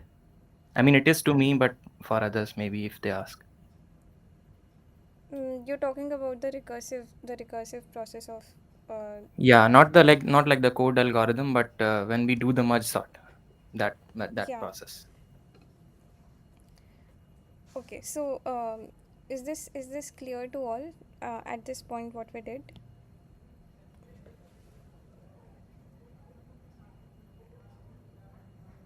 Mm, okay, Yes. maybe.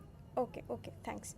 So okay, so then what we know is we compared this 4 and 2, and now we know that 4 2 is an inversion, and hence all 6 comma 2 is also an inversion, and 9 2 is also an inversion. So now what do? We are going to increment our pointer of the second array. So now there is one pointer at 4 and there's other pointer at 3, and we're going to compare them. So what happens? So what does this tell now? Do we have an inversion? Yes, yes. Yes. So then that also means that 6 comma 6 3 and 9 3, they are also an inversion. So once you have an inversion here, all the other pairs are also going to have. So you're already going to count for them. And then now that this is done, we will increment our pointer on the right again. So you have 4 and 5. So now do we have an inversion? No. No, right? So that means 4 5 does not have an inversion, and hence 4 7 can also not have an inversion. So there's nothing to compare on the right. So then we will move this this left pointer to the right. So we will compare 6 and 5 now. So what do we get? It is an inversion. It is an inversion, yeah. So what about others But yeah, 6, 2 and 3 are also inversions. But yeah, 7 will not be. 7 will not be. 6, 7 will not be. yeah, I meant, sorry, I meant other people in the call. I was waiting for their responses. Yes, ma'am, it's an inversion. Okay, good. So this is also an inversion, and hence you know that 9 5 is also going to be an inversion. So 9 5. So now what is the next step? So which counter should we increment? Someone other than Abhinav.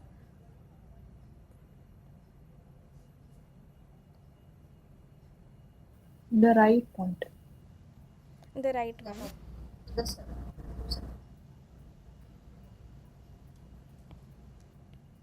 Okay. So now what do we compare? 6 and 7.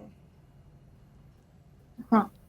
So that is not an inversion. So which one do we increment? We increment this to 9. The The left one.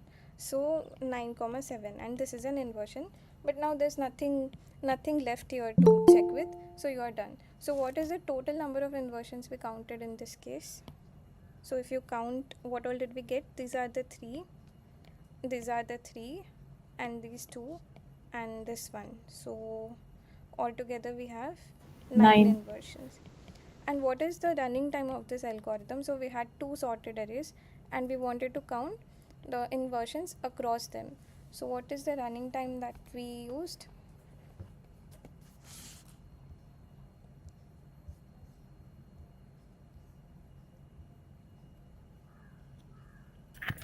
And log n. Where's Order of the n log n. Where's the log in factor coming from? So we only have 2 sorted arrays, and we're just counting across them. So is it n? Yes. So exactly. So because you started with your 2 pointers like this, at any point either you're moving the left one or the right one. You're never going back, if you notice, right? We never moved our pointer backward. So at most you're going to go all the way here, all the way here, and all the way here.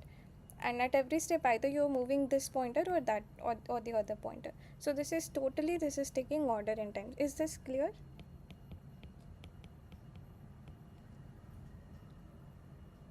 Okay, so then where is the n log n thing coming from? So this is, notice that this is what we did here. This is similar to what the merging process was. So in the merging process, we assume that we have 2 sorted arrays, and then we combine them to get a sorted array. So in this case, we'll use the same idea. So if I want to count the total number of inversions in an array, then I'll think of I'll break this into two subarrays, and so I'll count the inversions on A1. So let these be C, and I'll invoke this algorithm recursively on A2, and then in the merging process of A1 A2, which is this algorithm. So notice that in the entire array, it's possible, if this is your entire array, say maybe 1 6 4 9 and 2 3 5 7 or 2 5 7, something like this, before it was sorted.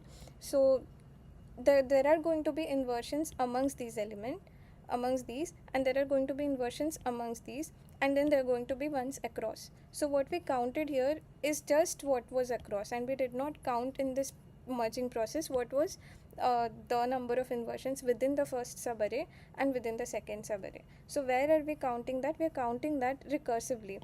So what you will do is, in this recursive process, you will end up splitting this array into 2 parts, and then you will count separately for those, and then you will count the merging while merging the number of inversions. And basically you are going to recursively keep dividing it into subproblems, and then finally if D is the number of inversions you get across, then the total count would be C1 plus C2 plus D. So is this making sense? So let me know if any of the steps is not clear.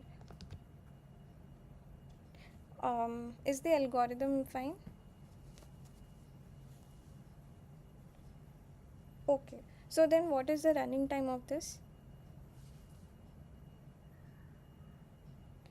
So what is the running time of this inversions algorithm? Notice that this step is going to take like order and time.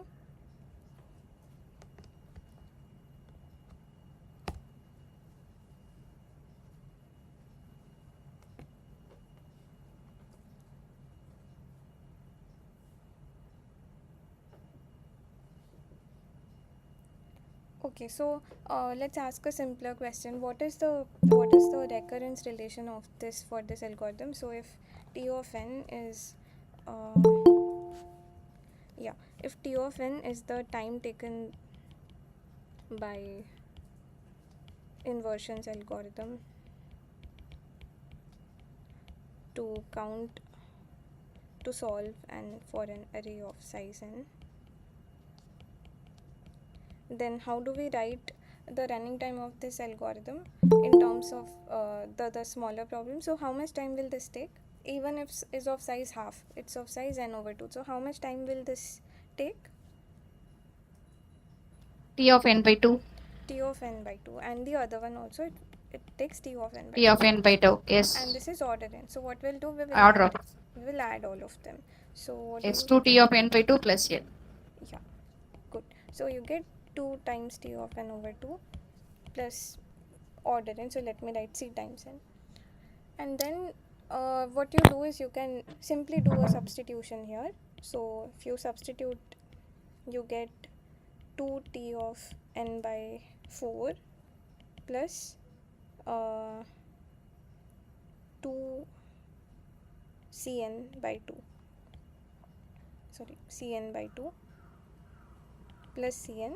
And if you expand this, you get 4 times T of n by 4 plus Cn plus Cn.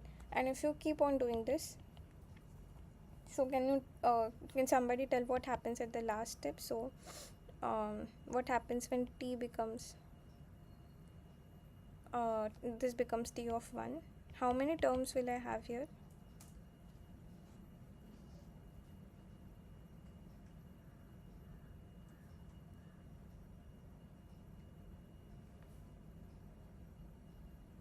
Log of n terms. N Log of n partition. terms. Yeah. So what happens is at any step you have 2 to the k T of n over 2 to the k plus k times Cn. This is what you get. So in this case in particular, when k is 2, this is what you get. When k is 1, this is what you get. So if you choose k to be log n, then what you get is you get 2 to the log n times T of 1 plus log n times Cn, and this is nothing but n times T of 1, which you can assume is a constant. So this is some C prime plus Cn log n, and therefore this is altogether this is an order n log n algorithm. So the recurrence relation of this algorithm is exactly same as that of merge sort, and the analysis you do it's the same analysis that you did for merge sort. And so finally when you add this to solve for T of n, this is what you get. So is this fine with everyone? Yes. Okay, good. So let's start with the theme for today, which is graphs. So I think the questions for today are slightly on the easier side, but that's fine. So you have let's recall. So what is a graph? You have a set of vertices and you have a set of edges. So you have some, let's say, n many vertices,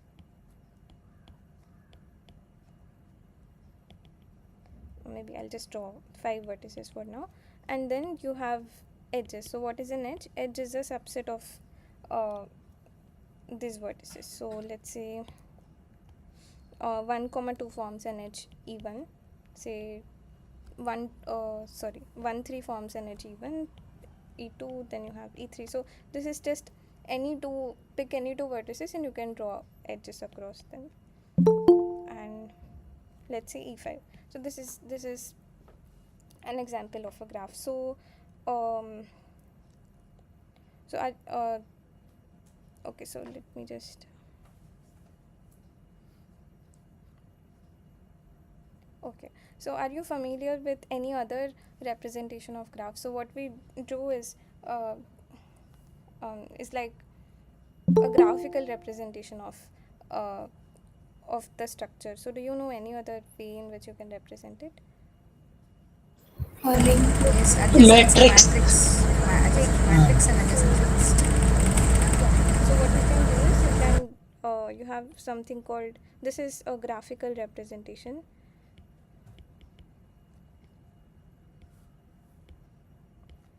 And you have something called matrix representation.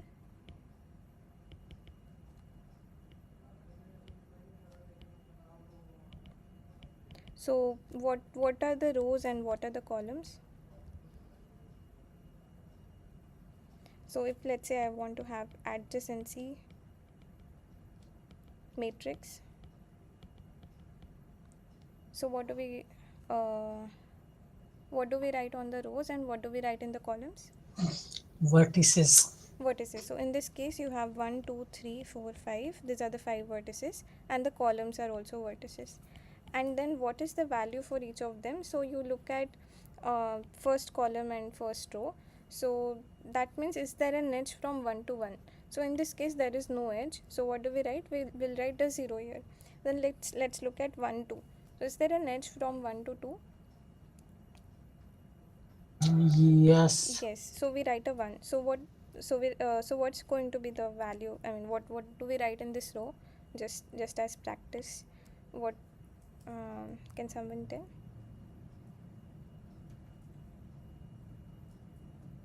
E2 is edge 1 1.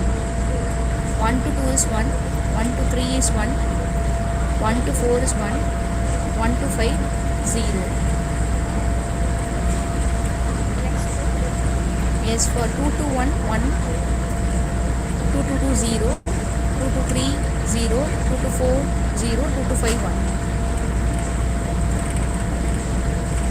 3 to 1 1, 3 to 2 0, 3 to 3 0, 3 to 4 0, 3 to 5 0. For next Just tell me one. it's going to be 1. Yes. 1 0 0 0 1. Next 0 0 1 0 1 0. Thanks. So if you look at this matrix, do you see something peculiar? Is it just any matrix, or is it always Symmetric matrix. Symmetric. It's a symmetric matrix. So what does that mean? If let's say this is the matrix, if you take a transpose of it, you're going to get back the same matrix. That is, if you read this row, that is same as the column here. If you read the second row, that's same as the second column. So that's what we mean by transpose. So why is that happening? What is it about graphs that gives It such is a a non-directional graph, that's why Exactly. So there are no directions in the graph. That's why whenever there is an edge from 1 to 2, you also get an edge from 2 to 1. That's what it represents. So 1 to 2 is an edge, hence 2 to 1 there has to be an edge. But what happens if we add directions? So let's say some of these have directions now. And I'll add one more edge. And now I'll add self loop also. So self loop is just an edge that goes from the same vertex to the same vertex, and to itself. And let's say this. So now how does this change the matrix? Which values will change? So just tell me the ones that are going to change. Like in directional case, there will be a concept of out and in degree. So Okay. I think according to that we use, like for in degree we use like +1, I guess, and for out degree -1. Okay, but I can also change the definition. I mean, I can just modify the definition. So I'll say that, uh, okay, if you look at a row and a column, so the entry is going to be 1 if there is a, okay, so let me say the entry at 2 3 is going to be 1 if there is a directed path, directed edge from 2 to 3. Okay, so that, I mean, that's how I'm defining the matrix. So there are only 0 1 values. If there is an edge from 2 to 3, then you say 1, otherwise you say 0. So based on that definition, how will you modify the, is the definition clear to everyone? So let's just do one example. So let's say, let's do the first row. So 0 to 0 there is no edge, but 0 to 2 there is 1. So I'll write, sorry, 1 to 1 there is no edge, but 1 to 2 there is 1. So I'll write a 1 here. 1 to 3 there is no edge. There's 1 from 3 to 1, but there's no edge from 1 to 3. So what should we write here? How does this, so what should we write here? This should be 0, right? Because there is no edge from 1 to 3. Is that making sense?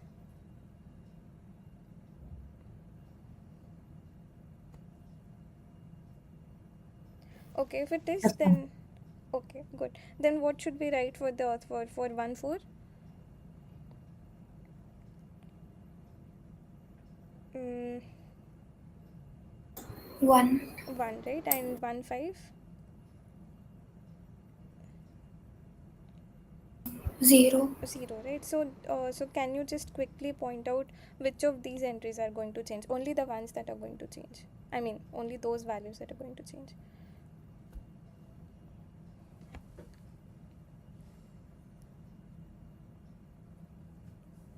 2 to 1 is 0. Okay, good. Okay.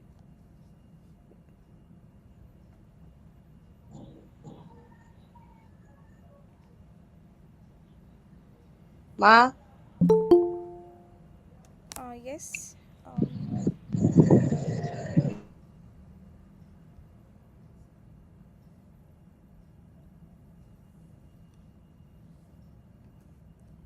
Okay. 2 to 5 is also 0, Mama.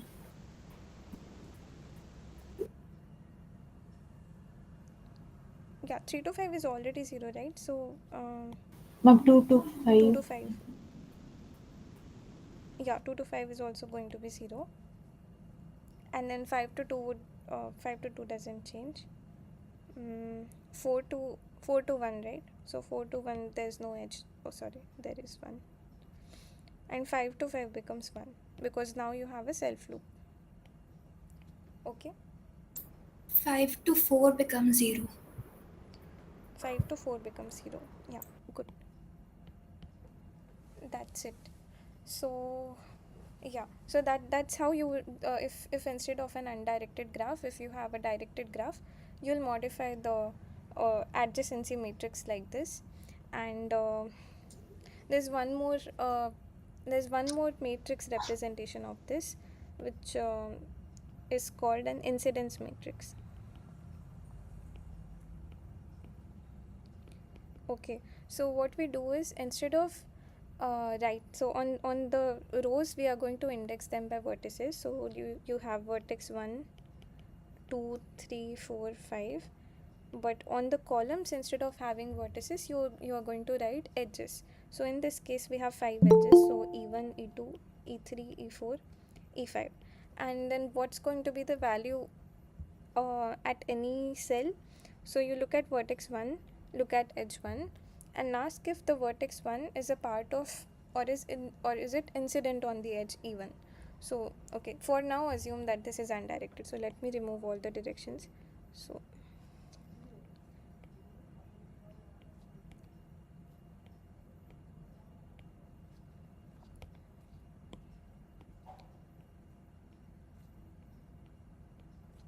Okay, so vertex 1 is incident on the edge E1. So we'll write a 1 here. But what vertex 1 is also incident on edge E2. It is a part of edge E2. So we write a 1 here. And but vertex 1 is not incident on edge E3. The vertices that are incident on E3 are 2 and 5. So we write a 0 here. And for the so can you tell about this entry here?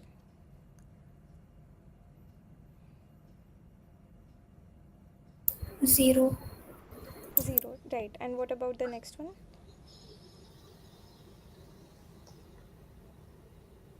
Oh, sorry. This should be 1, right? Because this vertex is incident on. Okay. No, sorry. What about 1 comma e5?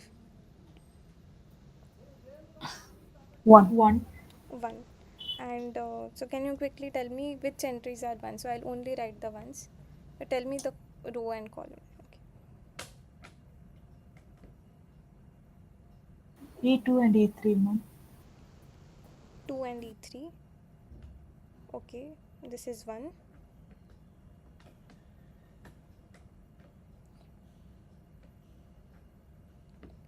What are the other ones? 3E1. 3 e1, yes. 3 e1. 4E4 and E5. 4 e4 and e5. And 5. 5 is E4 and E3. 5 is e4 and e3. Okay.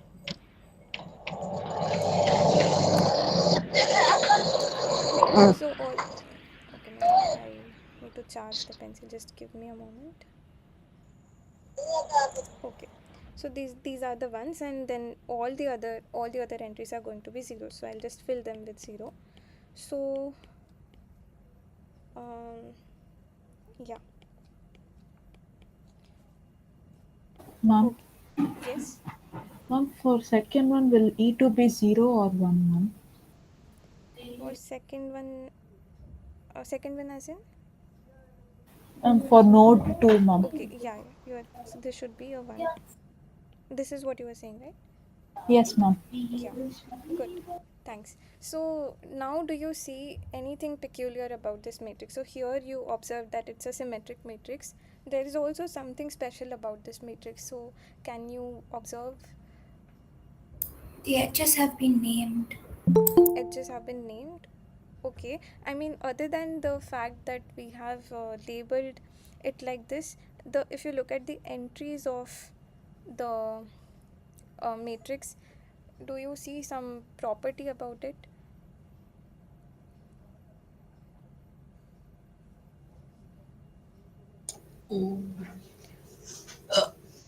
Vertex degree.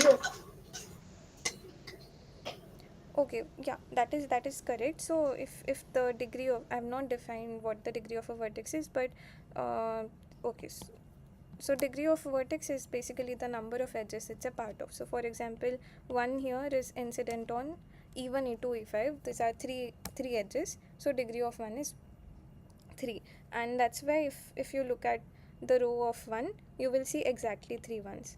Similarly, say for example, the degree of 5 is 2 because it's incident on 2 edges exactly, and therefore if you look at the row of 5, you will see exactly 2 ones. That's one observation. So is there anything else that you see? If you look at the columns, do you see anything?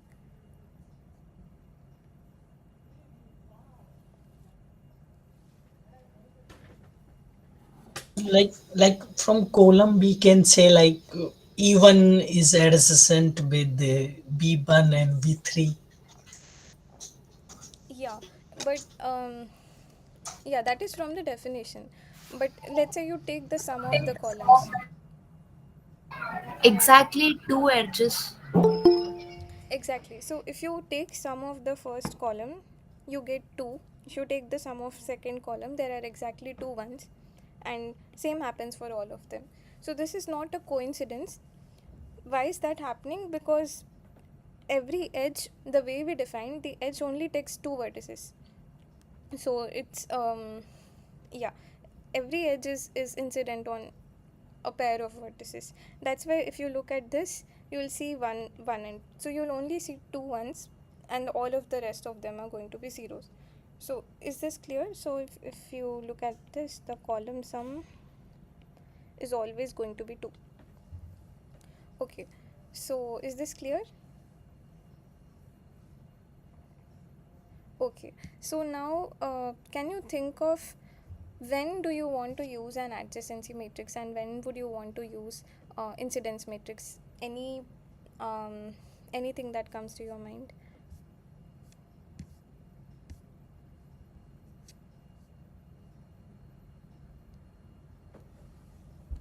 Adjacency matrix is for if suppose we want to get the neighbor node, one of the neighbor node we can retry within a constant amount of time. We have used that adjacency matrix. Okay, so And no idea about adjacent incidence matrix. No idea. For adjacency matrix, if like there is a concept of eigenvalue also for graph. So if we need to find the eigenvalue, in that case we also use the adjacency matrix.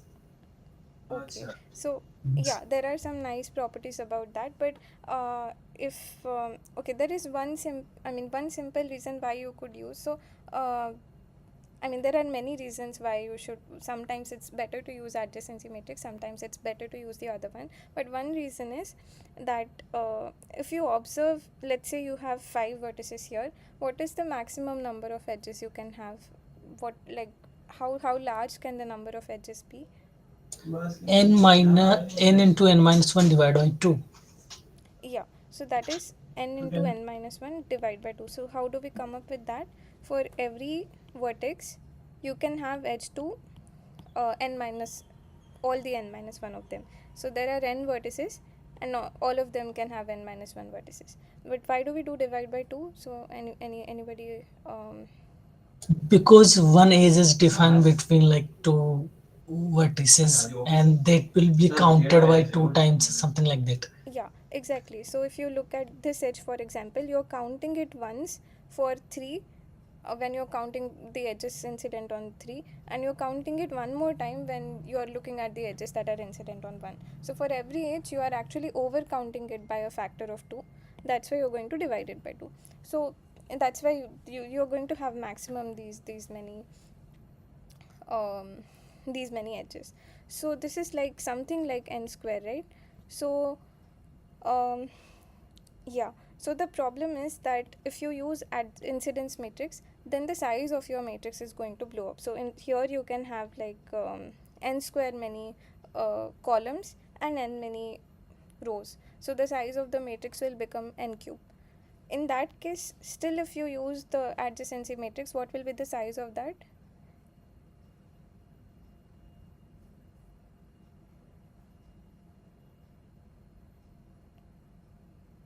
N square only. N square only, right? So in that case, if you want to save on the space, then maybe incidence matrix is not the right structure to use if you have lot of edges. But there may not be that many edges, right? There may be very few edges, and in that case maybe I'm wasting space by storing all of these entry, and maybe I just want to store those edges that are there rather than storing all of them. So in that case maybe you can use incidence matrix. So space is just one reason why you would want to choose one data structure over the other. And of course algorithmically there may be advantages for either of them depending on what the algorithm is, but that's just a side note. Okay, so is this clear, whatever we discussed so far?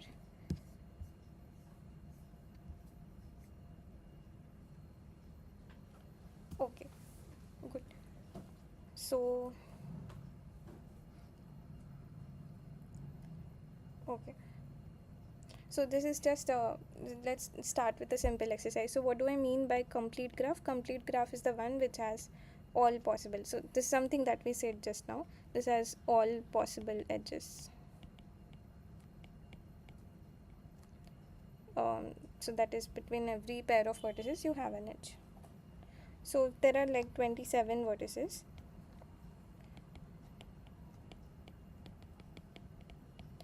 And then you're going to draw all possible edges here.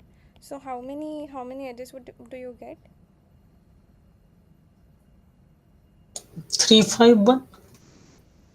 351. Yeah. So why is that? Because for every I'll just write the formula that we said just now. If anybody wants me to repeat the argument, then please let me know. We can, yeah. And this will turn out to be 351. So is this formula clear for everyone? This is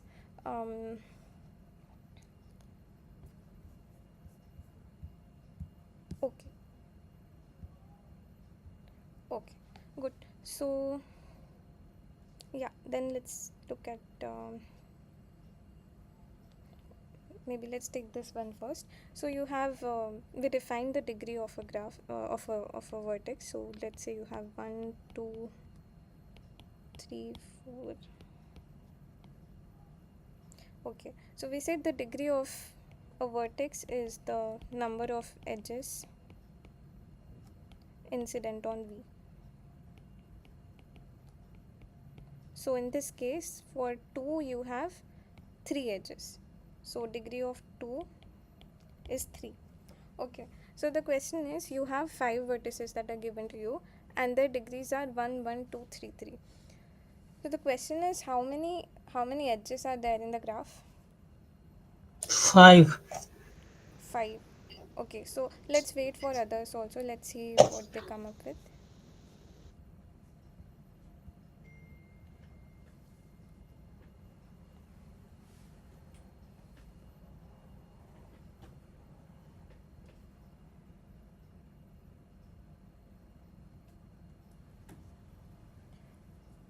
Okay, so those of you who say 5, so do you have would you like to explain?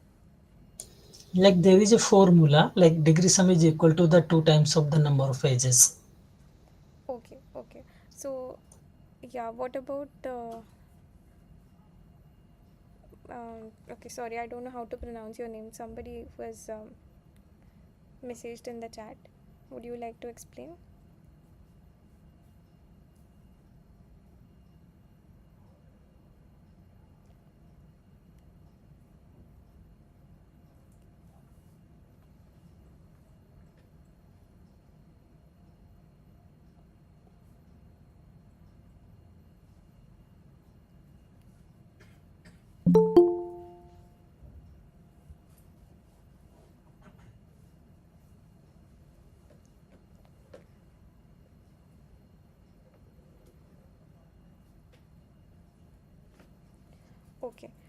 Okay, so if you're typing, I'll read it. So meanwhile, let me explain this. Okay, so um, yeah, so what we do is, if you count the sum of the degrees, so you're going to sum up the degrees of all the vertices.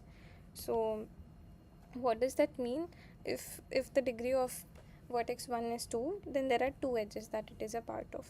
And yeah, and then similarly, if you count the total edges that are incident on it, then what's happening is, for every edge you're counting it twice. So this is the same argument that we made earlier. So every edge is getting counted once for the vertex 1 here, and one more time because of the other vertex that's incident on it. So basically, if you sum it up, you're counting it 2 times. So that's why the number of edges is going to be the sum of degree divided by 2, which in this case is 1 plus 1 plus 2 plus 3 plus 3. And if you calculate that, you get,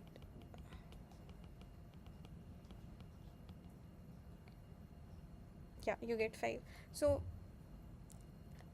yeah, so that is exactly the explanation that's written in the chat. But if there are any questions, or if you want me to repeat the argument, then please let me know. If it's fine, then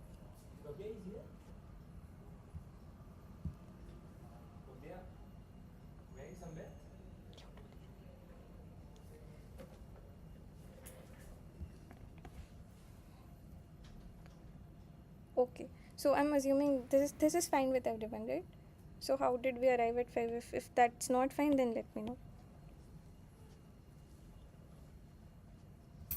But this will not apply on a multigraph, right? Where we have self loops and. Yeah.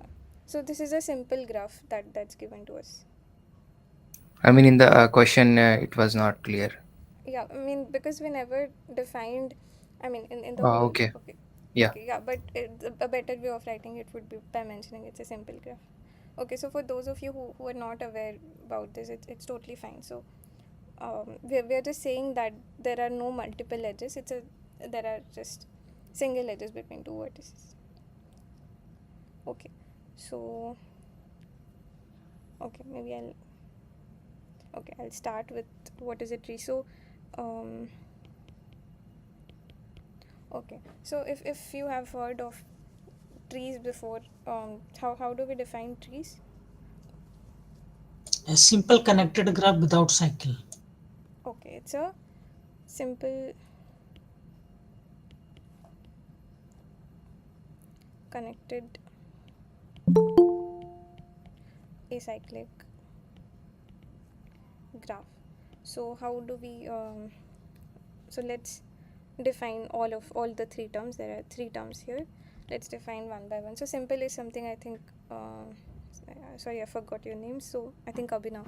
So simple is something that we heard just now. So when do you say a graph is simple? When there are no multiple edges and say there are no self loops. Okay, and what is a connected graph? Every pair of vertices connected by the path. Exactly. So so let's take an example.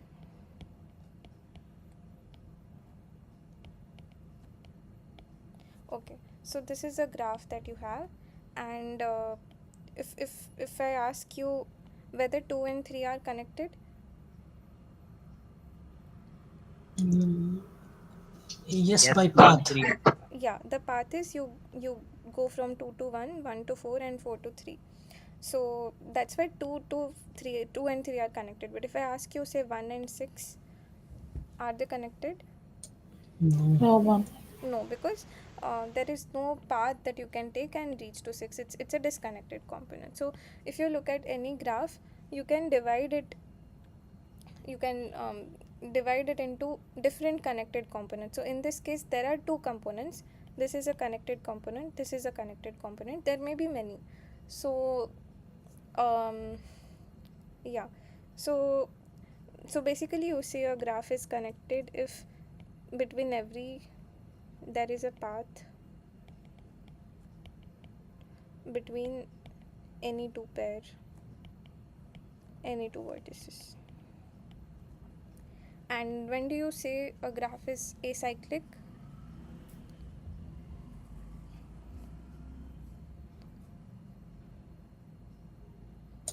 Doesn't have cycle.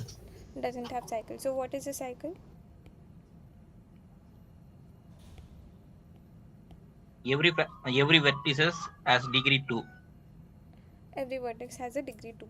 So if every vertex, so let's look at one, say it has degree 2, so there has to be two edges that go out.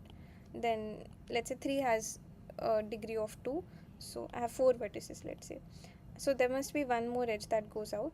And now if you look at 4, we know that every vertex has a degree of 2. So where should and currently the degree of 4 is only 1, so where should that extra edge go? 2 to 4. Yeah. Connected 2 to 4, the graph is cycle. Yeah, you can only connect it like this, because if you connect it here or here, then the degree gets violated. If you connect it like this, then the degree of 1 becomes 3, which violates what we said. So there's only one way you can connect, which is 2 to 4, and this is what a cycle is. So every vertex has degree 2. And what do we mean by acyclic? A graph is acyclic if there is no cycle in the graph. Okay. Okay, so is this clear? So are all the three definitions clear?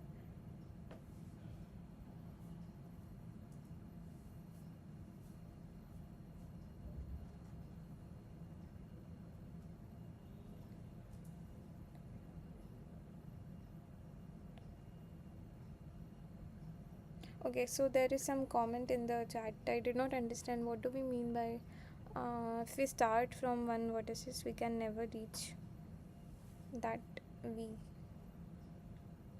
I did not.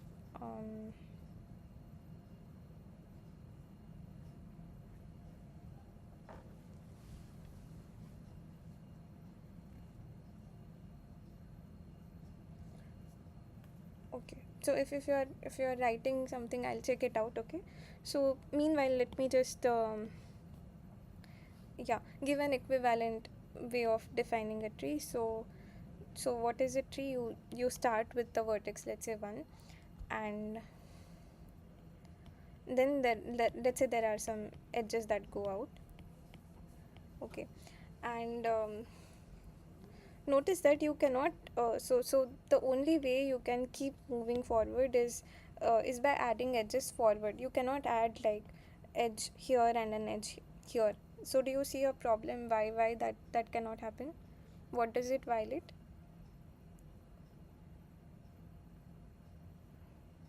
What? Yeah, so we are drawing a tree. So we started like this, we added edges like this, and there are these 3. So we're saying if I add one edge like this and one edge like this, do you see why it violates the definition of a tree? What is It violated? will create a cycle, It no? will create a cycle, which is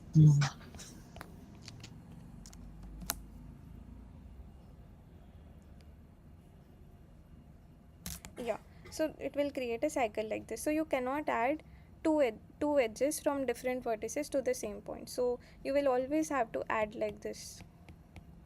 This will always be new vertices. Okay, and you cannot add an edge like this backward. So what is the problem here? Again, it creates a cycle. So if you simply want to visualize what a tree looks like, I mean, given this definition, it's a bit hard to visualize because it has 3 different um, terms used. So what does a tree look like? You just, at any point you have a vertex, you are going to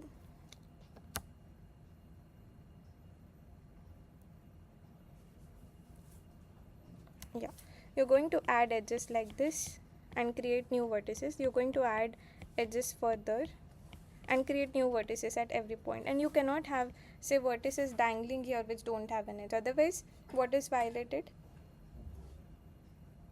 What property of trees? Connected property. Connected property, exactly. So you cannot have vertices that are isolated.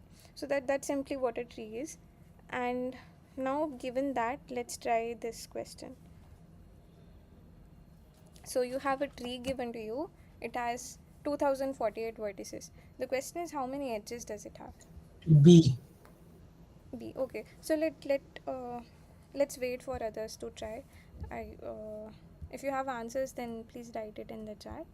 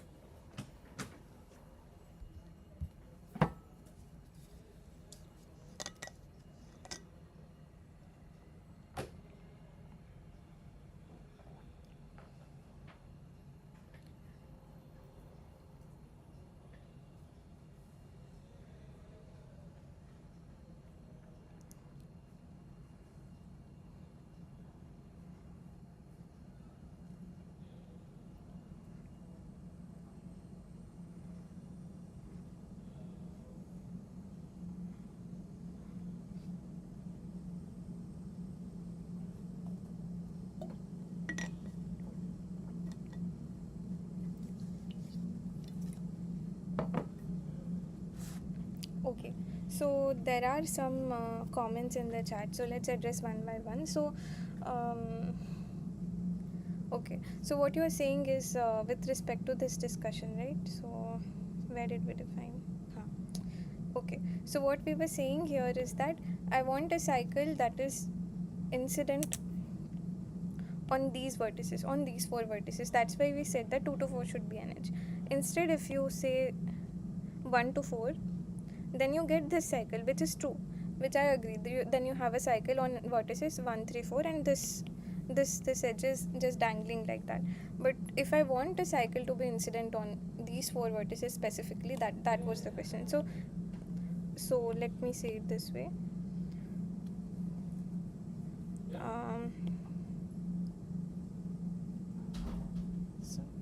Sorry.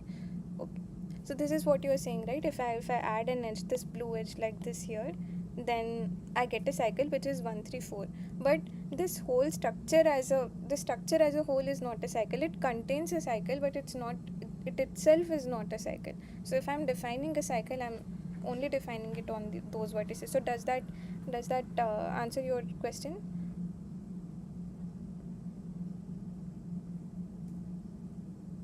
Okay. And the other thing is about in degree. So we did not define a directed tree as of now, right? So there's no question of in degree. There's only degree that we can talk about at the moment. Is that right?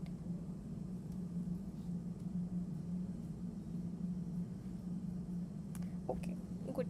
And so those of you who are saying the answer is 2047 and that and if you have n vertices, then there must be n minus 1 edges. So how do you prove this? Let's say um, let's say someone is not convinced, then how do you prove that you can only have n minus 1 edges?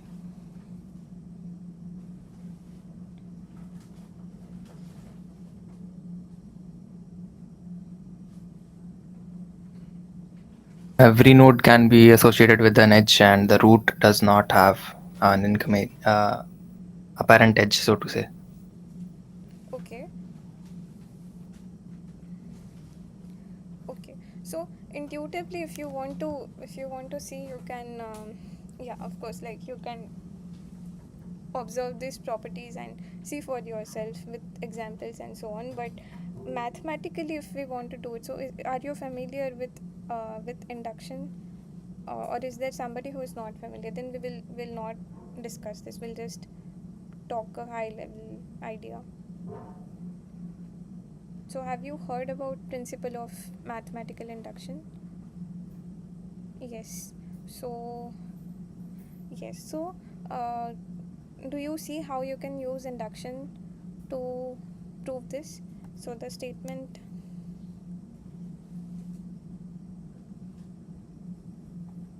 okay, so there's a mixed set of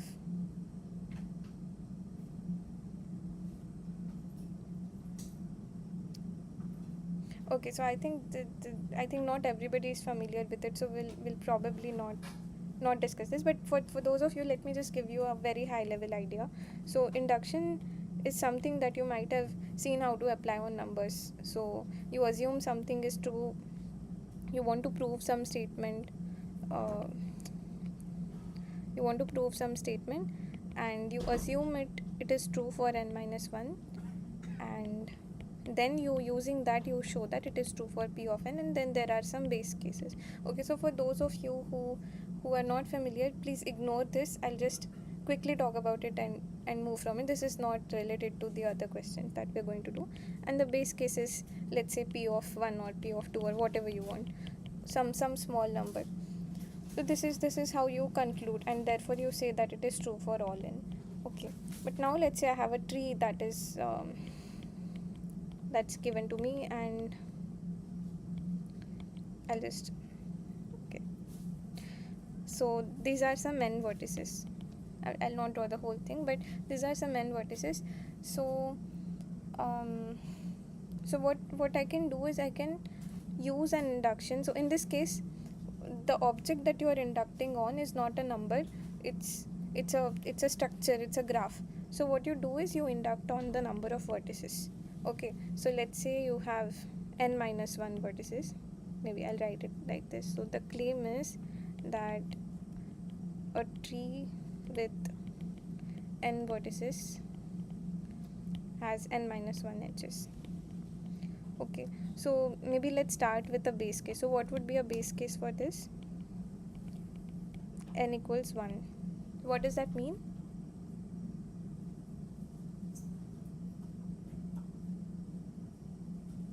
If there is only one vertex in the tree, then what does that look like? It's just this, right? So what is the number of vertices and edges here? 0, right? So that means one vertex and 0 edge.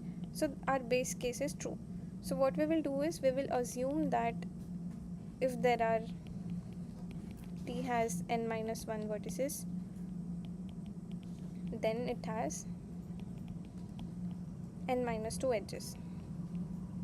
So there is some tree here which has n minus 1 vertices and there are n minus 2 edges. Now I'm adding one more vertex, let's say. Okay, so can I just leave it like that? If I leave it like that, it will no longer be a tree because it's not connected. Right now there is no path from any of them. So I need to add it in a peculiar way, right? So how do we make a tree out of it now?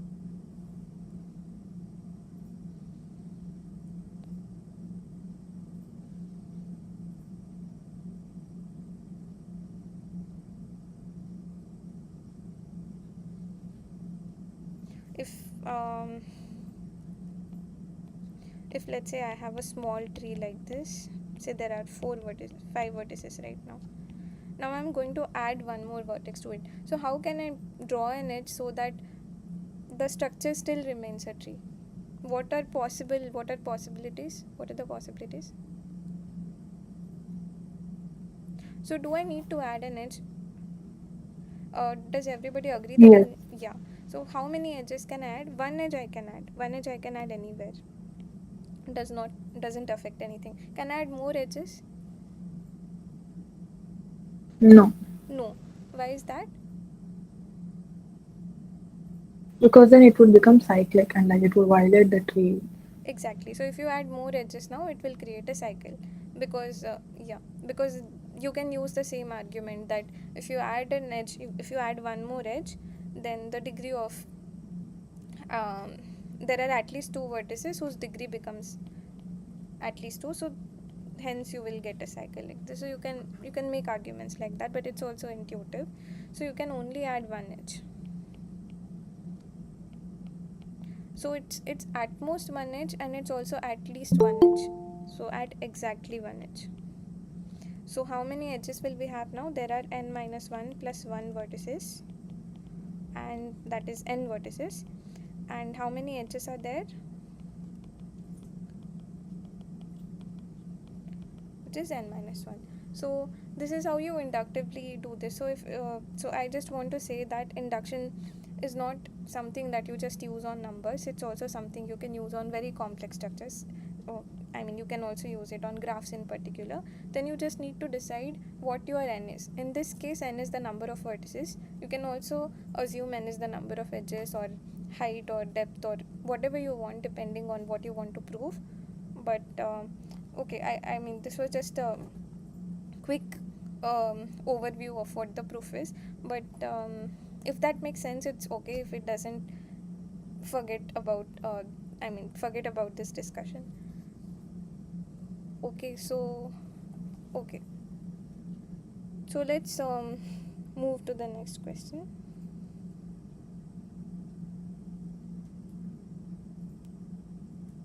Okay, so okay, so try this out.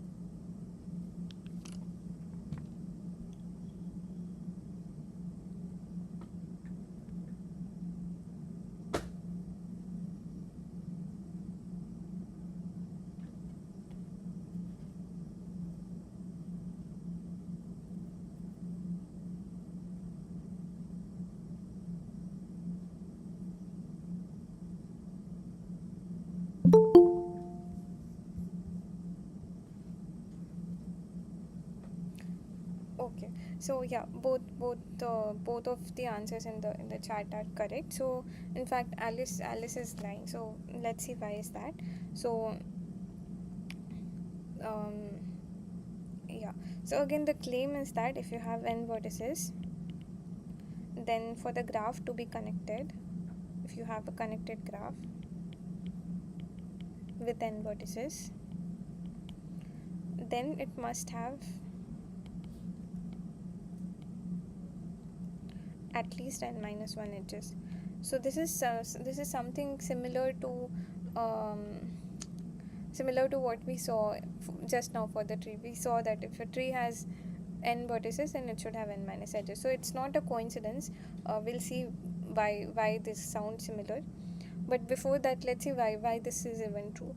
So let's say you start with a vertex. I mean, I'm just trying to see this through an example, and then you have, let's say, 5 vertices for now.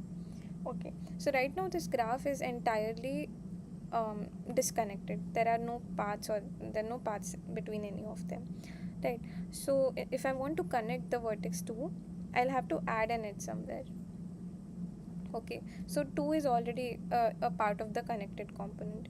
Now 3 is not, right? So what do? I add an edge from 3 to some vertex, so that 3 is connected. So now the connected component looks like this, and 4 and 5 are 4 and 5 are isolated. So what do? You add an edge from 4 somewhere to the connected component, and now this becomes your new connected component, and then you 5 is isolated, so you add an edge from 5. So what happens is, at every point, if you have an isolated vertex, in order to make it connected, you're going to have to add one edge for it. So do you see this? This is path.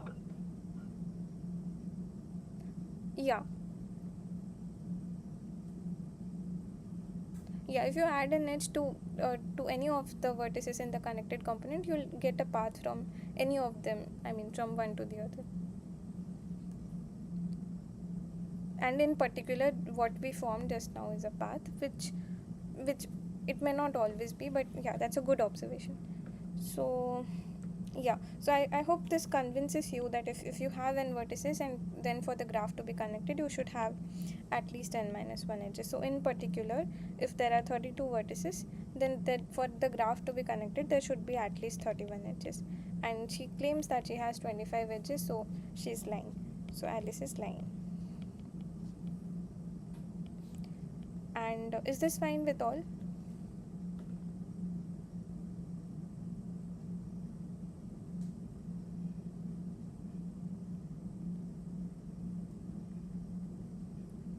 Is there any part that I should repeat?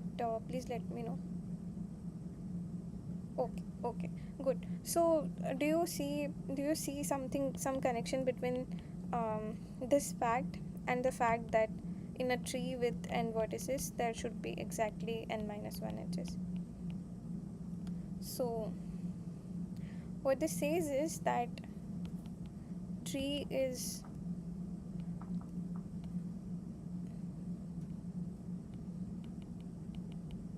a minimal connected graph.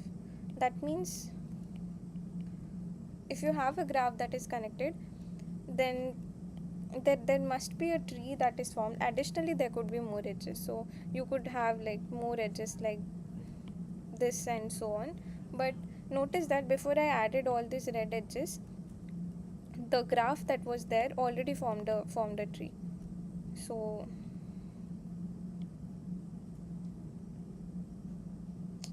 okay, so if the remark doesn't make sense, then it's okay. Don't think about it too much. I just want to convey this fact. Okay, so if that is clear, then let's move on to the next question. So I'll read out the question. You have a graph G. Again, assume it's a simple graph. Then there are k connected components. So we discussed what the connected components are, and let's say this n1 to nk are the vertices in it. So you have this graph G, and there are k components. There are n1 vertices in 1 and 2 and 3 and so on. nk vertices. So what is the maximum number of edges that you can have?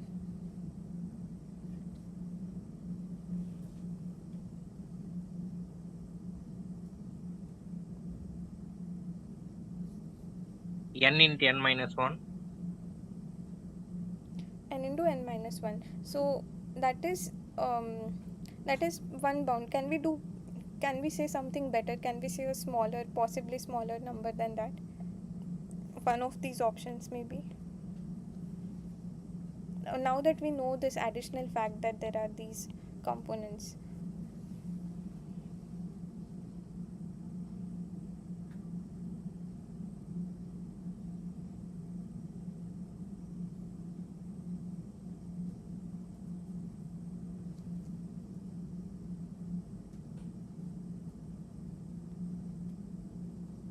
Okay, so maybe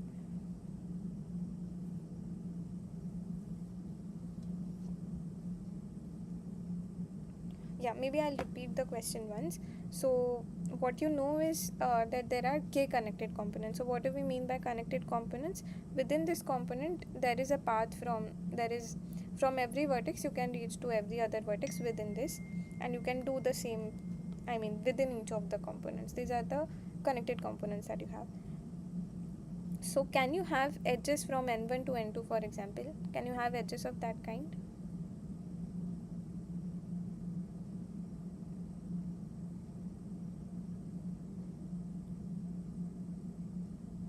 Maybe take an example and see.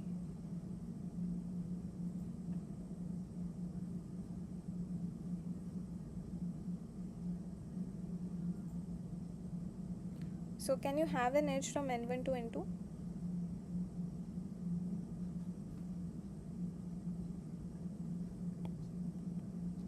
Okay, so let's say n1 is something like this. This is your connected, this is n1. Let's say it looks like this, and n2 is another connected component. So maybe it looks like this. So can I have an edge like this? What happens if I add an edge?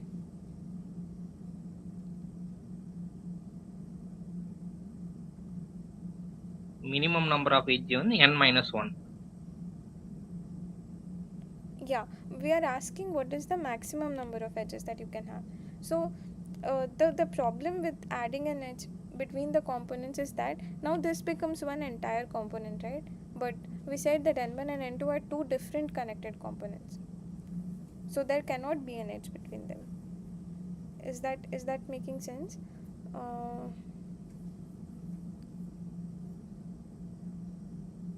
Okay, so does everybody agree that you cannot have edges from one component to the other?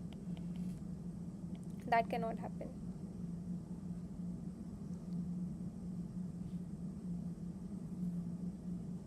So let me write it. So there cannot be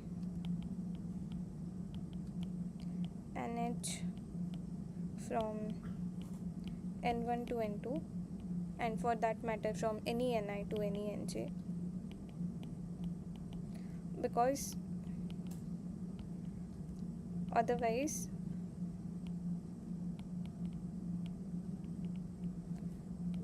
n1 and 2 becomes a single component, becomes a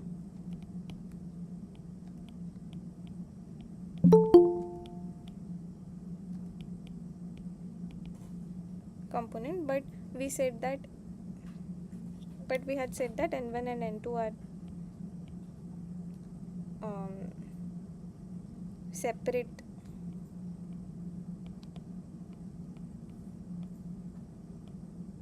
components. So I hope that is fine. So what is the maximum number of edges that you can have within n1? Let's say there are n1 vertices here, then how many edges can you draw?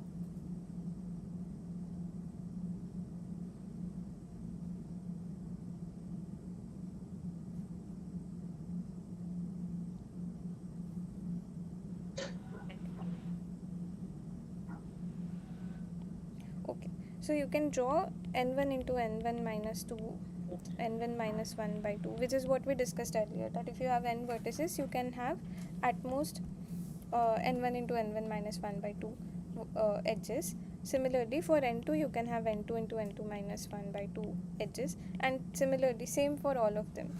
So within the components you know how many edges they can have, and across the components you know there cannot be any edges. So what is the sum here?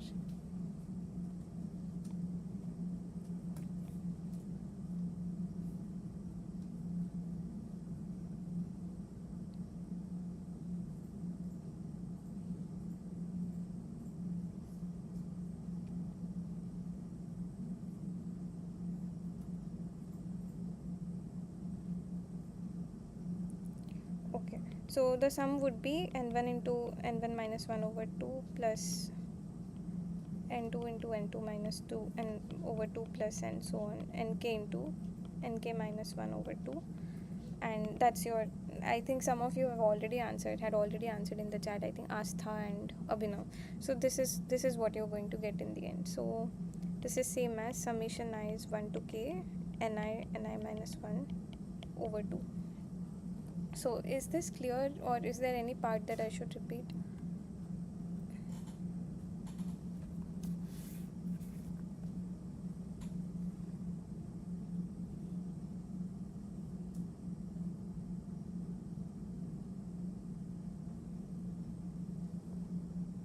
Okay. Okay, good. So maybe if it's not clear to you now, then maybe you can let me know at the end of the tutorial or in the next tutorial. I mean, if you would like to. Okay. Ma'am, can you just scroll a little bit down? Ma'am? Just 1 minute. Okay, yes, ma'am. Thank you. Yeah. Okay, good. So okay, so I'll move to the next one.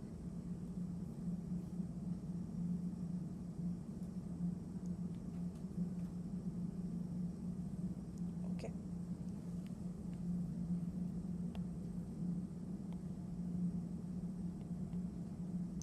Okay. So okay, so what you're given is a directed graph, which is okay, which is this. So let's say I'll do the, let's not worry about the question right now, but let's recall what DFS does and what BFS does. Okay, so let's do the BFS first. So let's say what does the BFS do? It starts at a vertex, and then yeah, and then you visit all the neighbors of it, and you, okay, maybe we'll do it with an example. Okay, so let's say you start with G, and then you visit the neighbors of it, I mean the vertices that are connected to it. So what are those? So what do we visit now? CF. C and F. So we visited this and we visited this, so it's like this: G, C and F. So what do we do now? From each of them we're going to visit the neighbors of C and the neighbors or neighbors of F. So from C, what do we get? B. B. There is no edge from C to B. This is a yeah. So this is an edge from B to C. Okay, so there is only one edge from C, which is to F, which is already visited. So there is nothing that you can visit from here. So this we will terminate. From F, what do you do?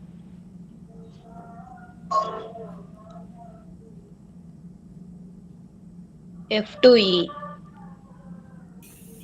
So again, this is an edge from E to F. So whenever there is an arrow like this, read it read it as an edge from E to F. If you have an arrow like this, read it as from F to B. I mean, so yeah. So now where? Huh.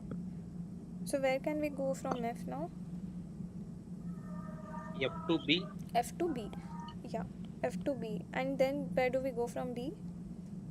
B to E. B to E, because C is already visited. E Then to E to mhm. E to D. E to D, D. D to A. D to A, A to B. yeah, A to B. So, B okay, already here. yeah, B is already here. So there were lot of other edges that we did not draw. Like for example, you started with G, then from G you came to C and F. From C there was an edge like this which we did not draw. So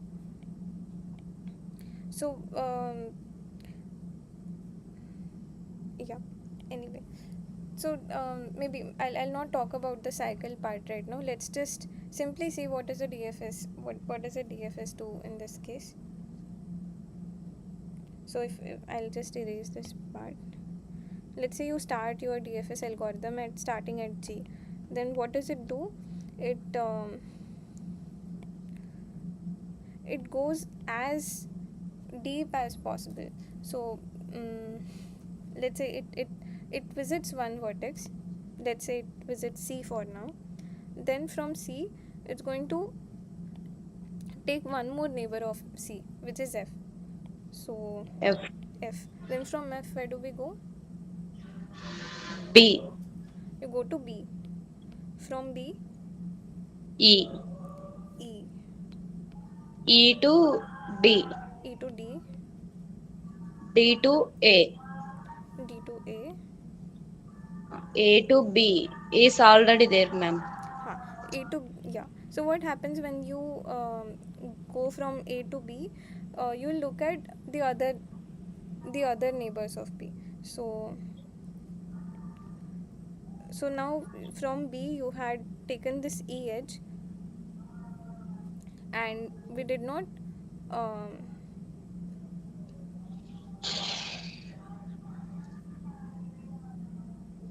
okay. So from B we had already taken this edge. This vertex is also already visited. So from B we come back to the edge that we had, to the vertex that from which we visited, uh, which is F.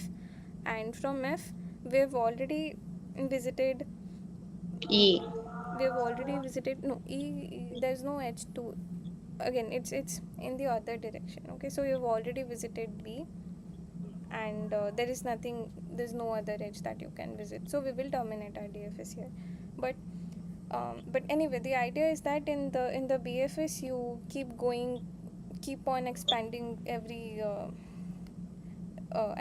neighbor that you come across. And the idea of DFS is that you keep going down as much as possible. When you can't go down, you come back and then visit its neighbors, and so on. So um, yeah, I mean it's the same algorithm that you might have seen in the class. So the question is, how do you use this how do you use the DFS or BFS to detect cycles in directed graph? So what is a directed cycle? So for example, um, this here, B to C, C to F, and F to B, this is a directed cycle because there are directed edges from these. But if you look at C, F and G, for example, do you see a cycle? Is there a cycle, a directed one? B, E, F. B, E, F. F. Yeah, B, E, F is another cycle. That is correct. So this is one cycle, and this is another cycle. B, Is there any other? A, B, E, D, A, B. B, E, D, E. A. E. A. Yeah, that is correct. But notice that this is not a cycle because the edges, you can go from here to here and come from here to here, but there is no edge from F to G. So this is not a cycle. Okay, good. So now the question is, can you use any of these algorithms that we saw just now, BFS and DFS, to detect cycle? There may be many, but I just want to find one, let's say.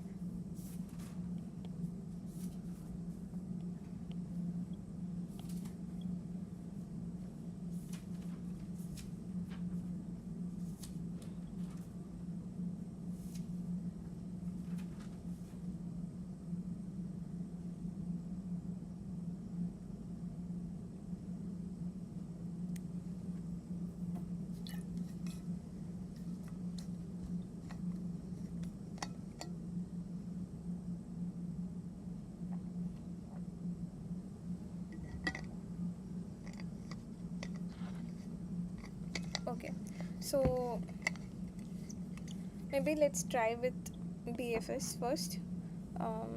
Okay, so let's try BFS again, starting at G. So what do you visit? B, the neighbors of G are C and F. Then from C you visit. There is no visit in C, ma'am. Yeah, I mean C to F there is an edge, but that does not complete the cycle. Yes. Yeah, right. So let's draw it like this. Okay, so from G you went to CF. Okay, then from there's nothing to do from C. So from F what do you do?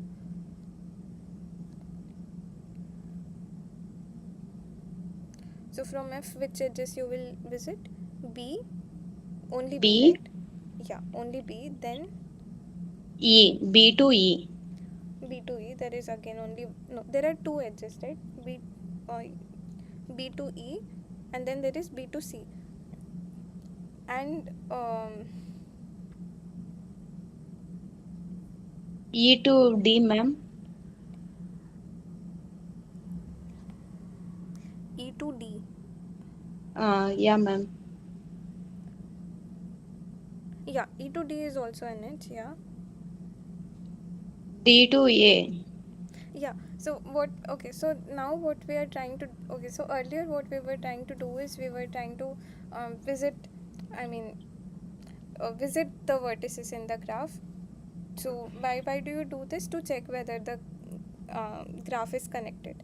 So if you, so I mean, does everyone agree that if you run this PFS DFS algorithm, you can check whether the graph is connected? So if the graph is connected, then you would have visited all the vertices in BFS. And if the graph is not connected, there will be some vertex that you, I mean, the total number of vertices you would have visited will be less than n. So is everyone fine with this fact? So Excuse me. yes. No, so like what you mean is like whichever edge, whichever vertex like here in BFS, which is like which doesn't have an edge, I mean like which has only one edge, like can possibly be in a cycle, right? Sorry, could you repeat? I mean like in a BFS that you have drawn, so like any node which has only one edge can possibly be in a cycle. Any node which Is it has like only that? one edge, one incoming or outgoing. So one, Okay, altogether like there should be at least there should be one incoming and there should be one outgoing edge. Only then it will be a part of. In fact, in a directed cycle, every vertex will have exactly one incoming and one outgoing edge. okay. I'm like I didn't really understand like how from BFS we get to know that there's a cycle or not, that part. So I just got confused. Okay, okay, yeah. So um okay, so let's assume for now that there are let's say no edges. Then do you I mean sorry, there are no directions on the edges. Let's say it's an undirected graph. Then do you see how BFS would give you a cycle? So in the same algorithm, what will happen is from G um, you go to F and C, and then what happens is C is going to give you F again. So now this will give you this cycle, right? Yes, ma'am. Yeah. Okay, so what will happen in BFS if there are no directions? Then at some point you will visit a vertex which you had already seen. So maybe this doesn't, let's say not. Okay, so how it will proceed is you'll start at some vertex, you will visit some new vertices, maybe, I mean it's not about this graph, and then you will keep on exploring, but then at some point you will see one edge that goes back to some vertex that you had already visited. At that point you will end up getting a cycle like this. So if there are no edges, this is clear. Do you also see how that will happen for DFS if there are no directions, let's say? Yes, ma'am. Without directions. Yeah, okay. So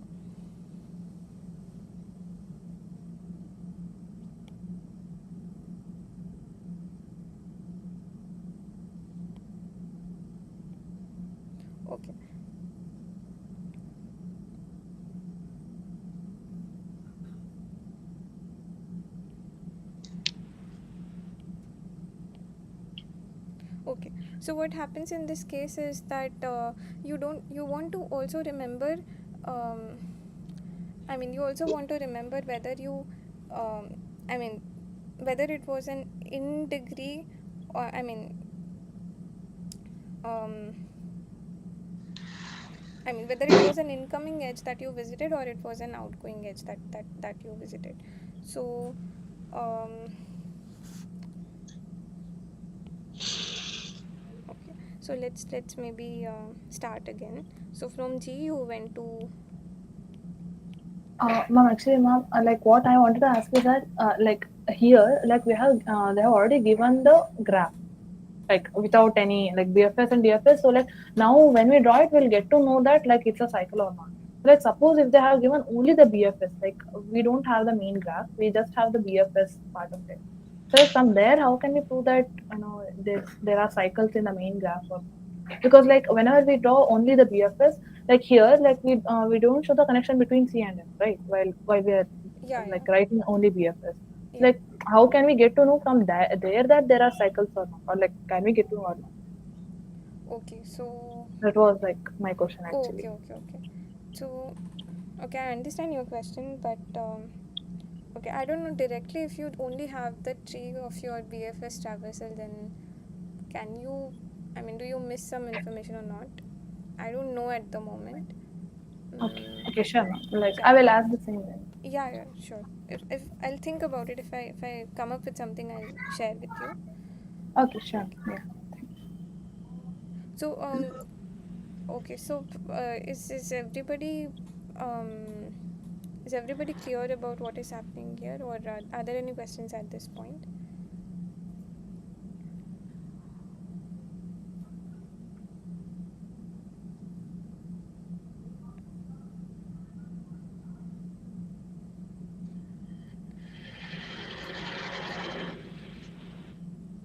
Okay.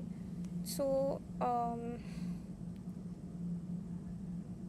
okay. So maybe you try this out when you have this directed edges. Then how do you modify the algorithm to detect the cycles? There may be many, but you just want to find one, let's say. And yeah, also think also it's interesting to see if you can just look at the BFS tree and say whether there's a cycle in the original graph. So we only have like 15 minutes now, so maybe I'll quickly try to do one question for now. Okay. mm, okay, maybe take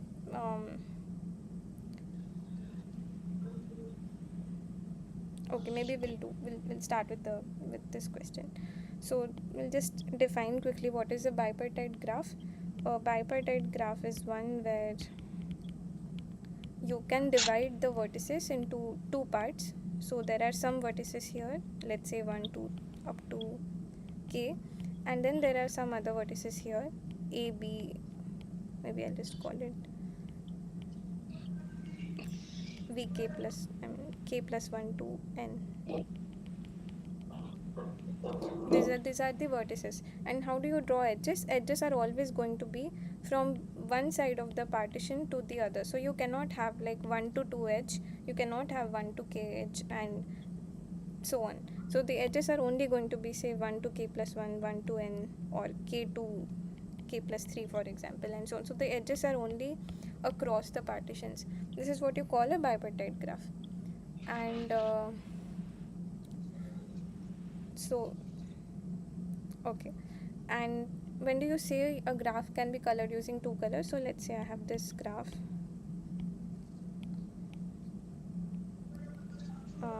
okay, which is a Ma'am, cycle, huh?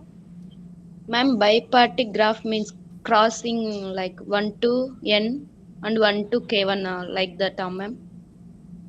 Yeah, you have some vertices here. Let's say you have Mm. 5 vertices here, and then you have, let's say, 10 vertices here, and the edges are only going to connect from one partition to the other. It can be any one vertex from here, one vertex from here, or anything like that, but you just cannot have edges between these. Okay, ma'am. Okay. And what do you mean by a graph can be colored using two colors? So you I mean, let's say you start with the vertex and let's say color it with black. Then the neighbors of it, I cannot color with the same color. I don't want to color two adjacent vertices with the same color. Um, so what I'll do is I'll color it with some other color. So let's say I color it with yellow, and this guy was, let's say, green. Okay, so now if I look at the neighbor of 5 and the neighbor of 2, I cannot use yellow color to color them because I want them to be different. But what I can do is I can use green. Okay, so I can use green again for 4. But can I color 3 with green? No, ma'am. No. And can I do it with yellow? No, ma'am. Adjacent vertices as a Exact. different color. Yeah. So then what I'll have to do is I'll have to color it with some other color. So I need to use a third color. So that means this particular graph cannot be colored with two colors. Okay, so these are two equivalent definitions. So this is one definition, this is other definition, both are the same. But let's say if this is a bit if either is a bit complicated to understand, just keep one of them in mind. Okay, so the question is, can you use a BFS algorithm to check whether the graph is bipartite? So can you see how you can just modify the algorithm to check this? mm.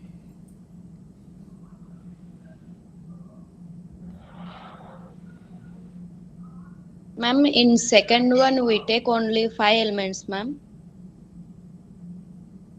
Yeah, I just gave an example. There may be n vertices. I just drew one graph which has 5 vertices. Okay. So this is not a bipartite graph. This is a non-example, right? Because it cannot be colored with two colors. An example would be, for example, 1 2 3 4, something like this. Sorry, something 3, like 2. this. 3 4, yeah. This is a bipartite. This is not bipartite, and this is bipartite because you can color it with two colors. So okay, so you want to check, I'm giving a graph to you. It may or may not be bipartite, and you want to check whether it is. So can you use this algorithm, I mean modify this algorithm slightly to get to check?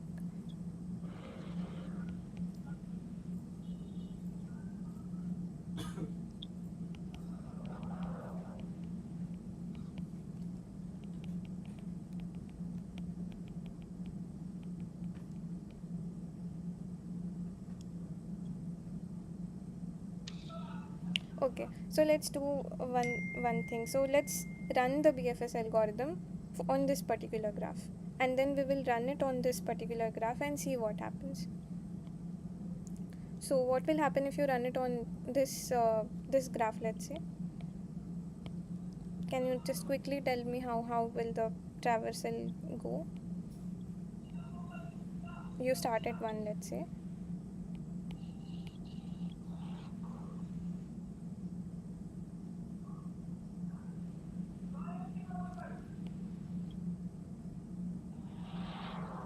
Okay, you start at 1, then you see the neighbors which are 2 and 3, and then you take the neighbor of 2, that is 4, and then you have visited all the vertices, and this is still a tree.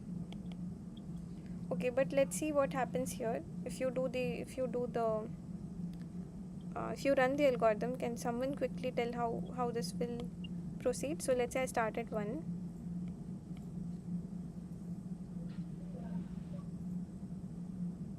Ma'am, in the third example, why we don't connect with 3 to 4, ma'am? Third example. Why you don't connect 3 to 4, ma'am? Oh, you're just I mean you're done visiting all the vertices here, right? I mean 3 is already visited. So let's say Visited. huh. So let's say you have like you are marking them. The ones that you have already seen, you're going to mark it with visited. Then at 4, I know that 3 is already visited, so I'll not visit 3 again. Okay, ma'am. Here the BFS would be 1 1. with 5 and 2 as 2. Okay. Okay. Then from 5 to 4, then 2 to 3. 5 to 4, 2 to 3. Okay. 2 And then to 3. 4 to 3. That's it. Doesn't matter.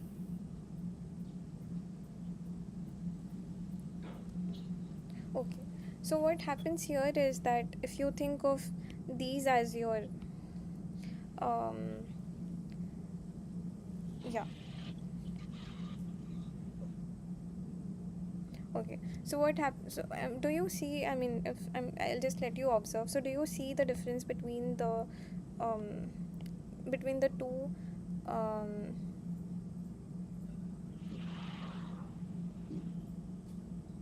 okay. So what I'll It's do is, cyclic. uh, Cyclic. I mean, not yeah, cyclic. it's cyclic. So you can Yeah. imagine, yeah. So you can imagine that at every point you are sort of coloring it. So it is exactly following the way you colored. So you started with, sorry. So you started with 1, and that's your partition color of green. Then you visited 2 and 5, that's your color for the partition. Let's say you are coloring that partition with 2. Then what happens is you visit um, 4 and 3, so you can color them with green. So every odd odd level we are coloring with green, and every even level we are coloring with yellow. So then you color these with green. So this is an extra information that sort of you're storing into your, I mean, you can think of this as some extra memory that you're using to store the color of the vertex.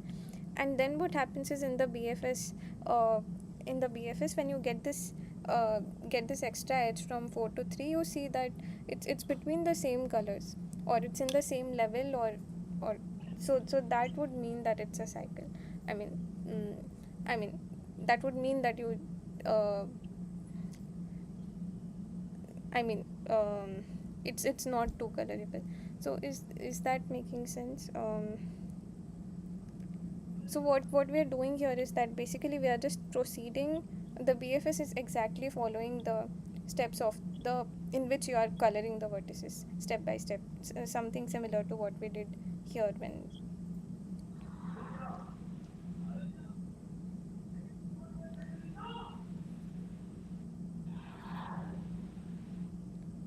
Okay. So so what I'll do is that there are a couple of more questions here. So I'll upload this PDF in our folder, and you can try to solve them.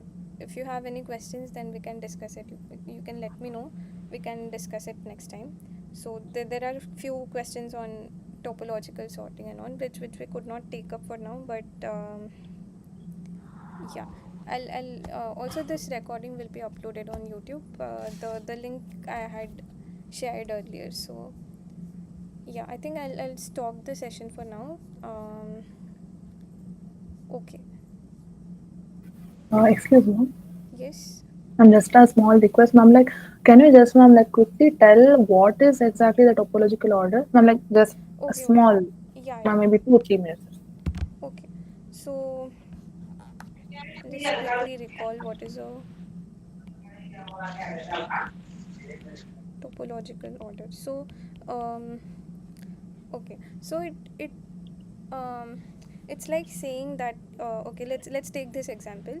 It says that if you want to so course 1 depends on course 3. That means if you want to do course 3, you must have done 1. Only if you do 1, you can come to 3.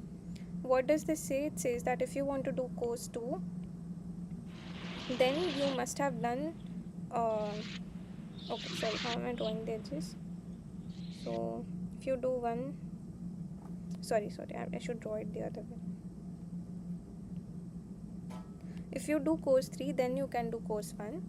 And Course 2 depends on course 1. sorry, um, Okay. And what about course 1 and course 4? Okay. And what about the final thing? Course 3 depends on course 4. So how do you draw that edge?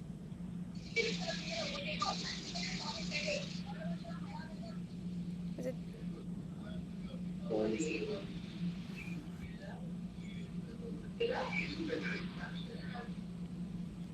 is this fine? 3 to so 4 to 3, right? So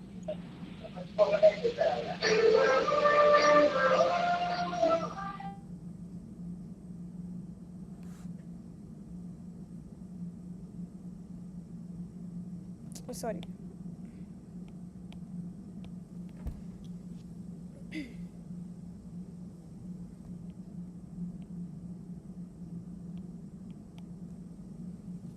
Okay, so what that means is I want to find out um, an ordering such that um, before I want to find out in what order should I take the courses so that I can let's say take maximum of them or as many as I can. So in this case what I'll do is what I should do is I should first do course 4. If I do course 4 then I can do 3 and 2 and sorry um, I can do 3. If I do 3 then I can do 1, and now that I've done 1 and 2 1 and 4 I can do 2. Is that making sense? So basically it's capturing the dependency so that um, I mean if it sort of which I mean it sort of captures the dependencies that rises in a lot of not natural scenarios that if you want to do task A then you should have done task B. So what is the order in which you should do it so that you can complete as many of them. So what is the algorithm? You can use something some so okay maybe I'll just describe for this example. So what is the algorithm here? You take a vertex with let's define what is an in degree. So in degree of a vertex is the number of incoming edges and out degree is the number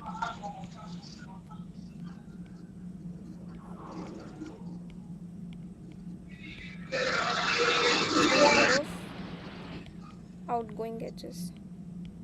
So in this case let's just take a quick example. So what is the in degree of 4 and out degree of 4? In degree of 4 is 0 and out degree Out is 2. degree is 2. Okay, so the idea is that you can if there exists a topological order, then there has to be a vertex which has in degree 0, because otherwise if every vertex has some dependency then you can't start anywhere, right? Because there's everybody depends on something, so there is nothing you can start with. Hence there exists a vertex with in degree 0 for topological order to exist.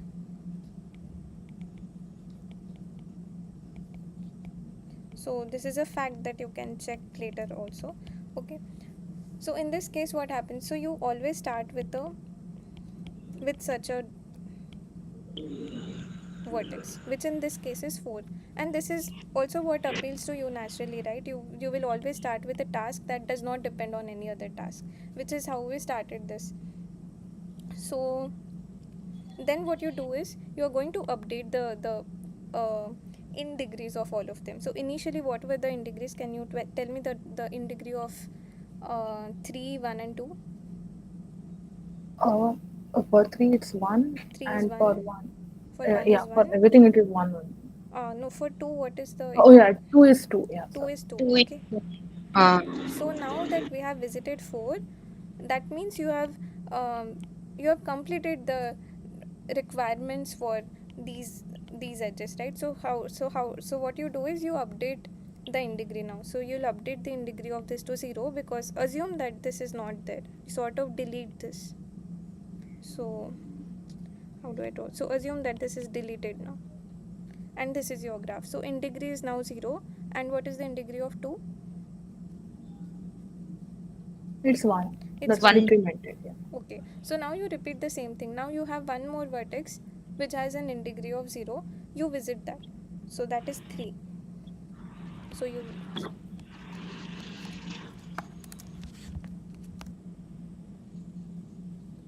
okay, just a second, I'll charge the pencil. Okay, so now you visit 3 and then you update it again. Now you assume that 3 is not there in the graph, so I'll delete it also. 3 is deleted. So how does this change the degrees of how does this change the other in degrees? 0 and 0. 1 becomes 0 and 2 remains 1. So which one 1. do we visit now?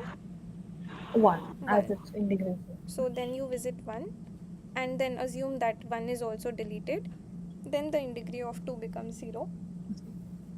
So then you visit 2. So this is the general algorithm. You start with a vertex whose in degree is 0. Then you delete it, update the in degrees, and just keep on picking the one that has in degree 0. So this particular algorithm is due to Khan. This is called Khan's algorithm. And there are many other algorithms that you can design for finding topological order. In fact, there need not be just one topological order. There can be many orderings in the same graph. In this case, it so happens that there is only one. You can also modify your DFS algorithm. Okay, you can also modify your DFS algorithm to find a topological ordering. So this is something that I think it might be in the lectures, I think. But yeah, that's the quick idea of what topological ordering is. Yes, ma'am. Understood. Yeah, thank you. Okay, sure. So you can try the other questions on topological ordering at your own time. I'll upload this PDF also and the recording also. Okay, so okay, I just want a quick feedback. So how were the questions today? Were those easy, on the easy side, or difficult, or any feedback about? Maybe I'll Some stop. problems are easy to understand, ma'am. Okay, okay. And are these helping in your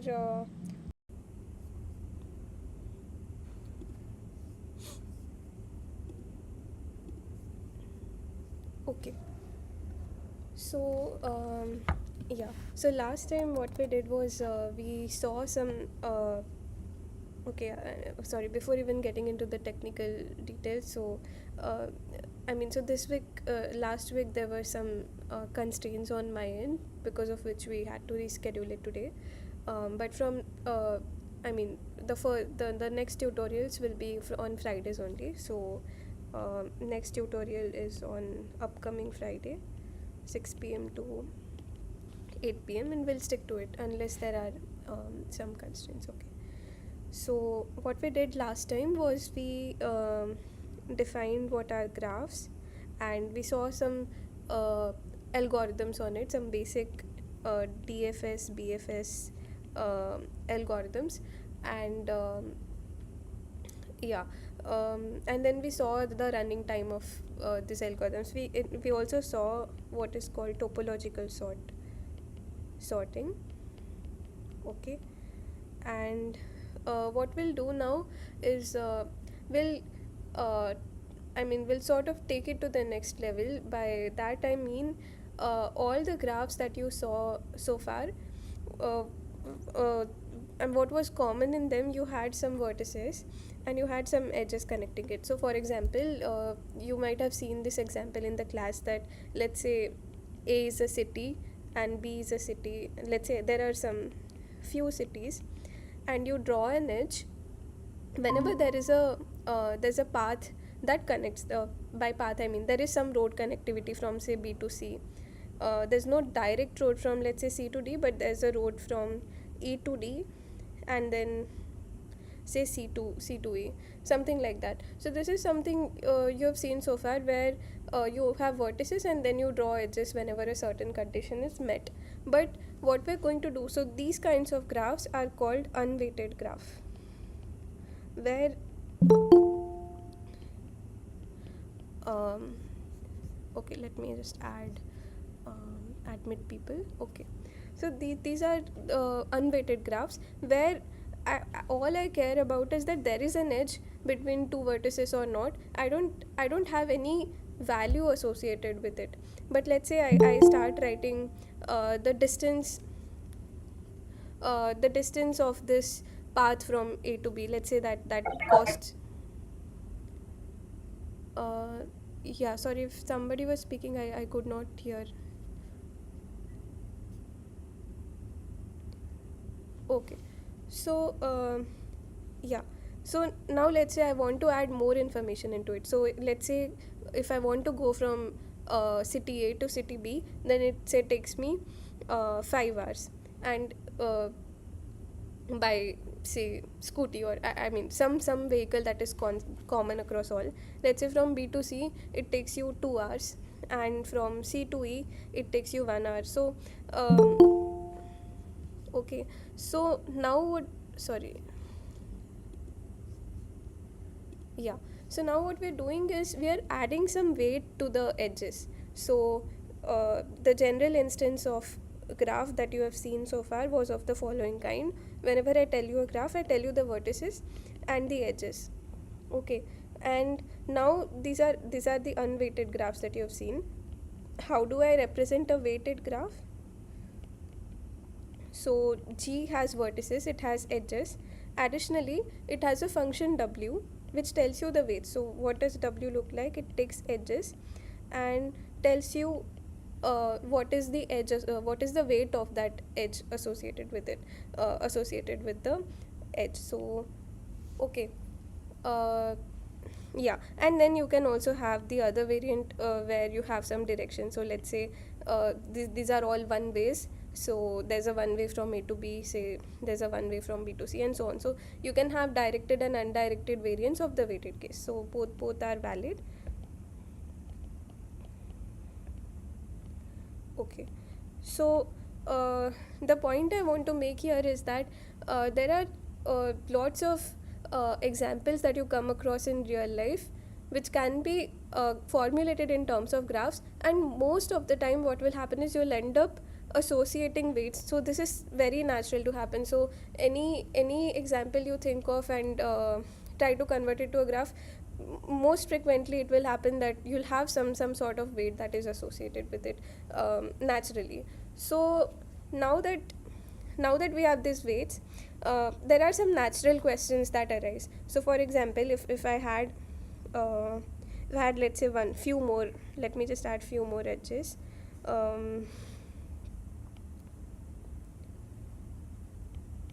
And let me just add some weights to it. So 3, let's say this is 7, and let's say this is 3. Okay, so now can you tell me how many ways are there to start from A and reach C? How many possibilities do you see?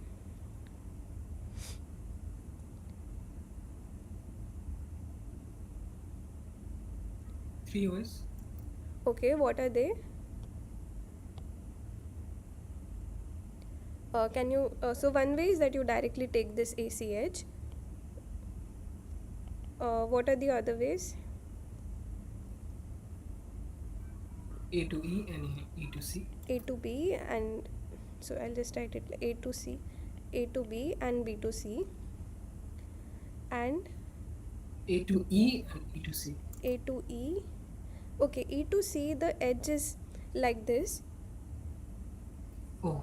Okay, but you can go from E to D, and you can go from D to C. E to C.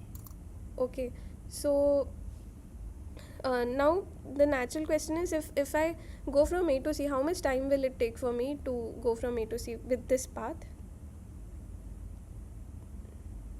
3. 3 only. But if I go from A to B to C, then you are actually spending 5 hours here and 2 hours here. So that gives you 7. And if you go from A to E to D to C, what do you get?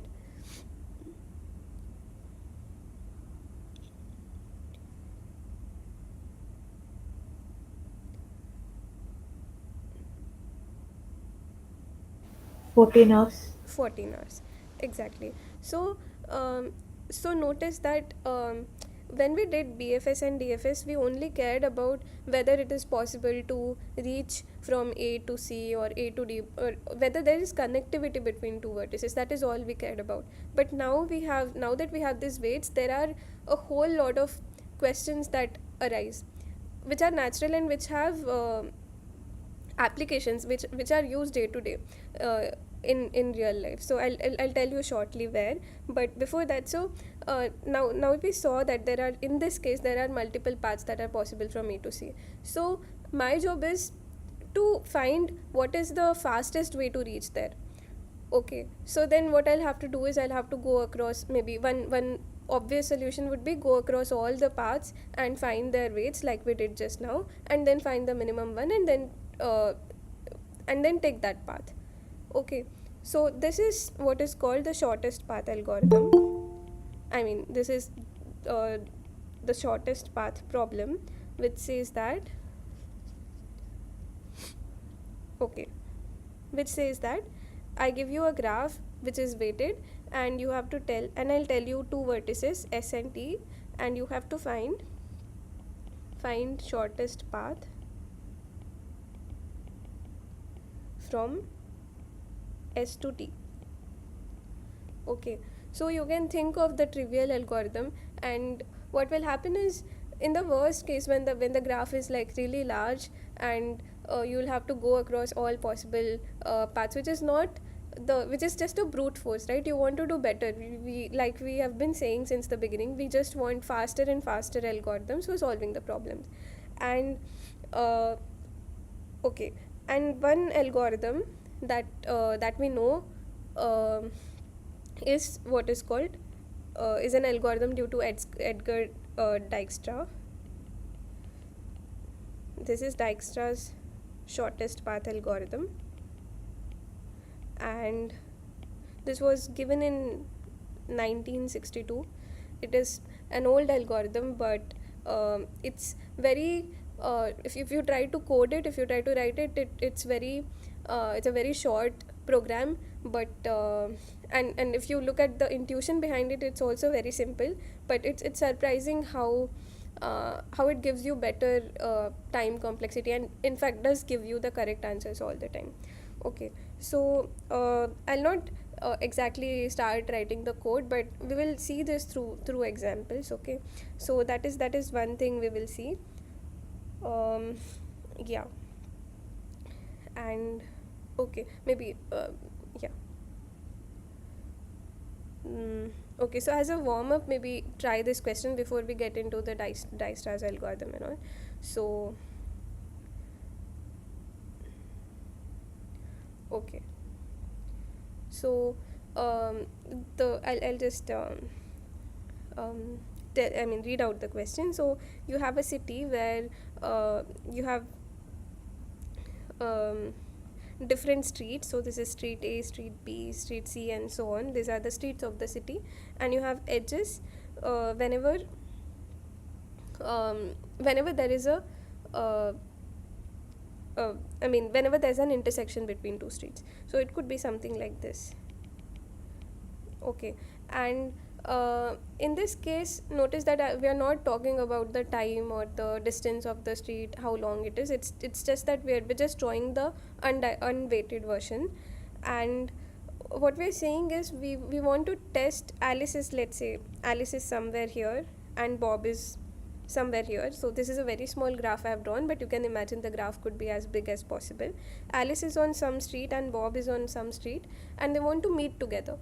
So how should they start walking so that they can reach as soon as possible, they can meet at some street as soon as possible? That's the question. So can you come up with an algorithm for this based on whatever you have seen so far, maybe previous week thing?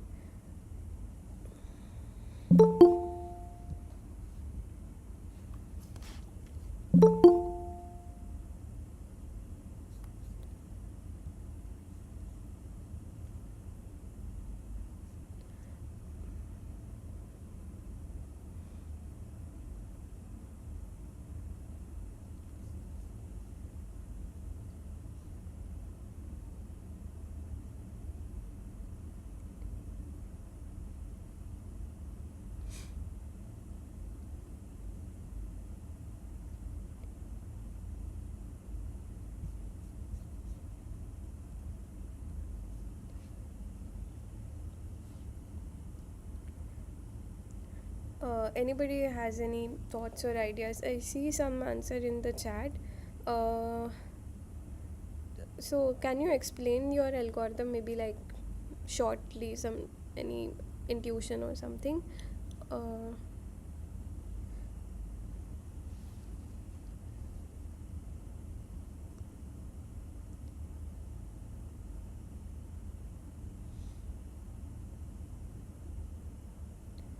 okay, sure, no problem. Okay, so anybody else you want to attempt before we look at? Maybe I'll give you a hint. So one of these algorithms that you saw in the last week for unweighted graphs, because weighted, I mean, would be sort of an overkill because we are not even dealing with that right now. So can you use some search algorithm? um,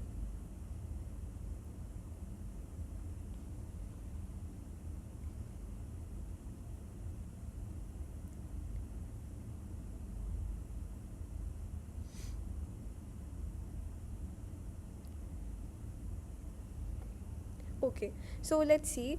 um, okay, so let's do like a let's break it into a easier question. Let's say that Bob is just going to stay wherever he is, and Alice is going to search for Bob. So Alice doesn't know where Bob is, and she's just going to start from her street, and then she'll keep looking for Bob.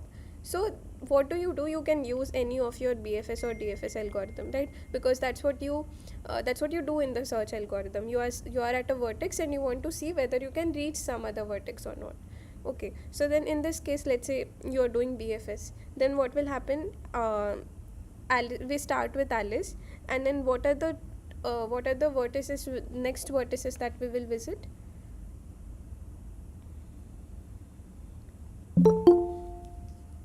B and C, exactly. So from that point, you look at who are the neighbors of A, and you're going to visit B and C.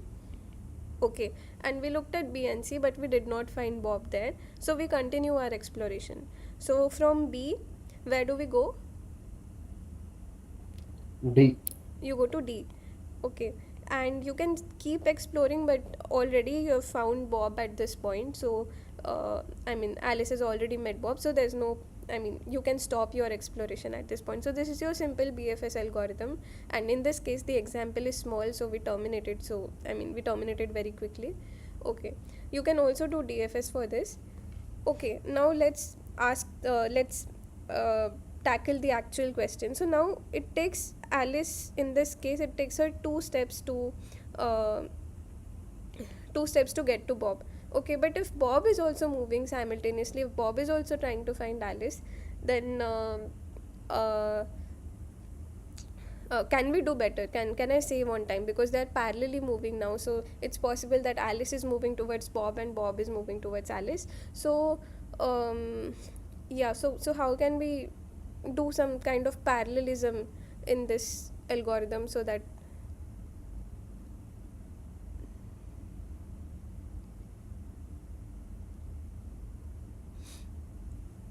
Yes, that is correct. So at some point Alice and Bob should meet. So in this case, Bob was not moving, but Alice walked towards Bob. Now we want Bob also to move towards Alice and Alice to move towards Bob, so that we are saving on time.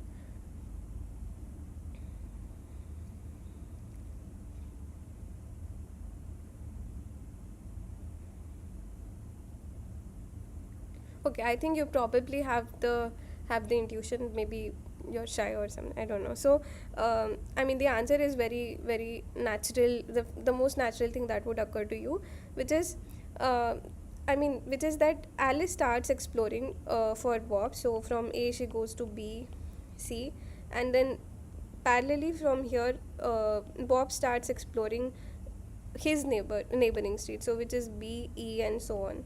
And yeah, and eventually, uh, I mean, in this case it's again easy because it's just one step here. But if you have a, if you have a larger instance, then probably you'll sort of uh, see how, the algorithms works in non-trivial cases. So okay, so that was just a warm up. I hope you can see how, it's just a warm up about BFS. So is this part clear, or are there any questions?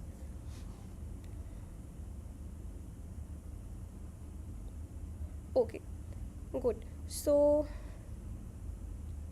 okay, so now what we'll do is now we'll consider the case where you have weights. Okay, so there are weights on the edges, and right now we are dealing with the directed graph. Okay, so okay, so the question is, you want to move from A to D, and there are, like you observed earlier, there are so many paths that are possible that take you from A to D. So I want to find the shortest path, and by shortest I mean, if you sum up the weights on the edges, it should be minimum quantity. It should be as minimum as possible. So yeah, so let's see how Dijkstra's algorithm works. We'll see this with an example. Okay, so okay, so what Dijkstra does is, you okay, so there are two paradigms of algorithms that you will see in this week. One is what is called greedy algorithm, and one is what is called dynamic uh, dynamic programming approach. Okay, maybe I'll just call it dynamic programming. This is also called DP, and you will see algorithms of both these paradigms in this week's material. Okay, and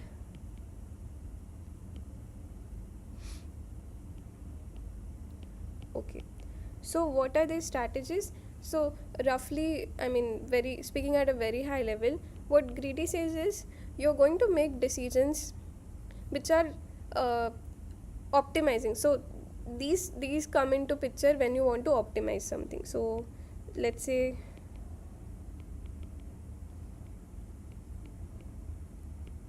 in this case, the quantity that I want to minimize is the distance is the distance from some node to the other node. Okay, and there may be cases where I want to maximize some quantity. So for example, okay, so maybe like these represent your distributors. So these are some different distributors, and if you go from A to B, then you get a profit of some 10 units. If you go from B to D, then say you earn 1 rupee or something like that. So then your goal would be to maximize the earning, or whatever the quantity is at hand. So there are both kinds of optimizations that are very naturally, that occur very naturally. One is to maximize some quantity, the other is to minimize some quantity, and these are the two kinds of optimization problems that you will see. And what greedy says is, okay, I want to say, in this case, let me say I want to minimize something. Then what I'll do is, I'll make a very greedy choice. I'll choose something that is smallest from where I'm just looking very microscopically. I'm not looking at the whole graph. Let's say I'm standing at A, then there are two paths that are available for me. So I'll do the obvious thing, I'll choose the smallest one. Okay, so in this case, 5 is the shortest path for me.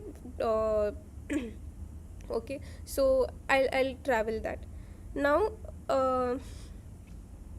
okay, now what you do is, from this node, you look at all the all the paths that you can take, and again you make a greedy choice. You take the one that's the smallest for you. Okay, so it's not obvious, right, why this should work all the time. So such kinds of strategies where you just microscopically, at one step at a time, you're just choosing something that is like most profitable for you, may not always work, but there are some cases in which it surprisingly works, and we need to prove why it works. So yeah, we'll see more about this with this example, but I just wanted to give like a high level idea of what it is. So that's going to be the main idea. So what you do is you write the vertices that you have. In this case you have 5 vertices, and initially we will assume that, so my goal is to start at A and I want to reach at D. So initially what you'll do is you'll assume that the distance from A to B is infinity, infinity, infinity. That means at the moment I cannot reach any of them. Then in the next step I'll choose one edge and update the distances accordingly. So how does that work? In the next step, amongst the two paths that I have, I'll choose the one which is the smallest weight. So what is the distance from A to C now? So what is this quantity now? 5. 5. And okay, and this is 10. I'm just updating. Okay, this is not necessarily the smallest value, but we are just updating one step at a time, and we still can't reach D because we have only taken one edge, so we still can't reach D and we still can't reach E. So these are still infinity for us. Now in the next step, the question is which path do you choose now? Okay, so there are many possibilities. You can either go from B to D, you can go from C to B, or C to D, or C to E. So what Dijkstra says is amongst the distances that you have so far which are not yet visited, so A is something that we have already visited. From A I took this path and I'm done visiting. From C, now I have two choices. Either I can let me just color it. So A is something I've already visited. Now I can either go from B or I can go from C. So what you'll do is you're going to choose the one which is nearest to you. In this case it is C, so we'll start our exploration from C. From C there are 3 edges that are going. So okay, this should not be 0, maybe okay, let it fine. So which one do you choose between CB? Maybe we'll just update it. Okay,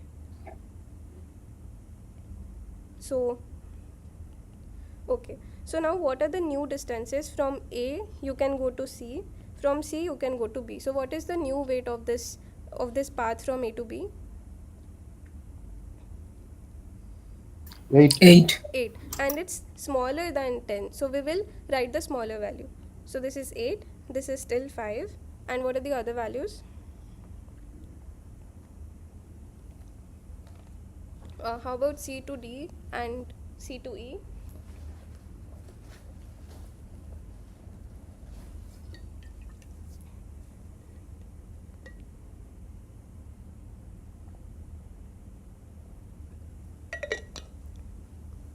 Okay, It's 14. That is correct. So from A you can go to C, and from C you can go to D. That is how we started. So what is this weight? This is 5, and C to D it is 9. So this is 14. And what about A to E? From A you can go to C, from C you can go to E. So what is the weight? 5.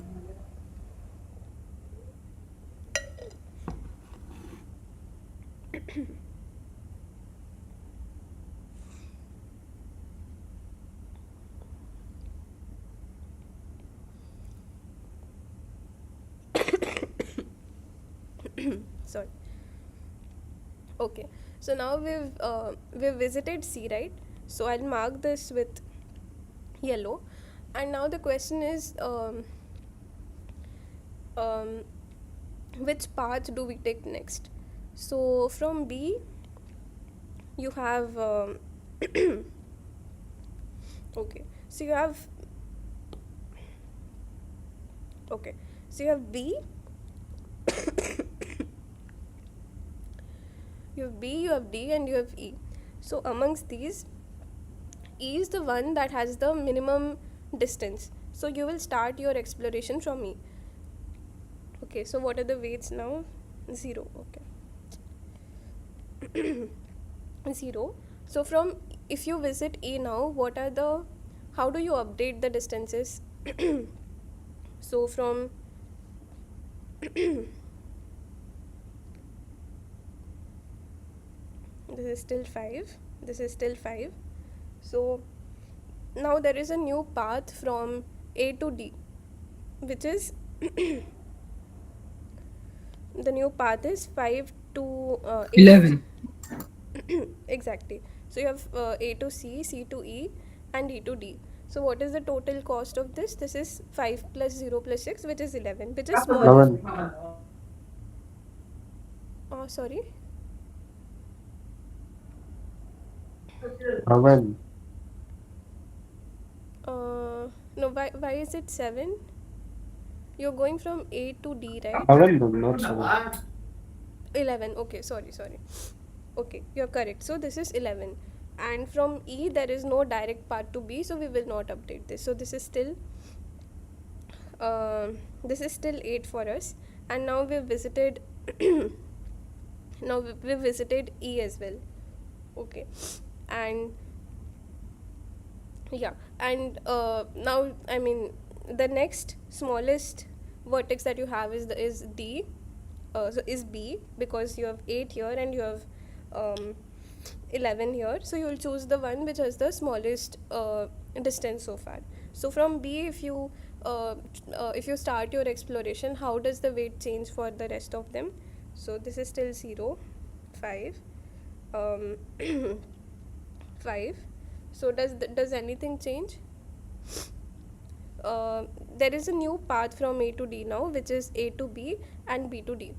So what is the cost of this? This is still 11, which is not smaller than what we had so far, so we'll just keep it 11. Okay, and now we stop our exploration. We have visited all the paths, and we've found the shortest one. So the minimum path from A to D here is that of cost 11. But now I don't want to just tell you what is the value or what is the minimum distance. I want to give you the path. I want to tell you explicitly what is the path. So how can we change this algorithm slightly to output the path also?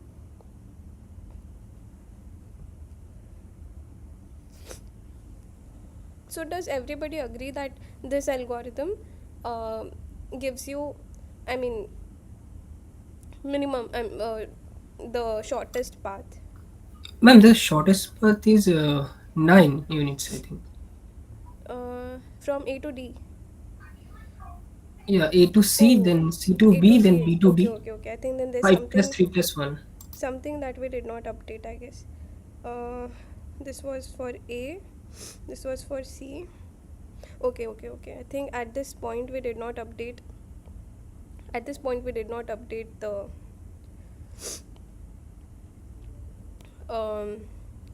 the A to B, A to C, and C to B path, right?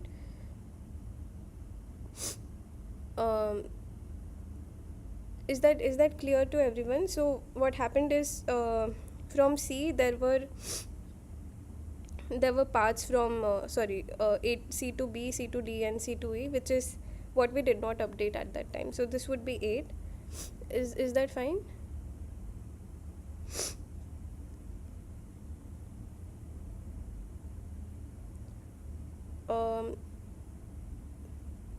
Yes, ma'am. Okay, so maybe we'll just do it one more time from here. Okay.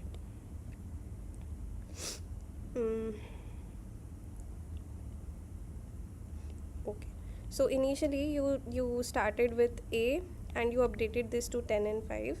Now you're going to visit C, and from C you now have a new path from A to B, which is 5 plus 3. So this is smaller, so you update this as 8, and you have a new path to D, which is 14, new path to E, which is of weight 5, and now we're going to choose the choose the next smallest one, which is E.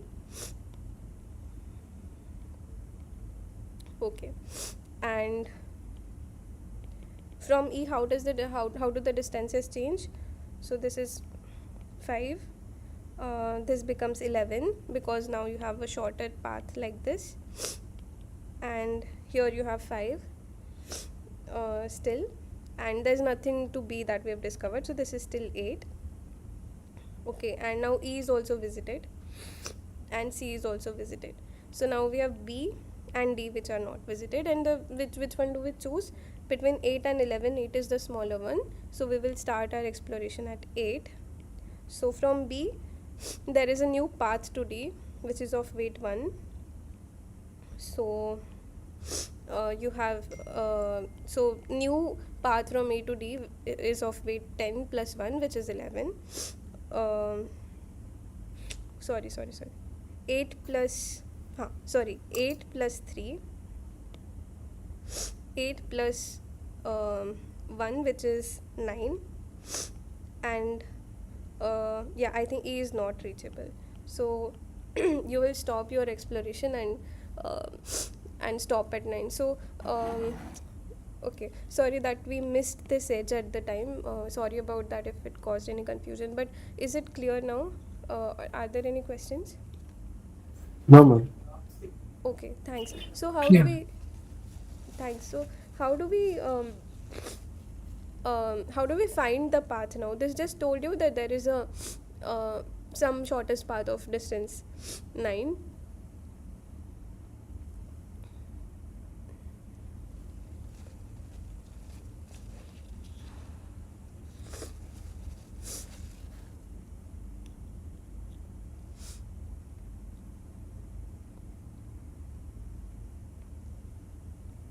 Okay, so there's a very simple clever trick that you can do, which is that every time you update your distance, so every time we are getting better and better distance, it may improve, it may not improve, but at least it won't go below what you've currently written. Every time we do that, we will store where the distance came from. So how do we do that? So let's say initially you visited A and we got a distance of 10 from A to B. Okay, so what was the previous vertex that, I mean, just the previous vertex that you visited? It was A, and when you go from A to C with a distance of 5, the just previous vertex that you visited was A, and for these we don't have anything because they're not reachable at this point. Next, when you visit E, what happens is you updated this path, right? You updated the value of B. So what was the vertex just before you visited B?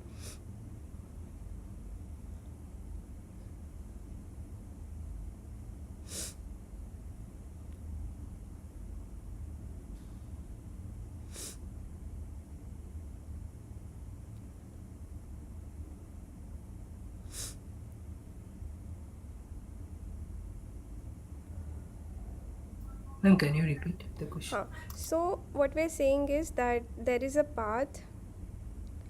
new path from A to C and C to B that we discovered.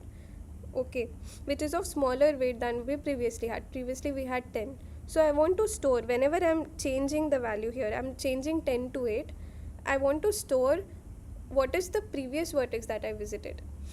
So when I took this path, what is the vertex that I visited just before I visited B? That is C, right? Yeah. Okay, so we will store C here. Okay, we will update this as C, and for A, for C we only came from A, so it remains A. Now we have this distance of 14. So what is that path? That path is this, right? So you have A to C and C to D. So what is the vertex that was visited just before you visited D? C. C. And what about E? When you took C. again C. Okay, so how does this change in the next step? So in the next step you discovered yeah, just a second. Yeah, so in the next step you discovered this vertex B, and you took this particular edge, right? So the path that you had was this, and you made an update here. Is that right? So you had 14 earlier, but now you have a smaller path of 11, so you changed that 14 to 11. But before when I changed this, what was the vertex I visited just before? It is B. It is this B that's okay. So okay, and yeah, and then in the next step what we did was we started our exploration from yeah, I think we started from B, and we visited this okay, maybe I did something. Okay, fine. Okay, maybe I'll sorry, this is 11, this was 11, this was 9. Okay, what happened here was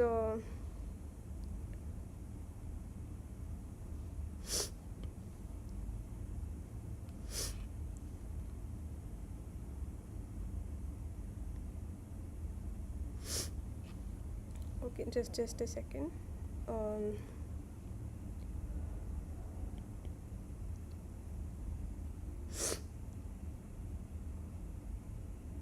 Yeah, so this exploration that you did,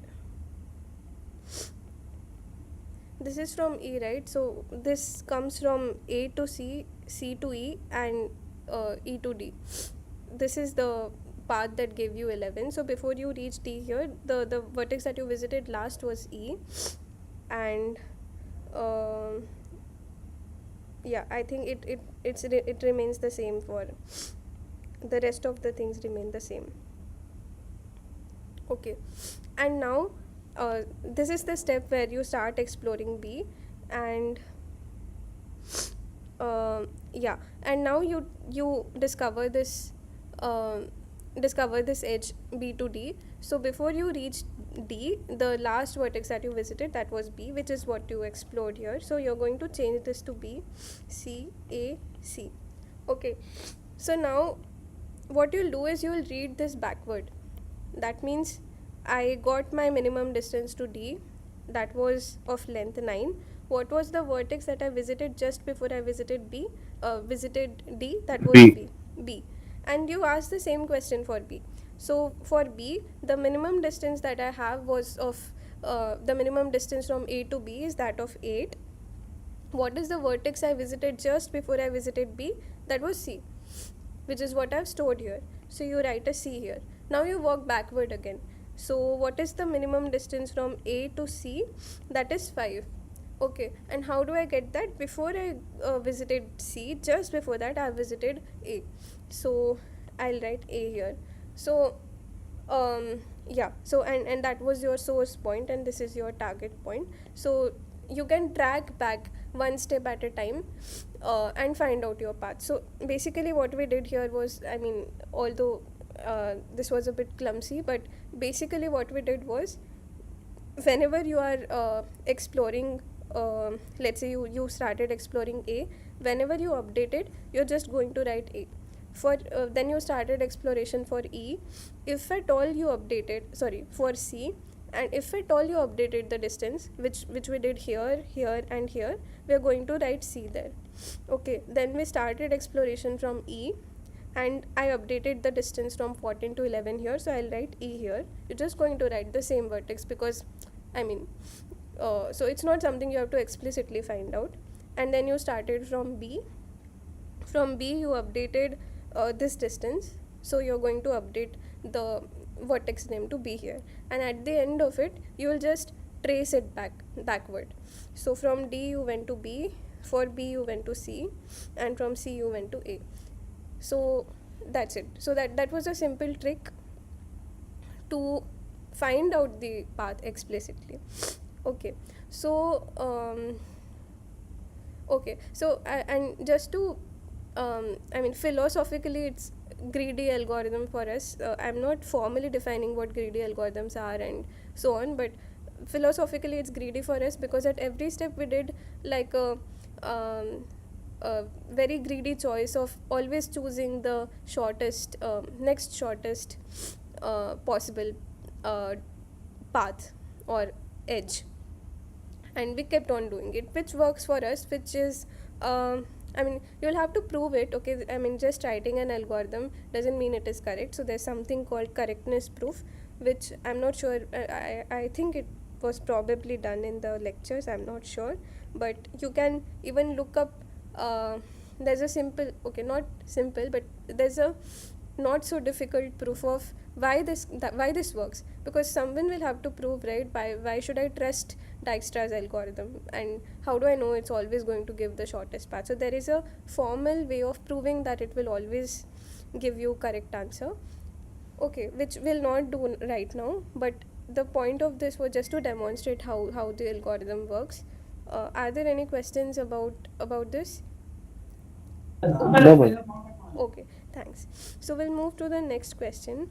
Okay, so you have a simple, I mean, by simple, I mean you have a small graph here, and now you have negative weights also, okay? So if I ask you what is the shortest path from A to B in this graph, then what would be your answer?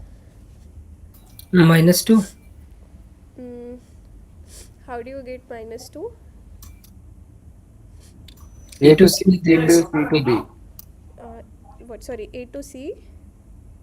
C to D. C C to to D? B, ma'am, B, ma'am. It's And it's 1. okay, so you are saying 1 because you can go A to C, C to D, and D to B. So you have 3 plus 1 minus 3, which is 1. Can you do better? Can you see a smaller?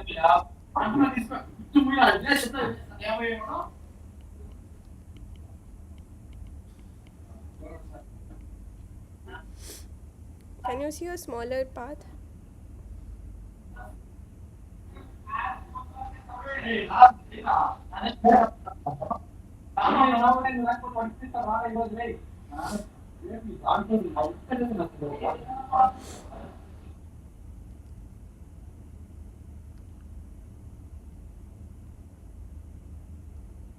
Okay, so how about I go from A to B, B to C? Ma'am, can you repeat the target vertex? Then A to B, B to C, C to D, D to B. Yeah, A to B, B to C, C to D, and D to B. So by paths, we don't mean simple paths in graph theoretic sense. It's okay to visit that vertex multiple times. That is fine by us. You can even visit it as many times as you want. Okay, so in that sense, so whenever we're talking about shortest paths here, we are yeah, I mean, we can repeat the vertex multiple times. So A to B, B to C, C to D, and D to B. So what is the cost? What is the cost of this? -5. Yeah, this is -5. So again, my question is, can you do better? A to C, C to B, ma'am, -2. A to C, C to B. C to B is not a Hmm. path. It's B to C. Oh, sorry. Yeah, no problem. Ma'am, we can travel simultaneously B to C, C to D, D to B, then again B to C, C to D.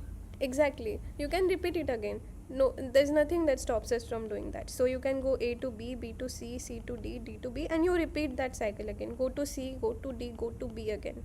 Then what is the cost you will get? You will get -5 plus 1 minus 3. What is this? This is -12. Okay, and you can do it again, you can do it one more time, and you can keep on doing this. So what is the minimum distance, minimum cost that you can get? -infinity. -infinity. So you can get it arbitrarily small. Okay, so the point is, okay, why are we doing this, right? So okay, so two things to note. One is the I mean, you all might have used Google Maps at some point, and and of course you use it because you want to go from one place to another the shortest way possible, the shortest distance or time possible, which is not necessarily the same as distance, because sometimes you look for traffics and congestions, and then there are lots of other factors that you that are there. It's more complicated than that, but in the implementation of the algorithm, they do use Dijkstra's algorithm to find the shortest path. Now, by there could be different definitions of paths. It could be minimizing time or whatever, but the algorithm that is used at heart is Dijkstra's algorithm.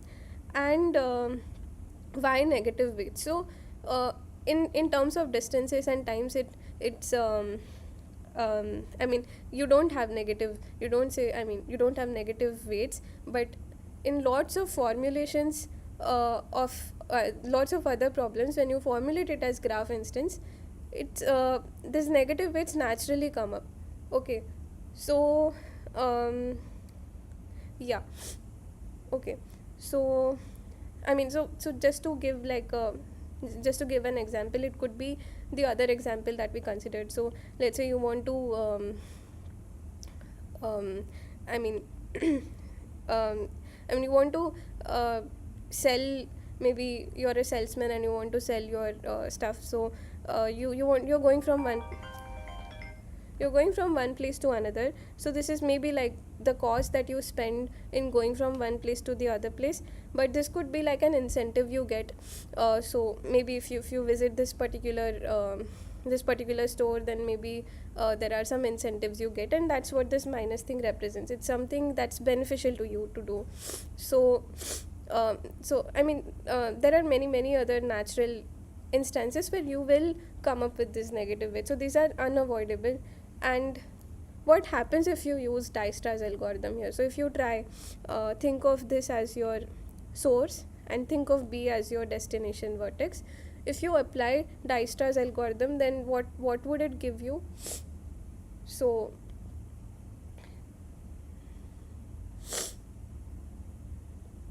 or maybe let's do that. So you have A, B, C, D at this point, and initially none of them are reachable, but then you are going to start your exploration from A. So how do we update the values? A to B is 2 and A to A C to B is 2. 2, 3, 3. infinity. 3. Then what do we visit next according to the algorithm? B2. B. Exactly, we choose to explore from B because it is smaller. I mean, the distance 2 is smaller than 3, so we start our exploration from here. And then once you do that, you're going to update this to -3, and this is still infinity. In the next step, you will visit you will visit D, and then you will change this to -3 -2. Okay, and you will terminate, because according to the algorithm, we visited A, we visited B, then we visited C, then we visited D, and then we will terminate, and your answer will be that shortest distance from A to B is 2, which is not correct, which is what we saw here. So why did this happen? Do you see why Dijkstra's algorithm failed here? So the moral of this example is that you cannot use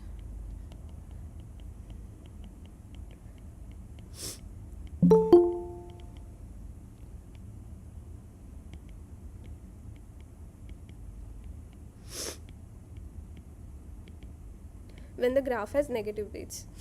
Okay, so so do you see where exactly did the algorithm fail? Why did this happen?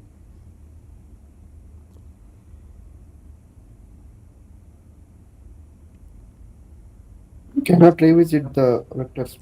Exactly. So the problem is that once you have visited it, you cannot update the uh, update the distance to that vertex, and you already thought that B uh, was your next vertex to start your exploration from, and you then cannot ever come back to B and change the distance. But why is it okay when there are positive weights?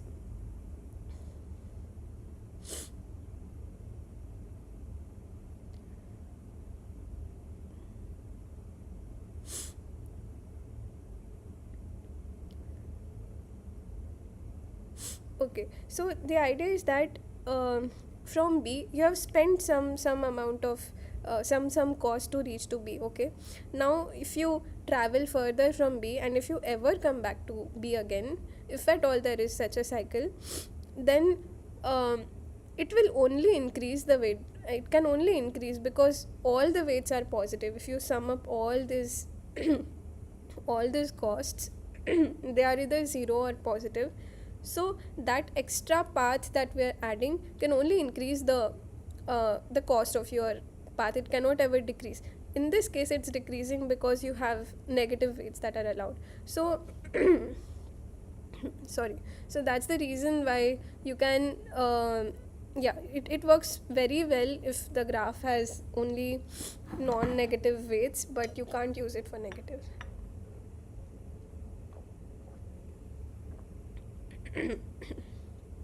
Okay, so is this point clear? Are there any questions?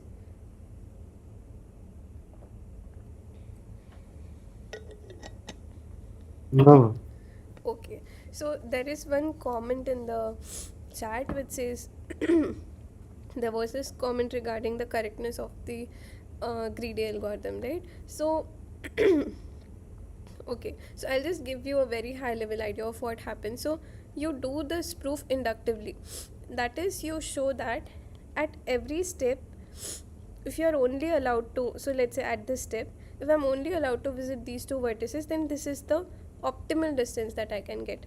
At the next step, if I'm only allowed to visit these three vertices, then these are the optimal distances I can get. So finally my statement is, what would that be at the end when I visited all the vertices? It would be, if I'm allowed to visit all these vertices, then these are the optimal, these are the minimum weights, minimum cost that you will get, which is what I want to prove. So this is an inductive statement. You show that if it is true for this step, then it is true for the next step, and so on. If at all, if you are familiar with induction, you think of this as your base case, which is trivially true, and then you show it inductively that if it is optimal for step I, then it is optimal for step I plus 1, and hence you conclude that it is actually a correct answer. We will do one proof. So this is how you can prove for Dijkstra's. There are other greedy algorithms also that we will see, where you don't need induction. You can just do proof by contradiction or something like that. Okay, so we will see one such proof. We'll do, maybe for MST we will do one, but that is just to give you idea. And if you want to check it out, then Corman and Kleinberg Tardos, these are the two textbooks that have maybe Katie's, yeah. Okay, so there's a chapter on greedy algorithms where you will find this shortest path example, and they're formally proved why this is correct. You can also maybe see online if you're interested to check out. Okay, so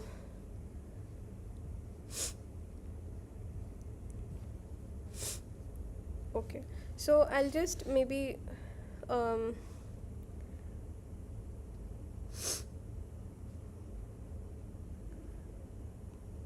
okay, maybe in interest of time, maybe I'll do the spanning tree examples first, but let me just say something shortly. So this is this example that we saw of Dijkstra's algorithm. What it does is, I'll tell you a source, and it will tell you, let's say A is the source, it will tell you its optimal distances to all the other vertices. So from S, if I want to reach any other vertices, this is telling me the minimum, the shortest path. Okay, but if I want to find out, let's say, from all sorts of, I want to find from A to B what is the shortest path, from A to C and all the way up to A to F, that is something you can do. Then I want to find B to A, B to C, and so on all the way B to F, and I want to find for all pairs. So if there are n vertices, there are n into n minus 1 by too many pairs, and I'm interested in finding all of them. Then what will you do? Like, what is, I mean, let's say you only know Dijkstra's algorithm, then what is the most natural thing to do?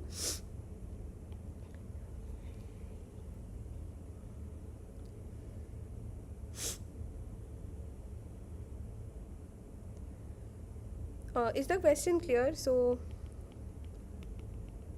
No, ma'am. yes.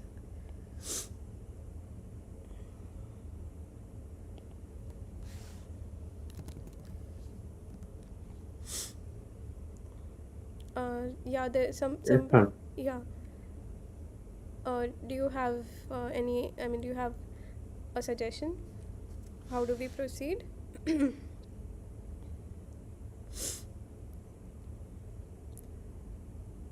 Okay, so let's say I want to find A to B, A to C, and all the way up to A to F. Then what I'll do is I'll run my Dijkstra's algorithm, run Dijkstra with A as your um, A as your source node. If I want to find from B to all the other vertices, then I'll run the algorithm again, but this time I'll make B as my start vertex. And same thing, you keep on doing this. And finally for F, you make F as your source.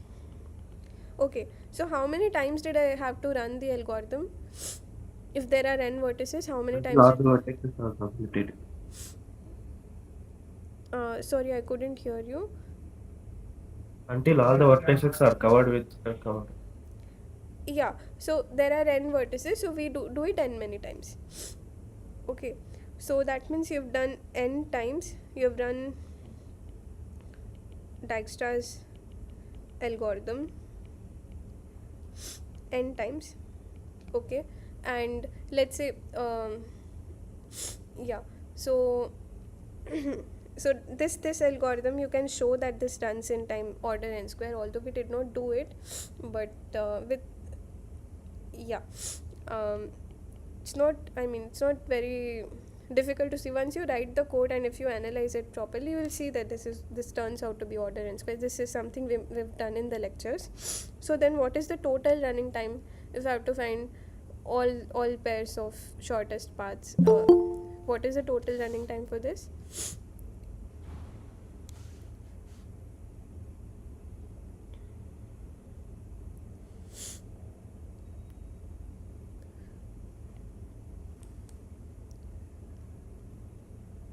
So okay, so for every vertex we are running it once. It took order n square time here, took order n square time here, and so on for each of the columns. So there are n many times you run it. Each time it takes order n square. Order of n cube. Exactly, so it takes order n cube time.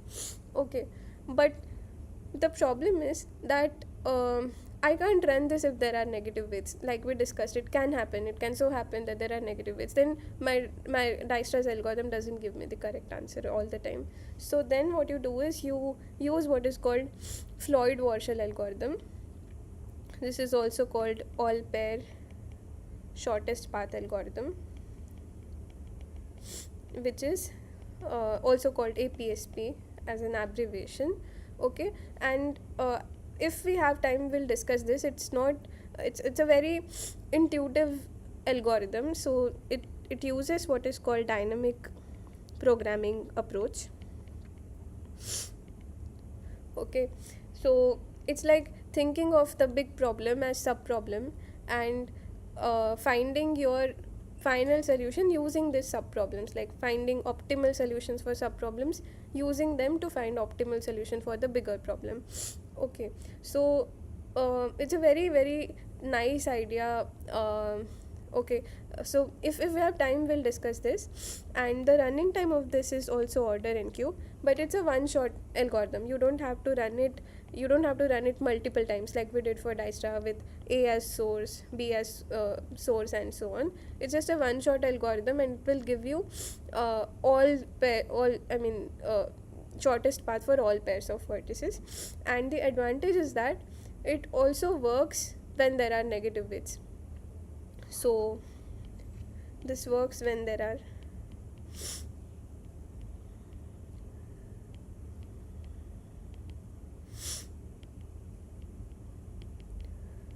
Okay, so if there is time we will come back to this, and the next question is also related to that, so we'll do it after we're done with this. So now we'll move on to the second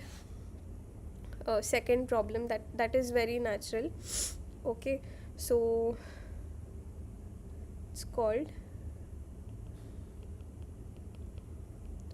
minimum spanning tree problem. Okay, so so what is a tree? We had discussed this last time, so okay, just give me a moment. I'll plug in the charger.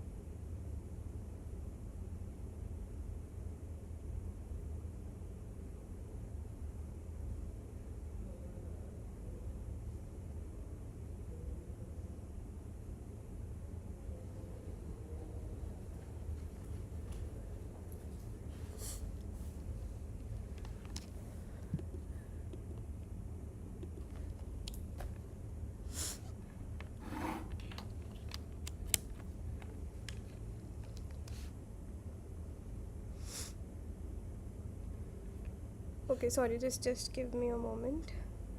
I think I'll have to share the screen again.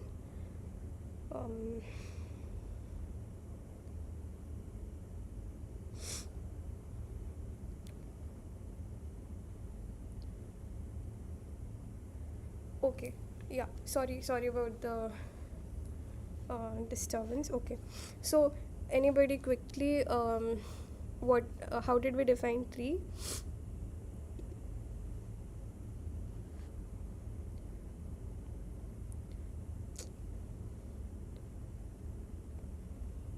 Yeah, how did we define the tree? Okay, so tree was basically acyclic connected graph. And what do we mean by that? If you just see this picture, you'll probably recall.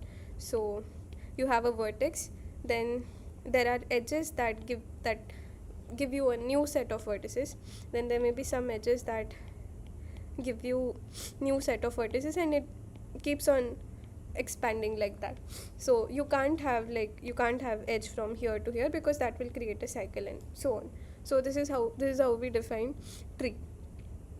And now yeah, so I mean, this was the case when you don't have any weights, like we discussed. Now the whole theme of this week is when you have weights associated with it. Okay, so let me just draw a simple diagram. So okay, I'll call this A, B, C, D, E. Okay, do you see a tree inside this subgraph? So if I delete some edges, I'm allowed to do that. Then can I get a tree? Can I obtain a tree from this graph? If yes, then can you tell me what edges are to be deleted, or maybe just tell me the edges in the tree?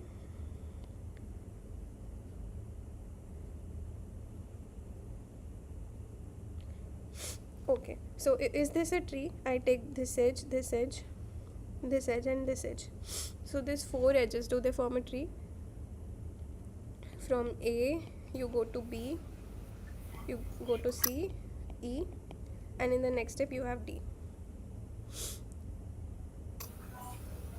This is a tree, right? Because Yes. I can't add any more edges to it. If I add any more edge, let's say I add B to E, then I create a cycle which is AB, BE, AC, which is not what I want. Okay, do you see? This is just one tree that is sitting there. There are many others. Can you see some other tree?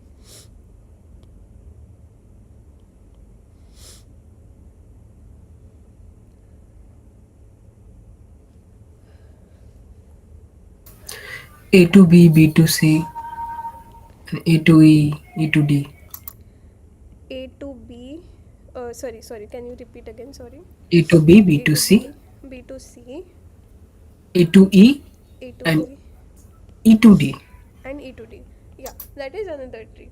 And you can always ask how many trees are there in this particular graph, or in general, if I give you any graph, then what is the maximum number of trees and all. Okay, I mean, all these are some nice combinatorial questions that you can ask. We'll not get into it, but the point we want to make is, now let's say there are weights to these edges, and okay, so let me just randomly write something. So this is 9, 6, 4, 3, 2, this is 1, and let's say this is 7. Okay, then now there are weights to the edges. Then what is the cost of this tree? What do I mean by cost? You look at all the edges of this tree and add their weights. So this is 2, this is 1, this is 9, this is 6. Okay, so what is the weight of this tree? I'll call this T1. What is the weight of T1?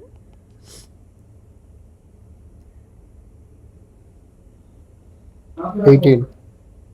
8. Oh, sorry, 18. 18. Yeah, this is 18, ma'am. 18. Good. And what about this one? So here you have 2, 9, 3, 6. 20. This is 20. So weight of T2 is 20. So which is smaller? Clearly T1 is smaller. So yeah. So now like some of you have tried to count the number of the possible trees that are that I mean all possible trees that are there. So the natural question that we want to ask is, what is the minimum such tree? I mean, what is a tree whose cost of edges, if you add, you get the minimum number as possible. So this is similar to the shortest path question, where you were interested in finding the shortest path among all paths. Here you want to find minimum cost tree among all possible trees that are there in the graph.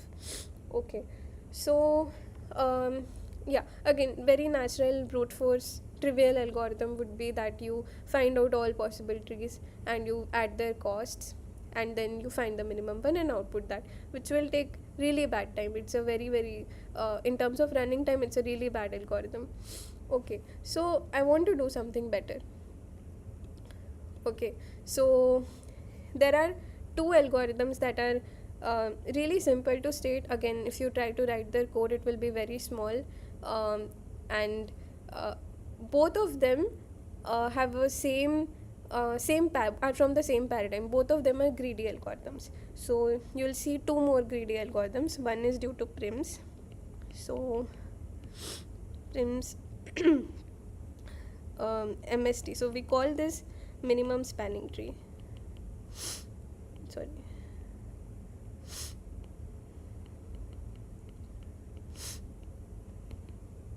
Okay, or it is also called MST.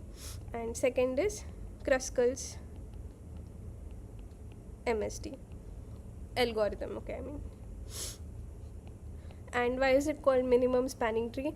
Tree is definitely because you are looking for a tree. It's spanning, meaning you have to have all the vertices in it. You can't say that, okay, this is my tree A, B. See, this is also a tree in the graph, but this is not what we want. I want all the vertices to be there. I want D to be there, I want E to be there. So hence I'm forced to add some edges. Okay, so spanning means all vertices should be there, and minimum meaning you want to find the minimum cost. If you add the edge widths, then you want it to be minimum. So this is what you mean by the minimum spanning tree. And so both of these are greedy strategies, but both are different, and if there is time we will see proof of correctness for this. Okay, so again, like, best way to maybe describe the algorithm would be that we run it on an example. Okay, so we'll run it on this example and see what do the algorithms do. Okay, so we'll just state the idea. So we'll first see Kruskal's algorithm, and Yeah, so what you do is you look at all the edges that are there. You can even imagine that you have sorted them already, okay, and sorted them in ascending order of edges. So if you sort them, what is the minimum weight edge that is there in the graph? 1. 1. So what I'll do is I'll be very greedy, okay. I'll say that this edge has to be in my tree. So CF, this is already there in my tree, and now I want all the other I want to include all the other vertices. Now what you do is think of this edge as if it's not there in the graph. Just think that it is deleted. Now in the remaining edges, which is the smallest weight edge that you can see, A to A. A to B, yeah, AB. A to B or A to E. Yeah, you have choices. So for now, let's say you will randomly, arbitrarily take anything. Okay, so let's say I take AB.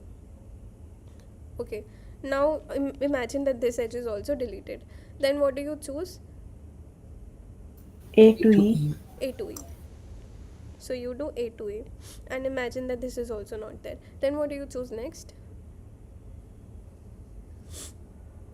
A to C. A to C. So you add this edge and delete this. What is the next edge that you see which has minimum weight? A to F, but it creates a cycle. Exactly. So um, the next edge that you see, which has minimum weight, is E to F. But I can't add this because the moment I add this, I would have created this cycle, which is not what I want, because I want a tree, not a cycle. So then just forget this B to edge. D, ma'am. Uh, Sorry, what did you say? B to D. B to D. Yeah, that is correct. So we'll just cross off this edge also, because having this will also create this cycle. And again, the next smallest is 5, but again this will create a cycle, so we will discard this off. And like Karthik said, the next smallest is 7, so I'll add 7, and it does not create a cycle. I'll add 7. What do I do next? D to G. A to G. D to G. Good. So then we go D to G. This is 7, this is 9, and yeah, we discarded this, we took this. Okay, so if you add all the all the weights, what you get? You get 24. Okay, so the minimum spanning tree, yeah, so the minimum spanning tree in this graph has a weight of 24, and once its spanning tree is this, there could be multiple spanning trees which have the same weight. So for example, in this particular example itself, what we did was, first we chose CF, this is 1. Then instead of AB, let's say I chose AB, then I chose AE. Then I had two choices, which was either to take AC or to take EF. So let's say I take EF this time. Okay, now I can't add this, I can't add this, I can't add this. Then I'm going to choose, I'm going to choose this again and this again. Now if you add the cost, what do you get? This is 9. 24 again. This is again 24, but both are different trees. Okay, so it's possible that there are multiple MSTs which have minimum weight. That is okay, you just have to output one of them.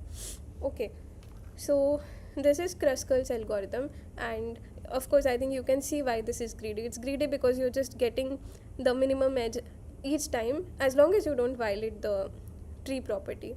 And again, we need to prove why this works. Okay, we don't just buy algorithms like that. Okay, and if there's time, we'll get there. But the second, let me just quickly demonstrate the second algorithm. Okay, so it's called Prim's algorithm.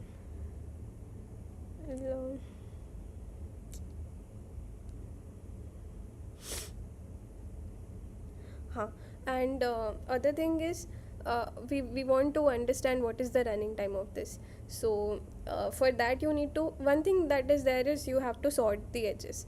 because every time you're going to take the next minimum edge. So how much time will sorting take?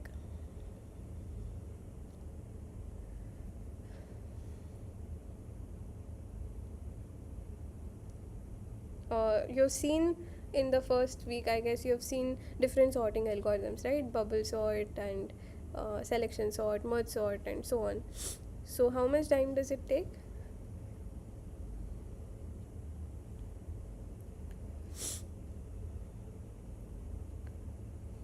Okay, so in general, if I give you n, an array of size n, and I want to sort it, then sorting would take me order n log n time.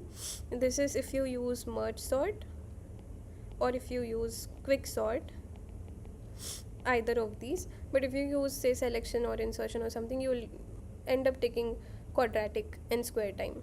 Okay, so yeah, anyway, so in this case, what is n for us? What are we sorting? We are sorting edges. Okay, so there are size of e many edges. So how much time this will take? This will take order size of e times log size of e. So this is only due to sorting. Okay, sorting itself take this much time. Additionally, you will end up spending more time in checking whether it creates a cycle or not, and so on. So that will add up to the running time of this algorithm. But you have to choose data structures cleverly, so that you can, if you choose a good data structure for this algorithm, you can do better. You can do like yeah, we'll see that. So next week material is about this union find data structures and I think pointers and so on. So yeah, so in the next week we will see how do you implement this. So if you just do with arrays, you'll end up spending a lot of time. So there are clever ways of doing this. So we'll see implementation in the next tutorial, which is on Friday. Okay, so right now we'll not discuss the implementation part, we'll only see the algorithm. Okay, and now let's see the Prim's algorithm.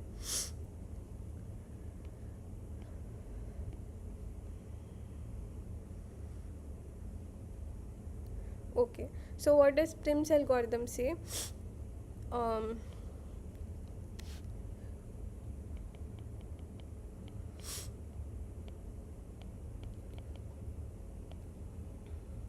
Okay, so what does it say? It's slightly different strategy.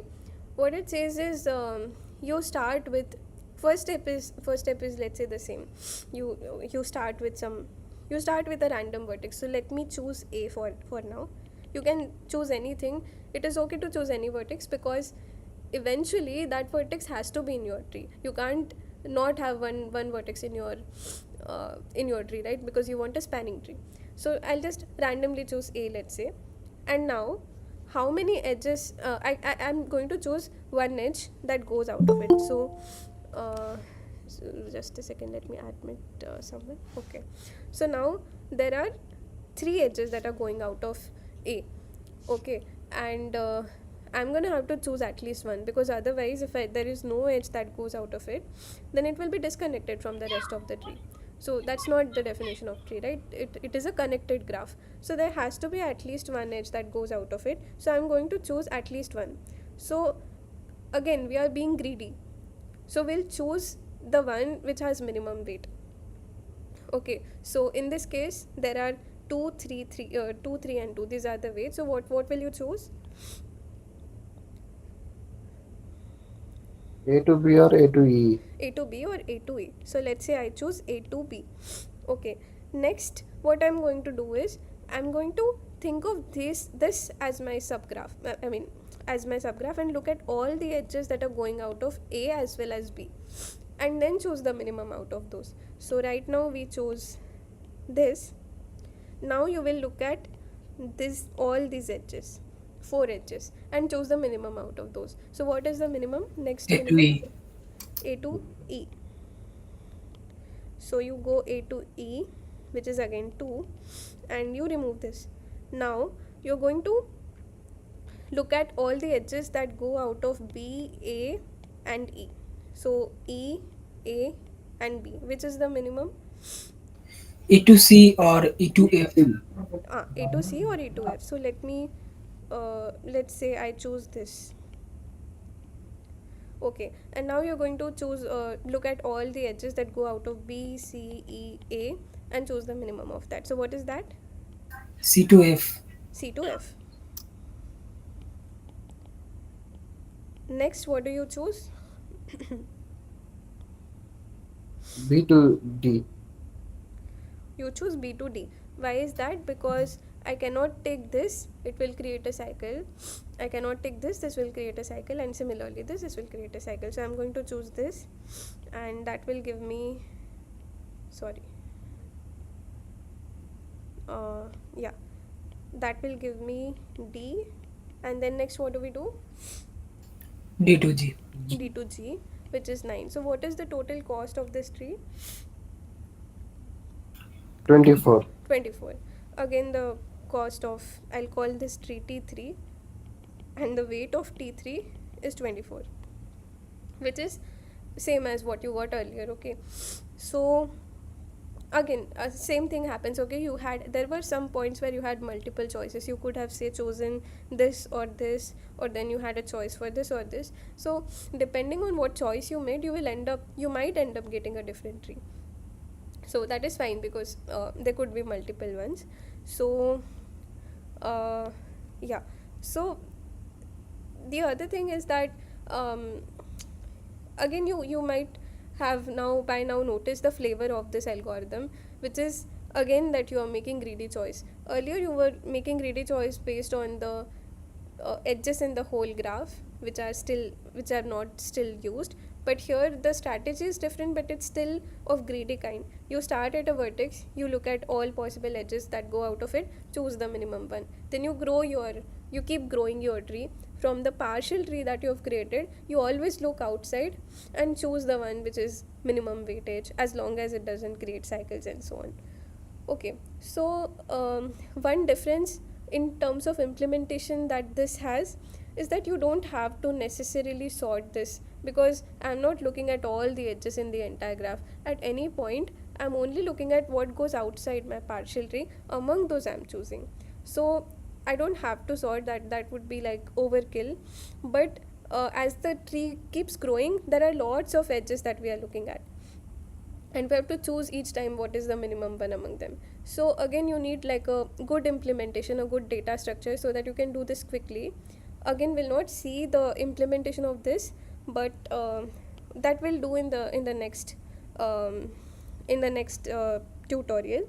So yeah, so the point of this was just to tell you the working of the two algorithms. Okay, so are there any questions about the two algorithms, any of the two? No. Or okay, good. So then let's try this question. Okay, so What is the time complexity of these algorithms? yeah, so that depends on what data structure you are using. I think so for Kruskal it's something like order E log E, because the sorting takes a lot of time. So for Kruskal, I think it's it's E times V. I don't exactly remember, but yeah, but both of them have different complexities. So we'll discuss this next time when we actually see the data structure that we're using. Okay. Okay. Okay. So yeah, so look at this question. What the statement says that G is some connected undirected graph, and you have edge costs C of E associated with every edge, and assume that they are all distinct, so you don't have two edges with the same weight. And let's say E star is the one which is cheapest in that. Is it necessary that every minimum spanning tree must contain that edge? So for example, in our case, we had this edge which was, in this case we don't have distinct, but assume that all of them are distinct, and then this is the cheapest edge. So look at this spanning tree MST we constructed. It has this edge CF, this also has the edge CF, and this also has the edge CF. So the question is it necessary that this minimum weight edge must always be there in any minimum spanning tree, or is it possible that there is some counter example you can come up with?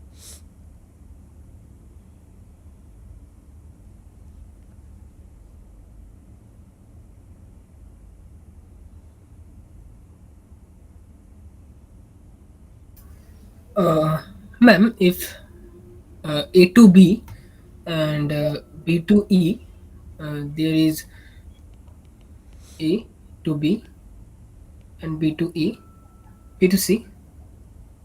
Uh, the weight of A to B is 2 and B to C is 3. And A to E is 9 and E to D is 1. So we can connect C to D instead of E to D. So you are saying not this but this. Yeah, ma'am. And the Okay. weight is like 1 or 2, 3. 1, 2. Okay. This is the graph that you are giving, right? Or Yes, is ma'am. it okay? So there is only one tree in this, which is the graph itself. I mean, the graph that you have given itself is a tree.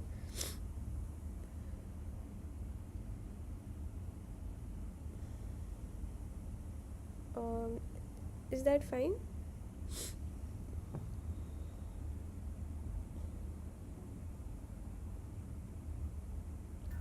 Ma'am, C to D is 1 and E to D is C to D is no sorry. Yeah. E to D is 1 and C to D is 2. Two you cannot have because this says distinct costs. You Oh, cannot have two edges with the same cost.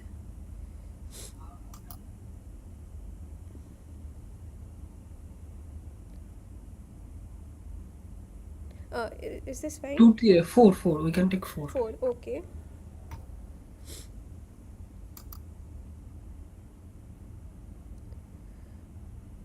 So if we create create a tree, then we no need to include the E to D edge. Um, no need to include the E to D edge. So you are saying this edge is not there in the graph? Or what? You are saying that this is the tree. Yeah, this is a This tree. is the tree. But then what is the cost of this tree? 9 plus 2 plus 3 plus 4, that is 13 plus, that is 18, right? So if you go E You A, can remove the A to E also, no? you can remove the E to A. B to A. So then you are saying this is the tree. Uh, is that what you're saying? You're saying this is the minimum spanning tree. No, ma'am. E to A, ma'am. E E to to, A 9. okay, this you E remove. to E. Then you have this tree, but then that satisfies your claim, right? It says that the minimum cost edge, which is ED in this case, is there in the MST.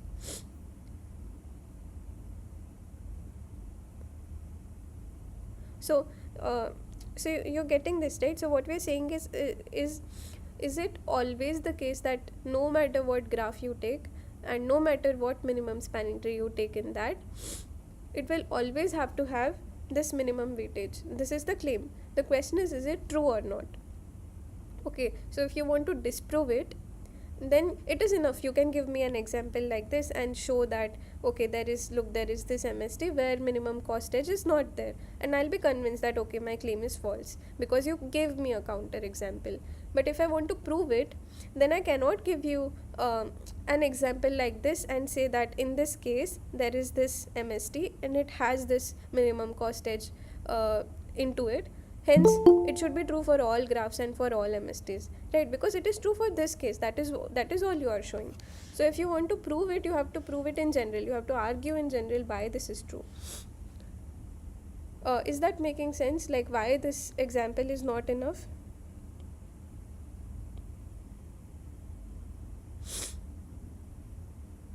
Are there any doubts? Then please let me know.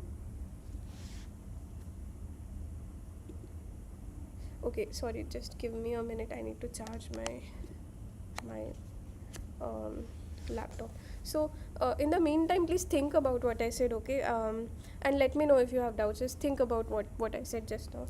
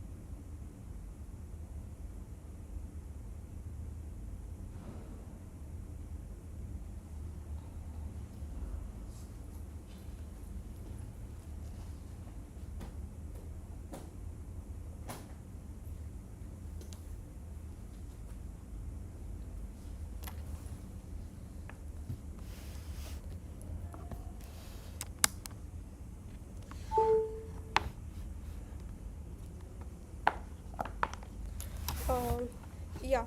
Uh, okay, so is are there any questions about what we said just now? Uh,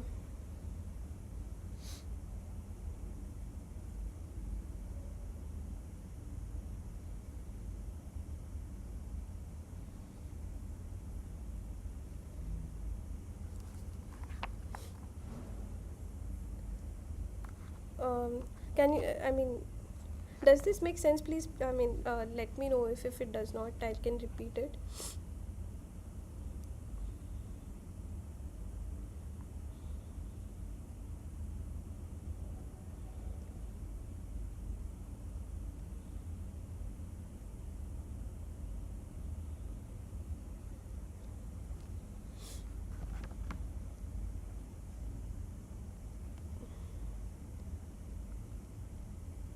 Okay, so maybe I'll explain the answer and then you let me know if it does not make sense. Okay, so the answer for this claim is yes, it is always true that for all graphs, for all MSTs of the graph, the, let's say, the minimum cost edge is E star, then E star has to be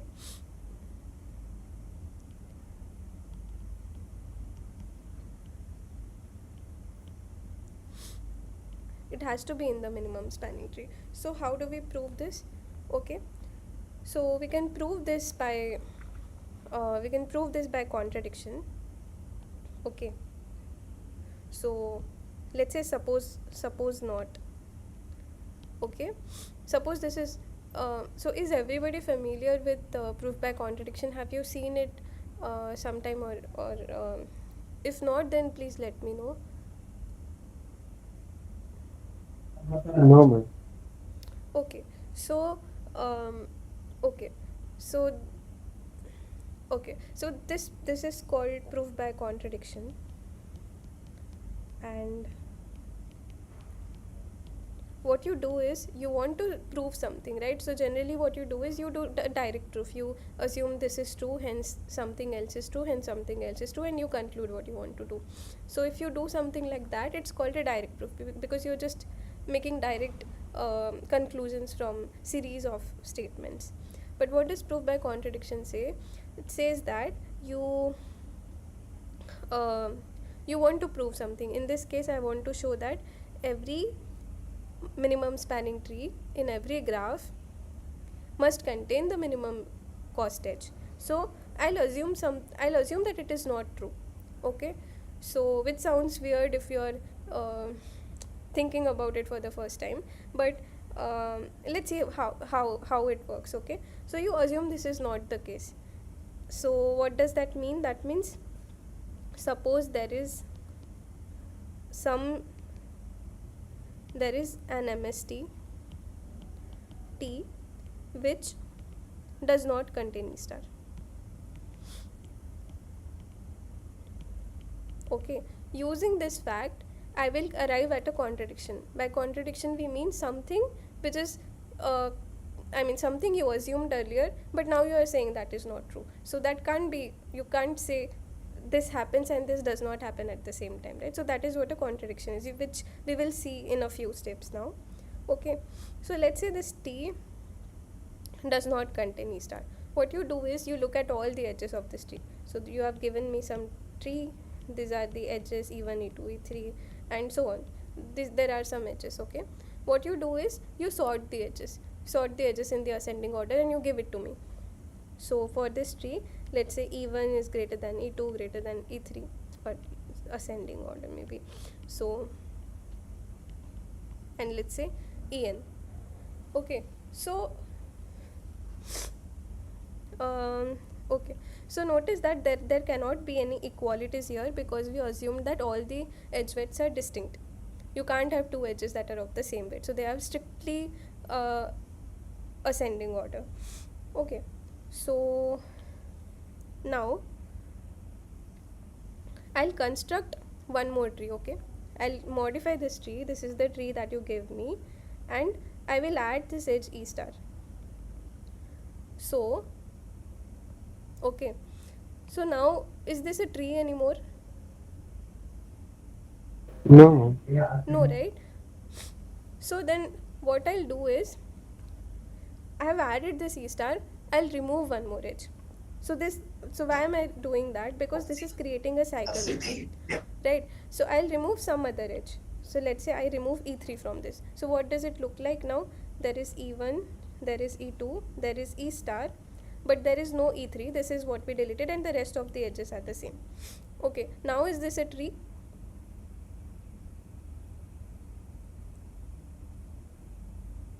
Yes, ma'am.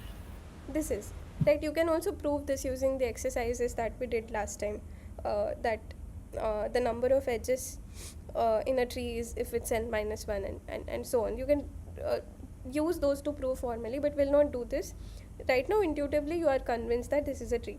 Now the question is, I'll call this T prime. What is the cost of T prime?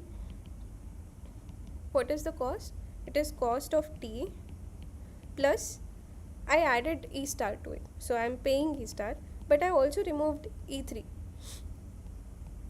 Okay, so is this greater than cost of T or is this smaller than cost of T? Or what can you say about this?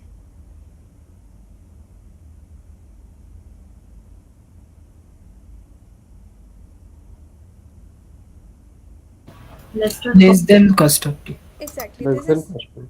less than cost of T. Yeah. So that means T prime should be an MST, right? T cannot be an MST because for it to be an MST, it has to have minimum weight.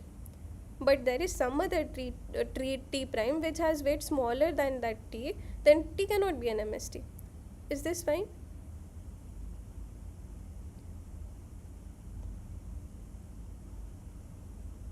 Yes, ma'am. Right. So that means T is not an MST. But you started with this assumption that T is an MST. Okay, so this is the contradiction. So this is what I was saying that time. You assume that your statement is not true. This is what we did.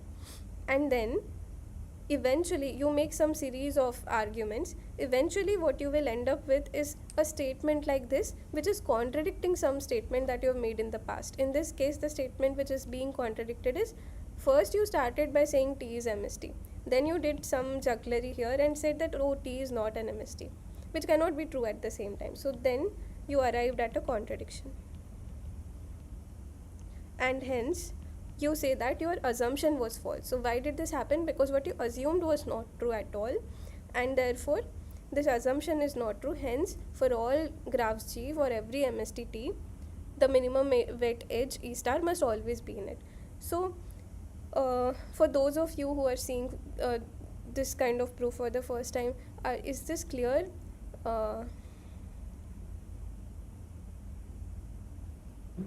Yes, ma'am.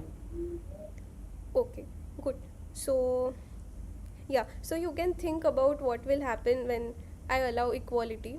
In this case, we assume distinct edge costs. Let's say I allow you to have equal edges. Does the same statement hold? You can think about it. uh, Try this out. Okay, I have maybe we can do one more question quickly. Okay, so the I'll read out the question. Okay, so you have been given a graph G, all of whose weights are positive and they are distinct, like we said earlier. Okay, and T is some minimum spanning tree of this instance. Now what I'll do is, so let's say this was my G, where you had like 1 7 8 9 5 2 3, something like this. Okay, so what I'm going to do is I'm going to change this G prime by squaring all the edge widths. So this becomes 1, this becomes 81, this becomes 64, 49, 4, 9, 25. Okay, so basically you just look at an edge width, square it, and write that as your new edge width. Now let's say there is some minimum spanning tree here. So yeah, can you quickly tell me a minimum spanning tree in the graph G?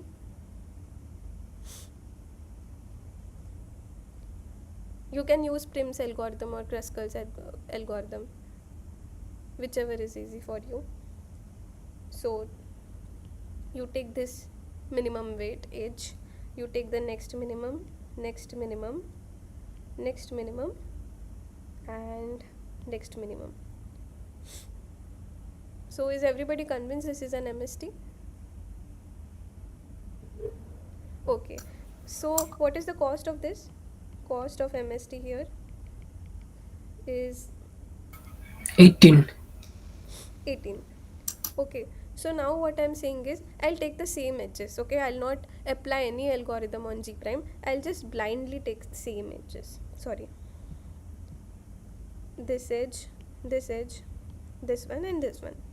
Now the question is this tree, of course it's a tree because we have not changed the structure of the graph, it's a spanning tree. Question is it minimum spanning tree in this graph now that the edges are squared? Yes, ma'am. Yes. So why is that?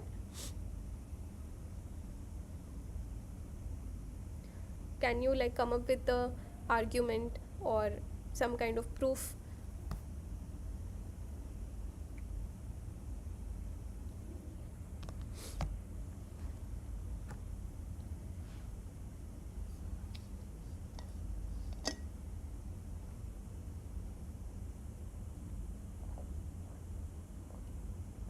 If you have some starting thoughts also, partial thoughts also, feel free to share. Okay, it need not be correct all the time.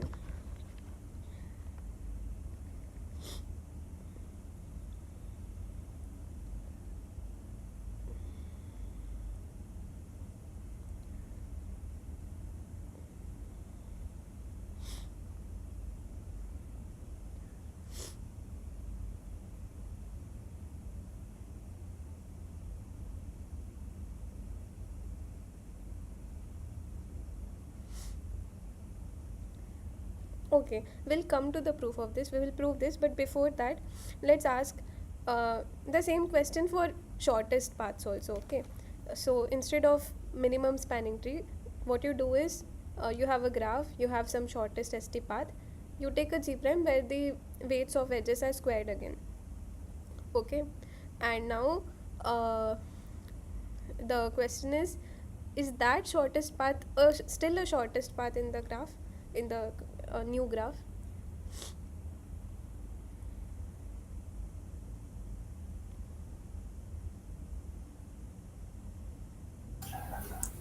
Yes, ma'am. Yes, ma'am. Okay, why do you think so?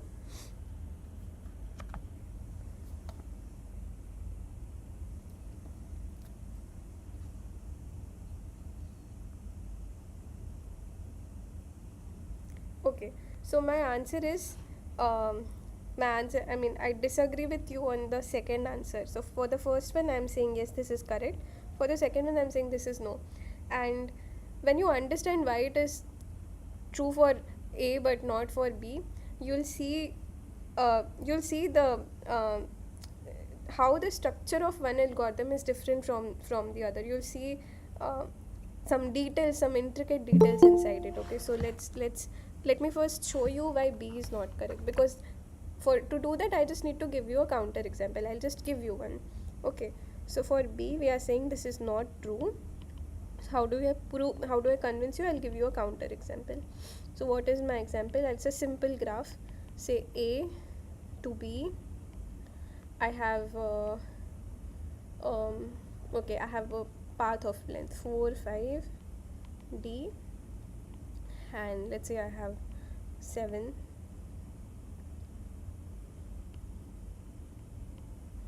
Okay,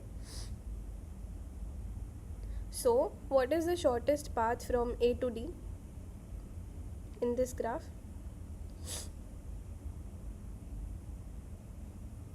A to C and C to D. A to C and C to D. What is the cost of that? 8. 8. Now you square this. So this becomes 25, this becomes 16, this becomes 49, this becomes 1. Now what is the shortest path? A to B, B to D. A to B, B to D, right? So now, do you see that this contradicts the statement, right? At least that much does everybody agree, that the same ST path is no longer a minimum cost path. Does everybody agree with this? Yes, ma'am. Yes, ma'am. Okay. Okay, so now what we need to do is we need to prove that it is true for A. Okay, because if I don't prove this, then somebody may come up with a counter example and say that, oh, your claim is not true. So for A we will give a proof, for B we already have a counter example. Then you'll see why why does this happen. Like, it's very non-intuitive, you won't expect this, but you'll see why this happens. Okay, so um, okay, so what I'll do is I'll simply apply my your favorite MST algorithm. So let's say I apply the Prim's algorithm. Um, let's say I apply the Kruskal's algorithm. What it does is it takes the minimum age and picks it into your tree, assumes it is not there, then takes the minimum age among the remaining ones, takes it into your tree, and keeps on doing it until there is no cycle. Okay, so then what happens is here, let's say, you look at any two edges. Okay, so here let's say I look at this and this. So 1 is less than 7. Okay, it respects, when I square this, it's going to respect that ordering. So if 1 is less than 7, then 1 is also going to be less than 49, because you know that if you know this fact that A is less than B implies A square is less than B square. This is something you know, right? So if I sort these edges, okay, that means A, B, C, D, E, F, let's say I write them in sorted order. That is AB first, then CD, then what ED, DE, then EF, BC, BF, and AF. Okay, then without even running a sorting algorithm on this, you can see that the ordering of these edges is going to remain the same, because of this fact that if A is less than B, the square is also going to respect that. So this is also going to be the same ordering. Okay, so now what happens is, now I'll run my Kruskal's algorithm, and whenever it chose AB, it is going to choose the same edge here, and then it's going to choose the next minimum, and so on. So everything is the same, only the weights have changed. And whenever it so happened that some edge here created a cycle, that same edge is going to create a cycle, and you're going to discard it for the same reason. So yeah, so for that reason, when you run the Prim's algorithm, it's the Kruskal's or Prim's algorithms is going to follow the exact same set of steps. So do you buy this proof? Does everybody agree with this?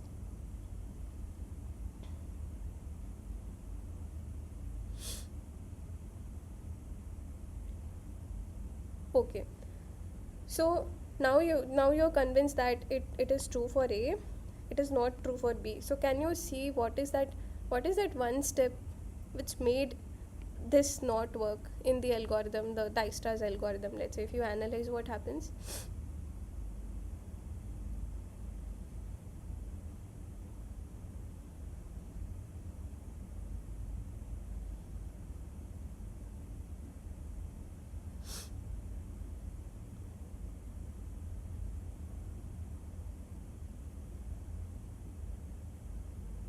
Okay, so I'll just try to give you one explanation. Let's see if that makes sense for you. Otherwise, you can think about it on your own. But yeah, I'll just try to convince you why this happens. So one thing here is that the algorithm follows the exact same steps. But when you do this for the Dijkstra's algorithm, what happens is you let's say you start your exploration and you went from A to B, you went from A to C.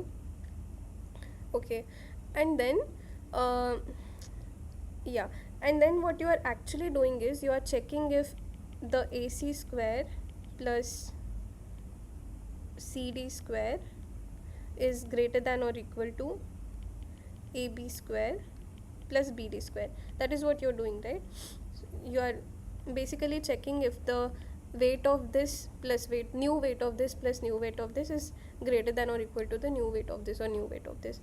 But AB plus CD greater than uh, sorry, AC plus CD greater than AB plus BD does not imply that if you take individual squares and sum them up, then it will preserve the order. So in this case, it so happened that you didn't add anything, right? Prims and Kruskal, they don't add and check any cumulative distances. It just picks, either you pick or you leave. You don't do this kind of calculation, you don't do this kind of changes and try to find smaller and smaller at every point.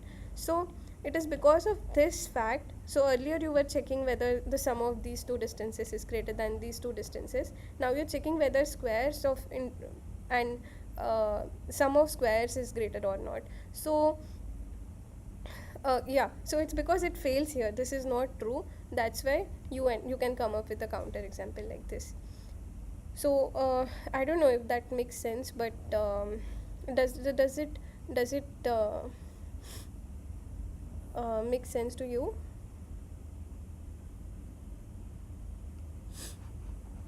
Hmm. Yes, ma'am. Okay, so um, yeah, so I think I'll conclude the tutorial for today with this, but there are few more questions that we could not try today, so uh, try to solve it. If you have any questions, then you can ask in the next tutorial, or you can even mail me or something. So yeah, so I hope this, I mean, what we discussed today was helpful. If there are any doubts, you can ask me right now, I mean, regarding whatever we discussed today. Yeah, and next we will meet on the upcoming Friday, same time, 6 p.m. to 8 p.m. So I'll stay back for a couple of minutes if you have any doubts. And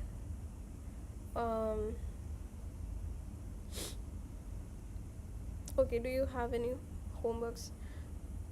Okay, I'll try to add more questions to this. If you want more, then when I upload this PDF in the drive, I'll try to add more of them. You can attempt this, but a good source for finding questions to solve is Kleinberg Tardosh. So the book has a good number of solved as well as unsolved examples. Sure. So yeah, do refer to the book. Okay, so some of these examples are in fact taken from the book. So yeah, if you want more, you can always try there. If I have more questions, I'll add it to the PDF before before publishing. Okay, so yeah, how was the difficulty of this tutorial? Did the questions moderate, easy, or any feedback?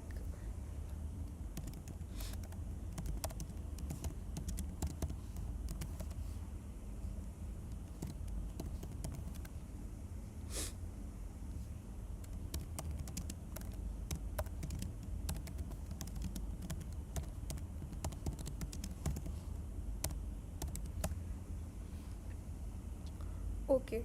So yeah. So thank you all for attending. I'll stop the recording. I'll upload this on the same playlist on YouTube. You can watch it if you have. I mean, if you want to go back to any of the discussion points. Okay. So thank you all. Thank you, ma'am. Thank you.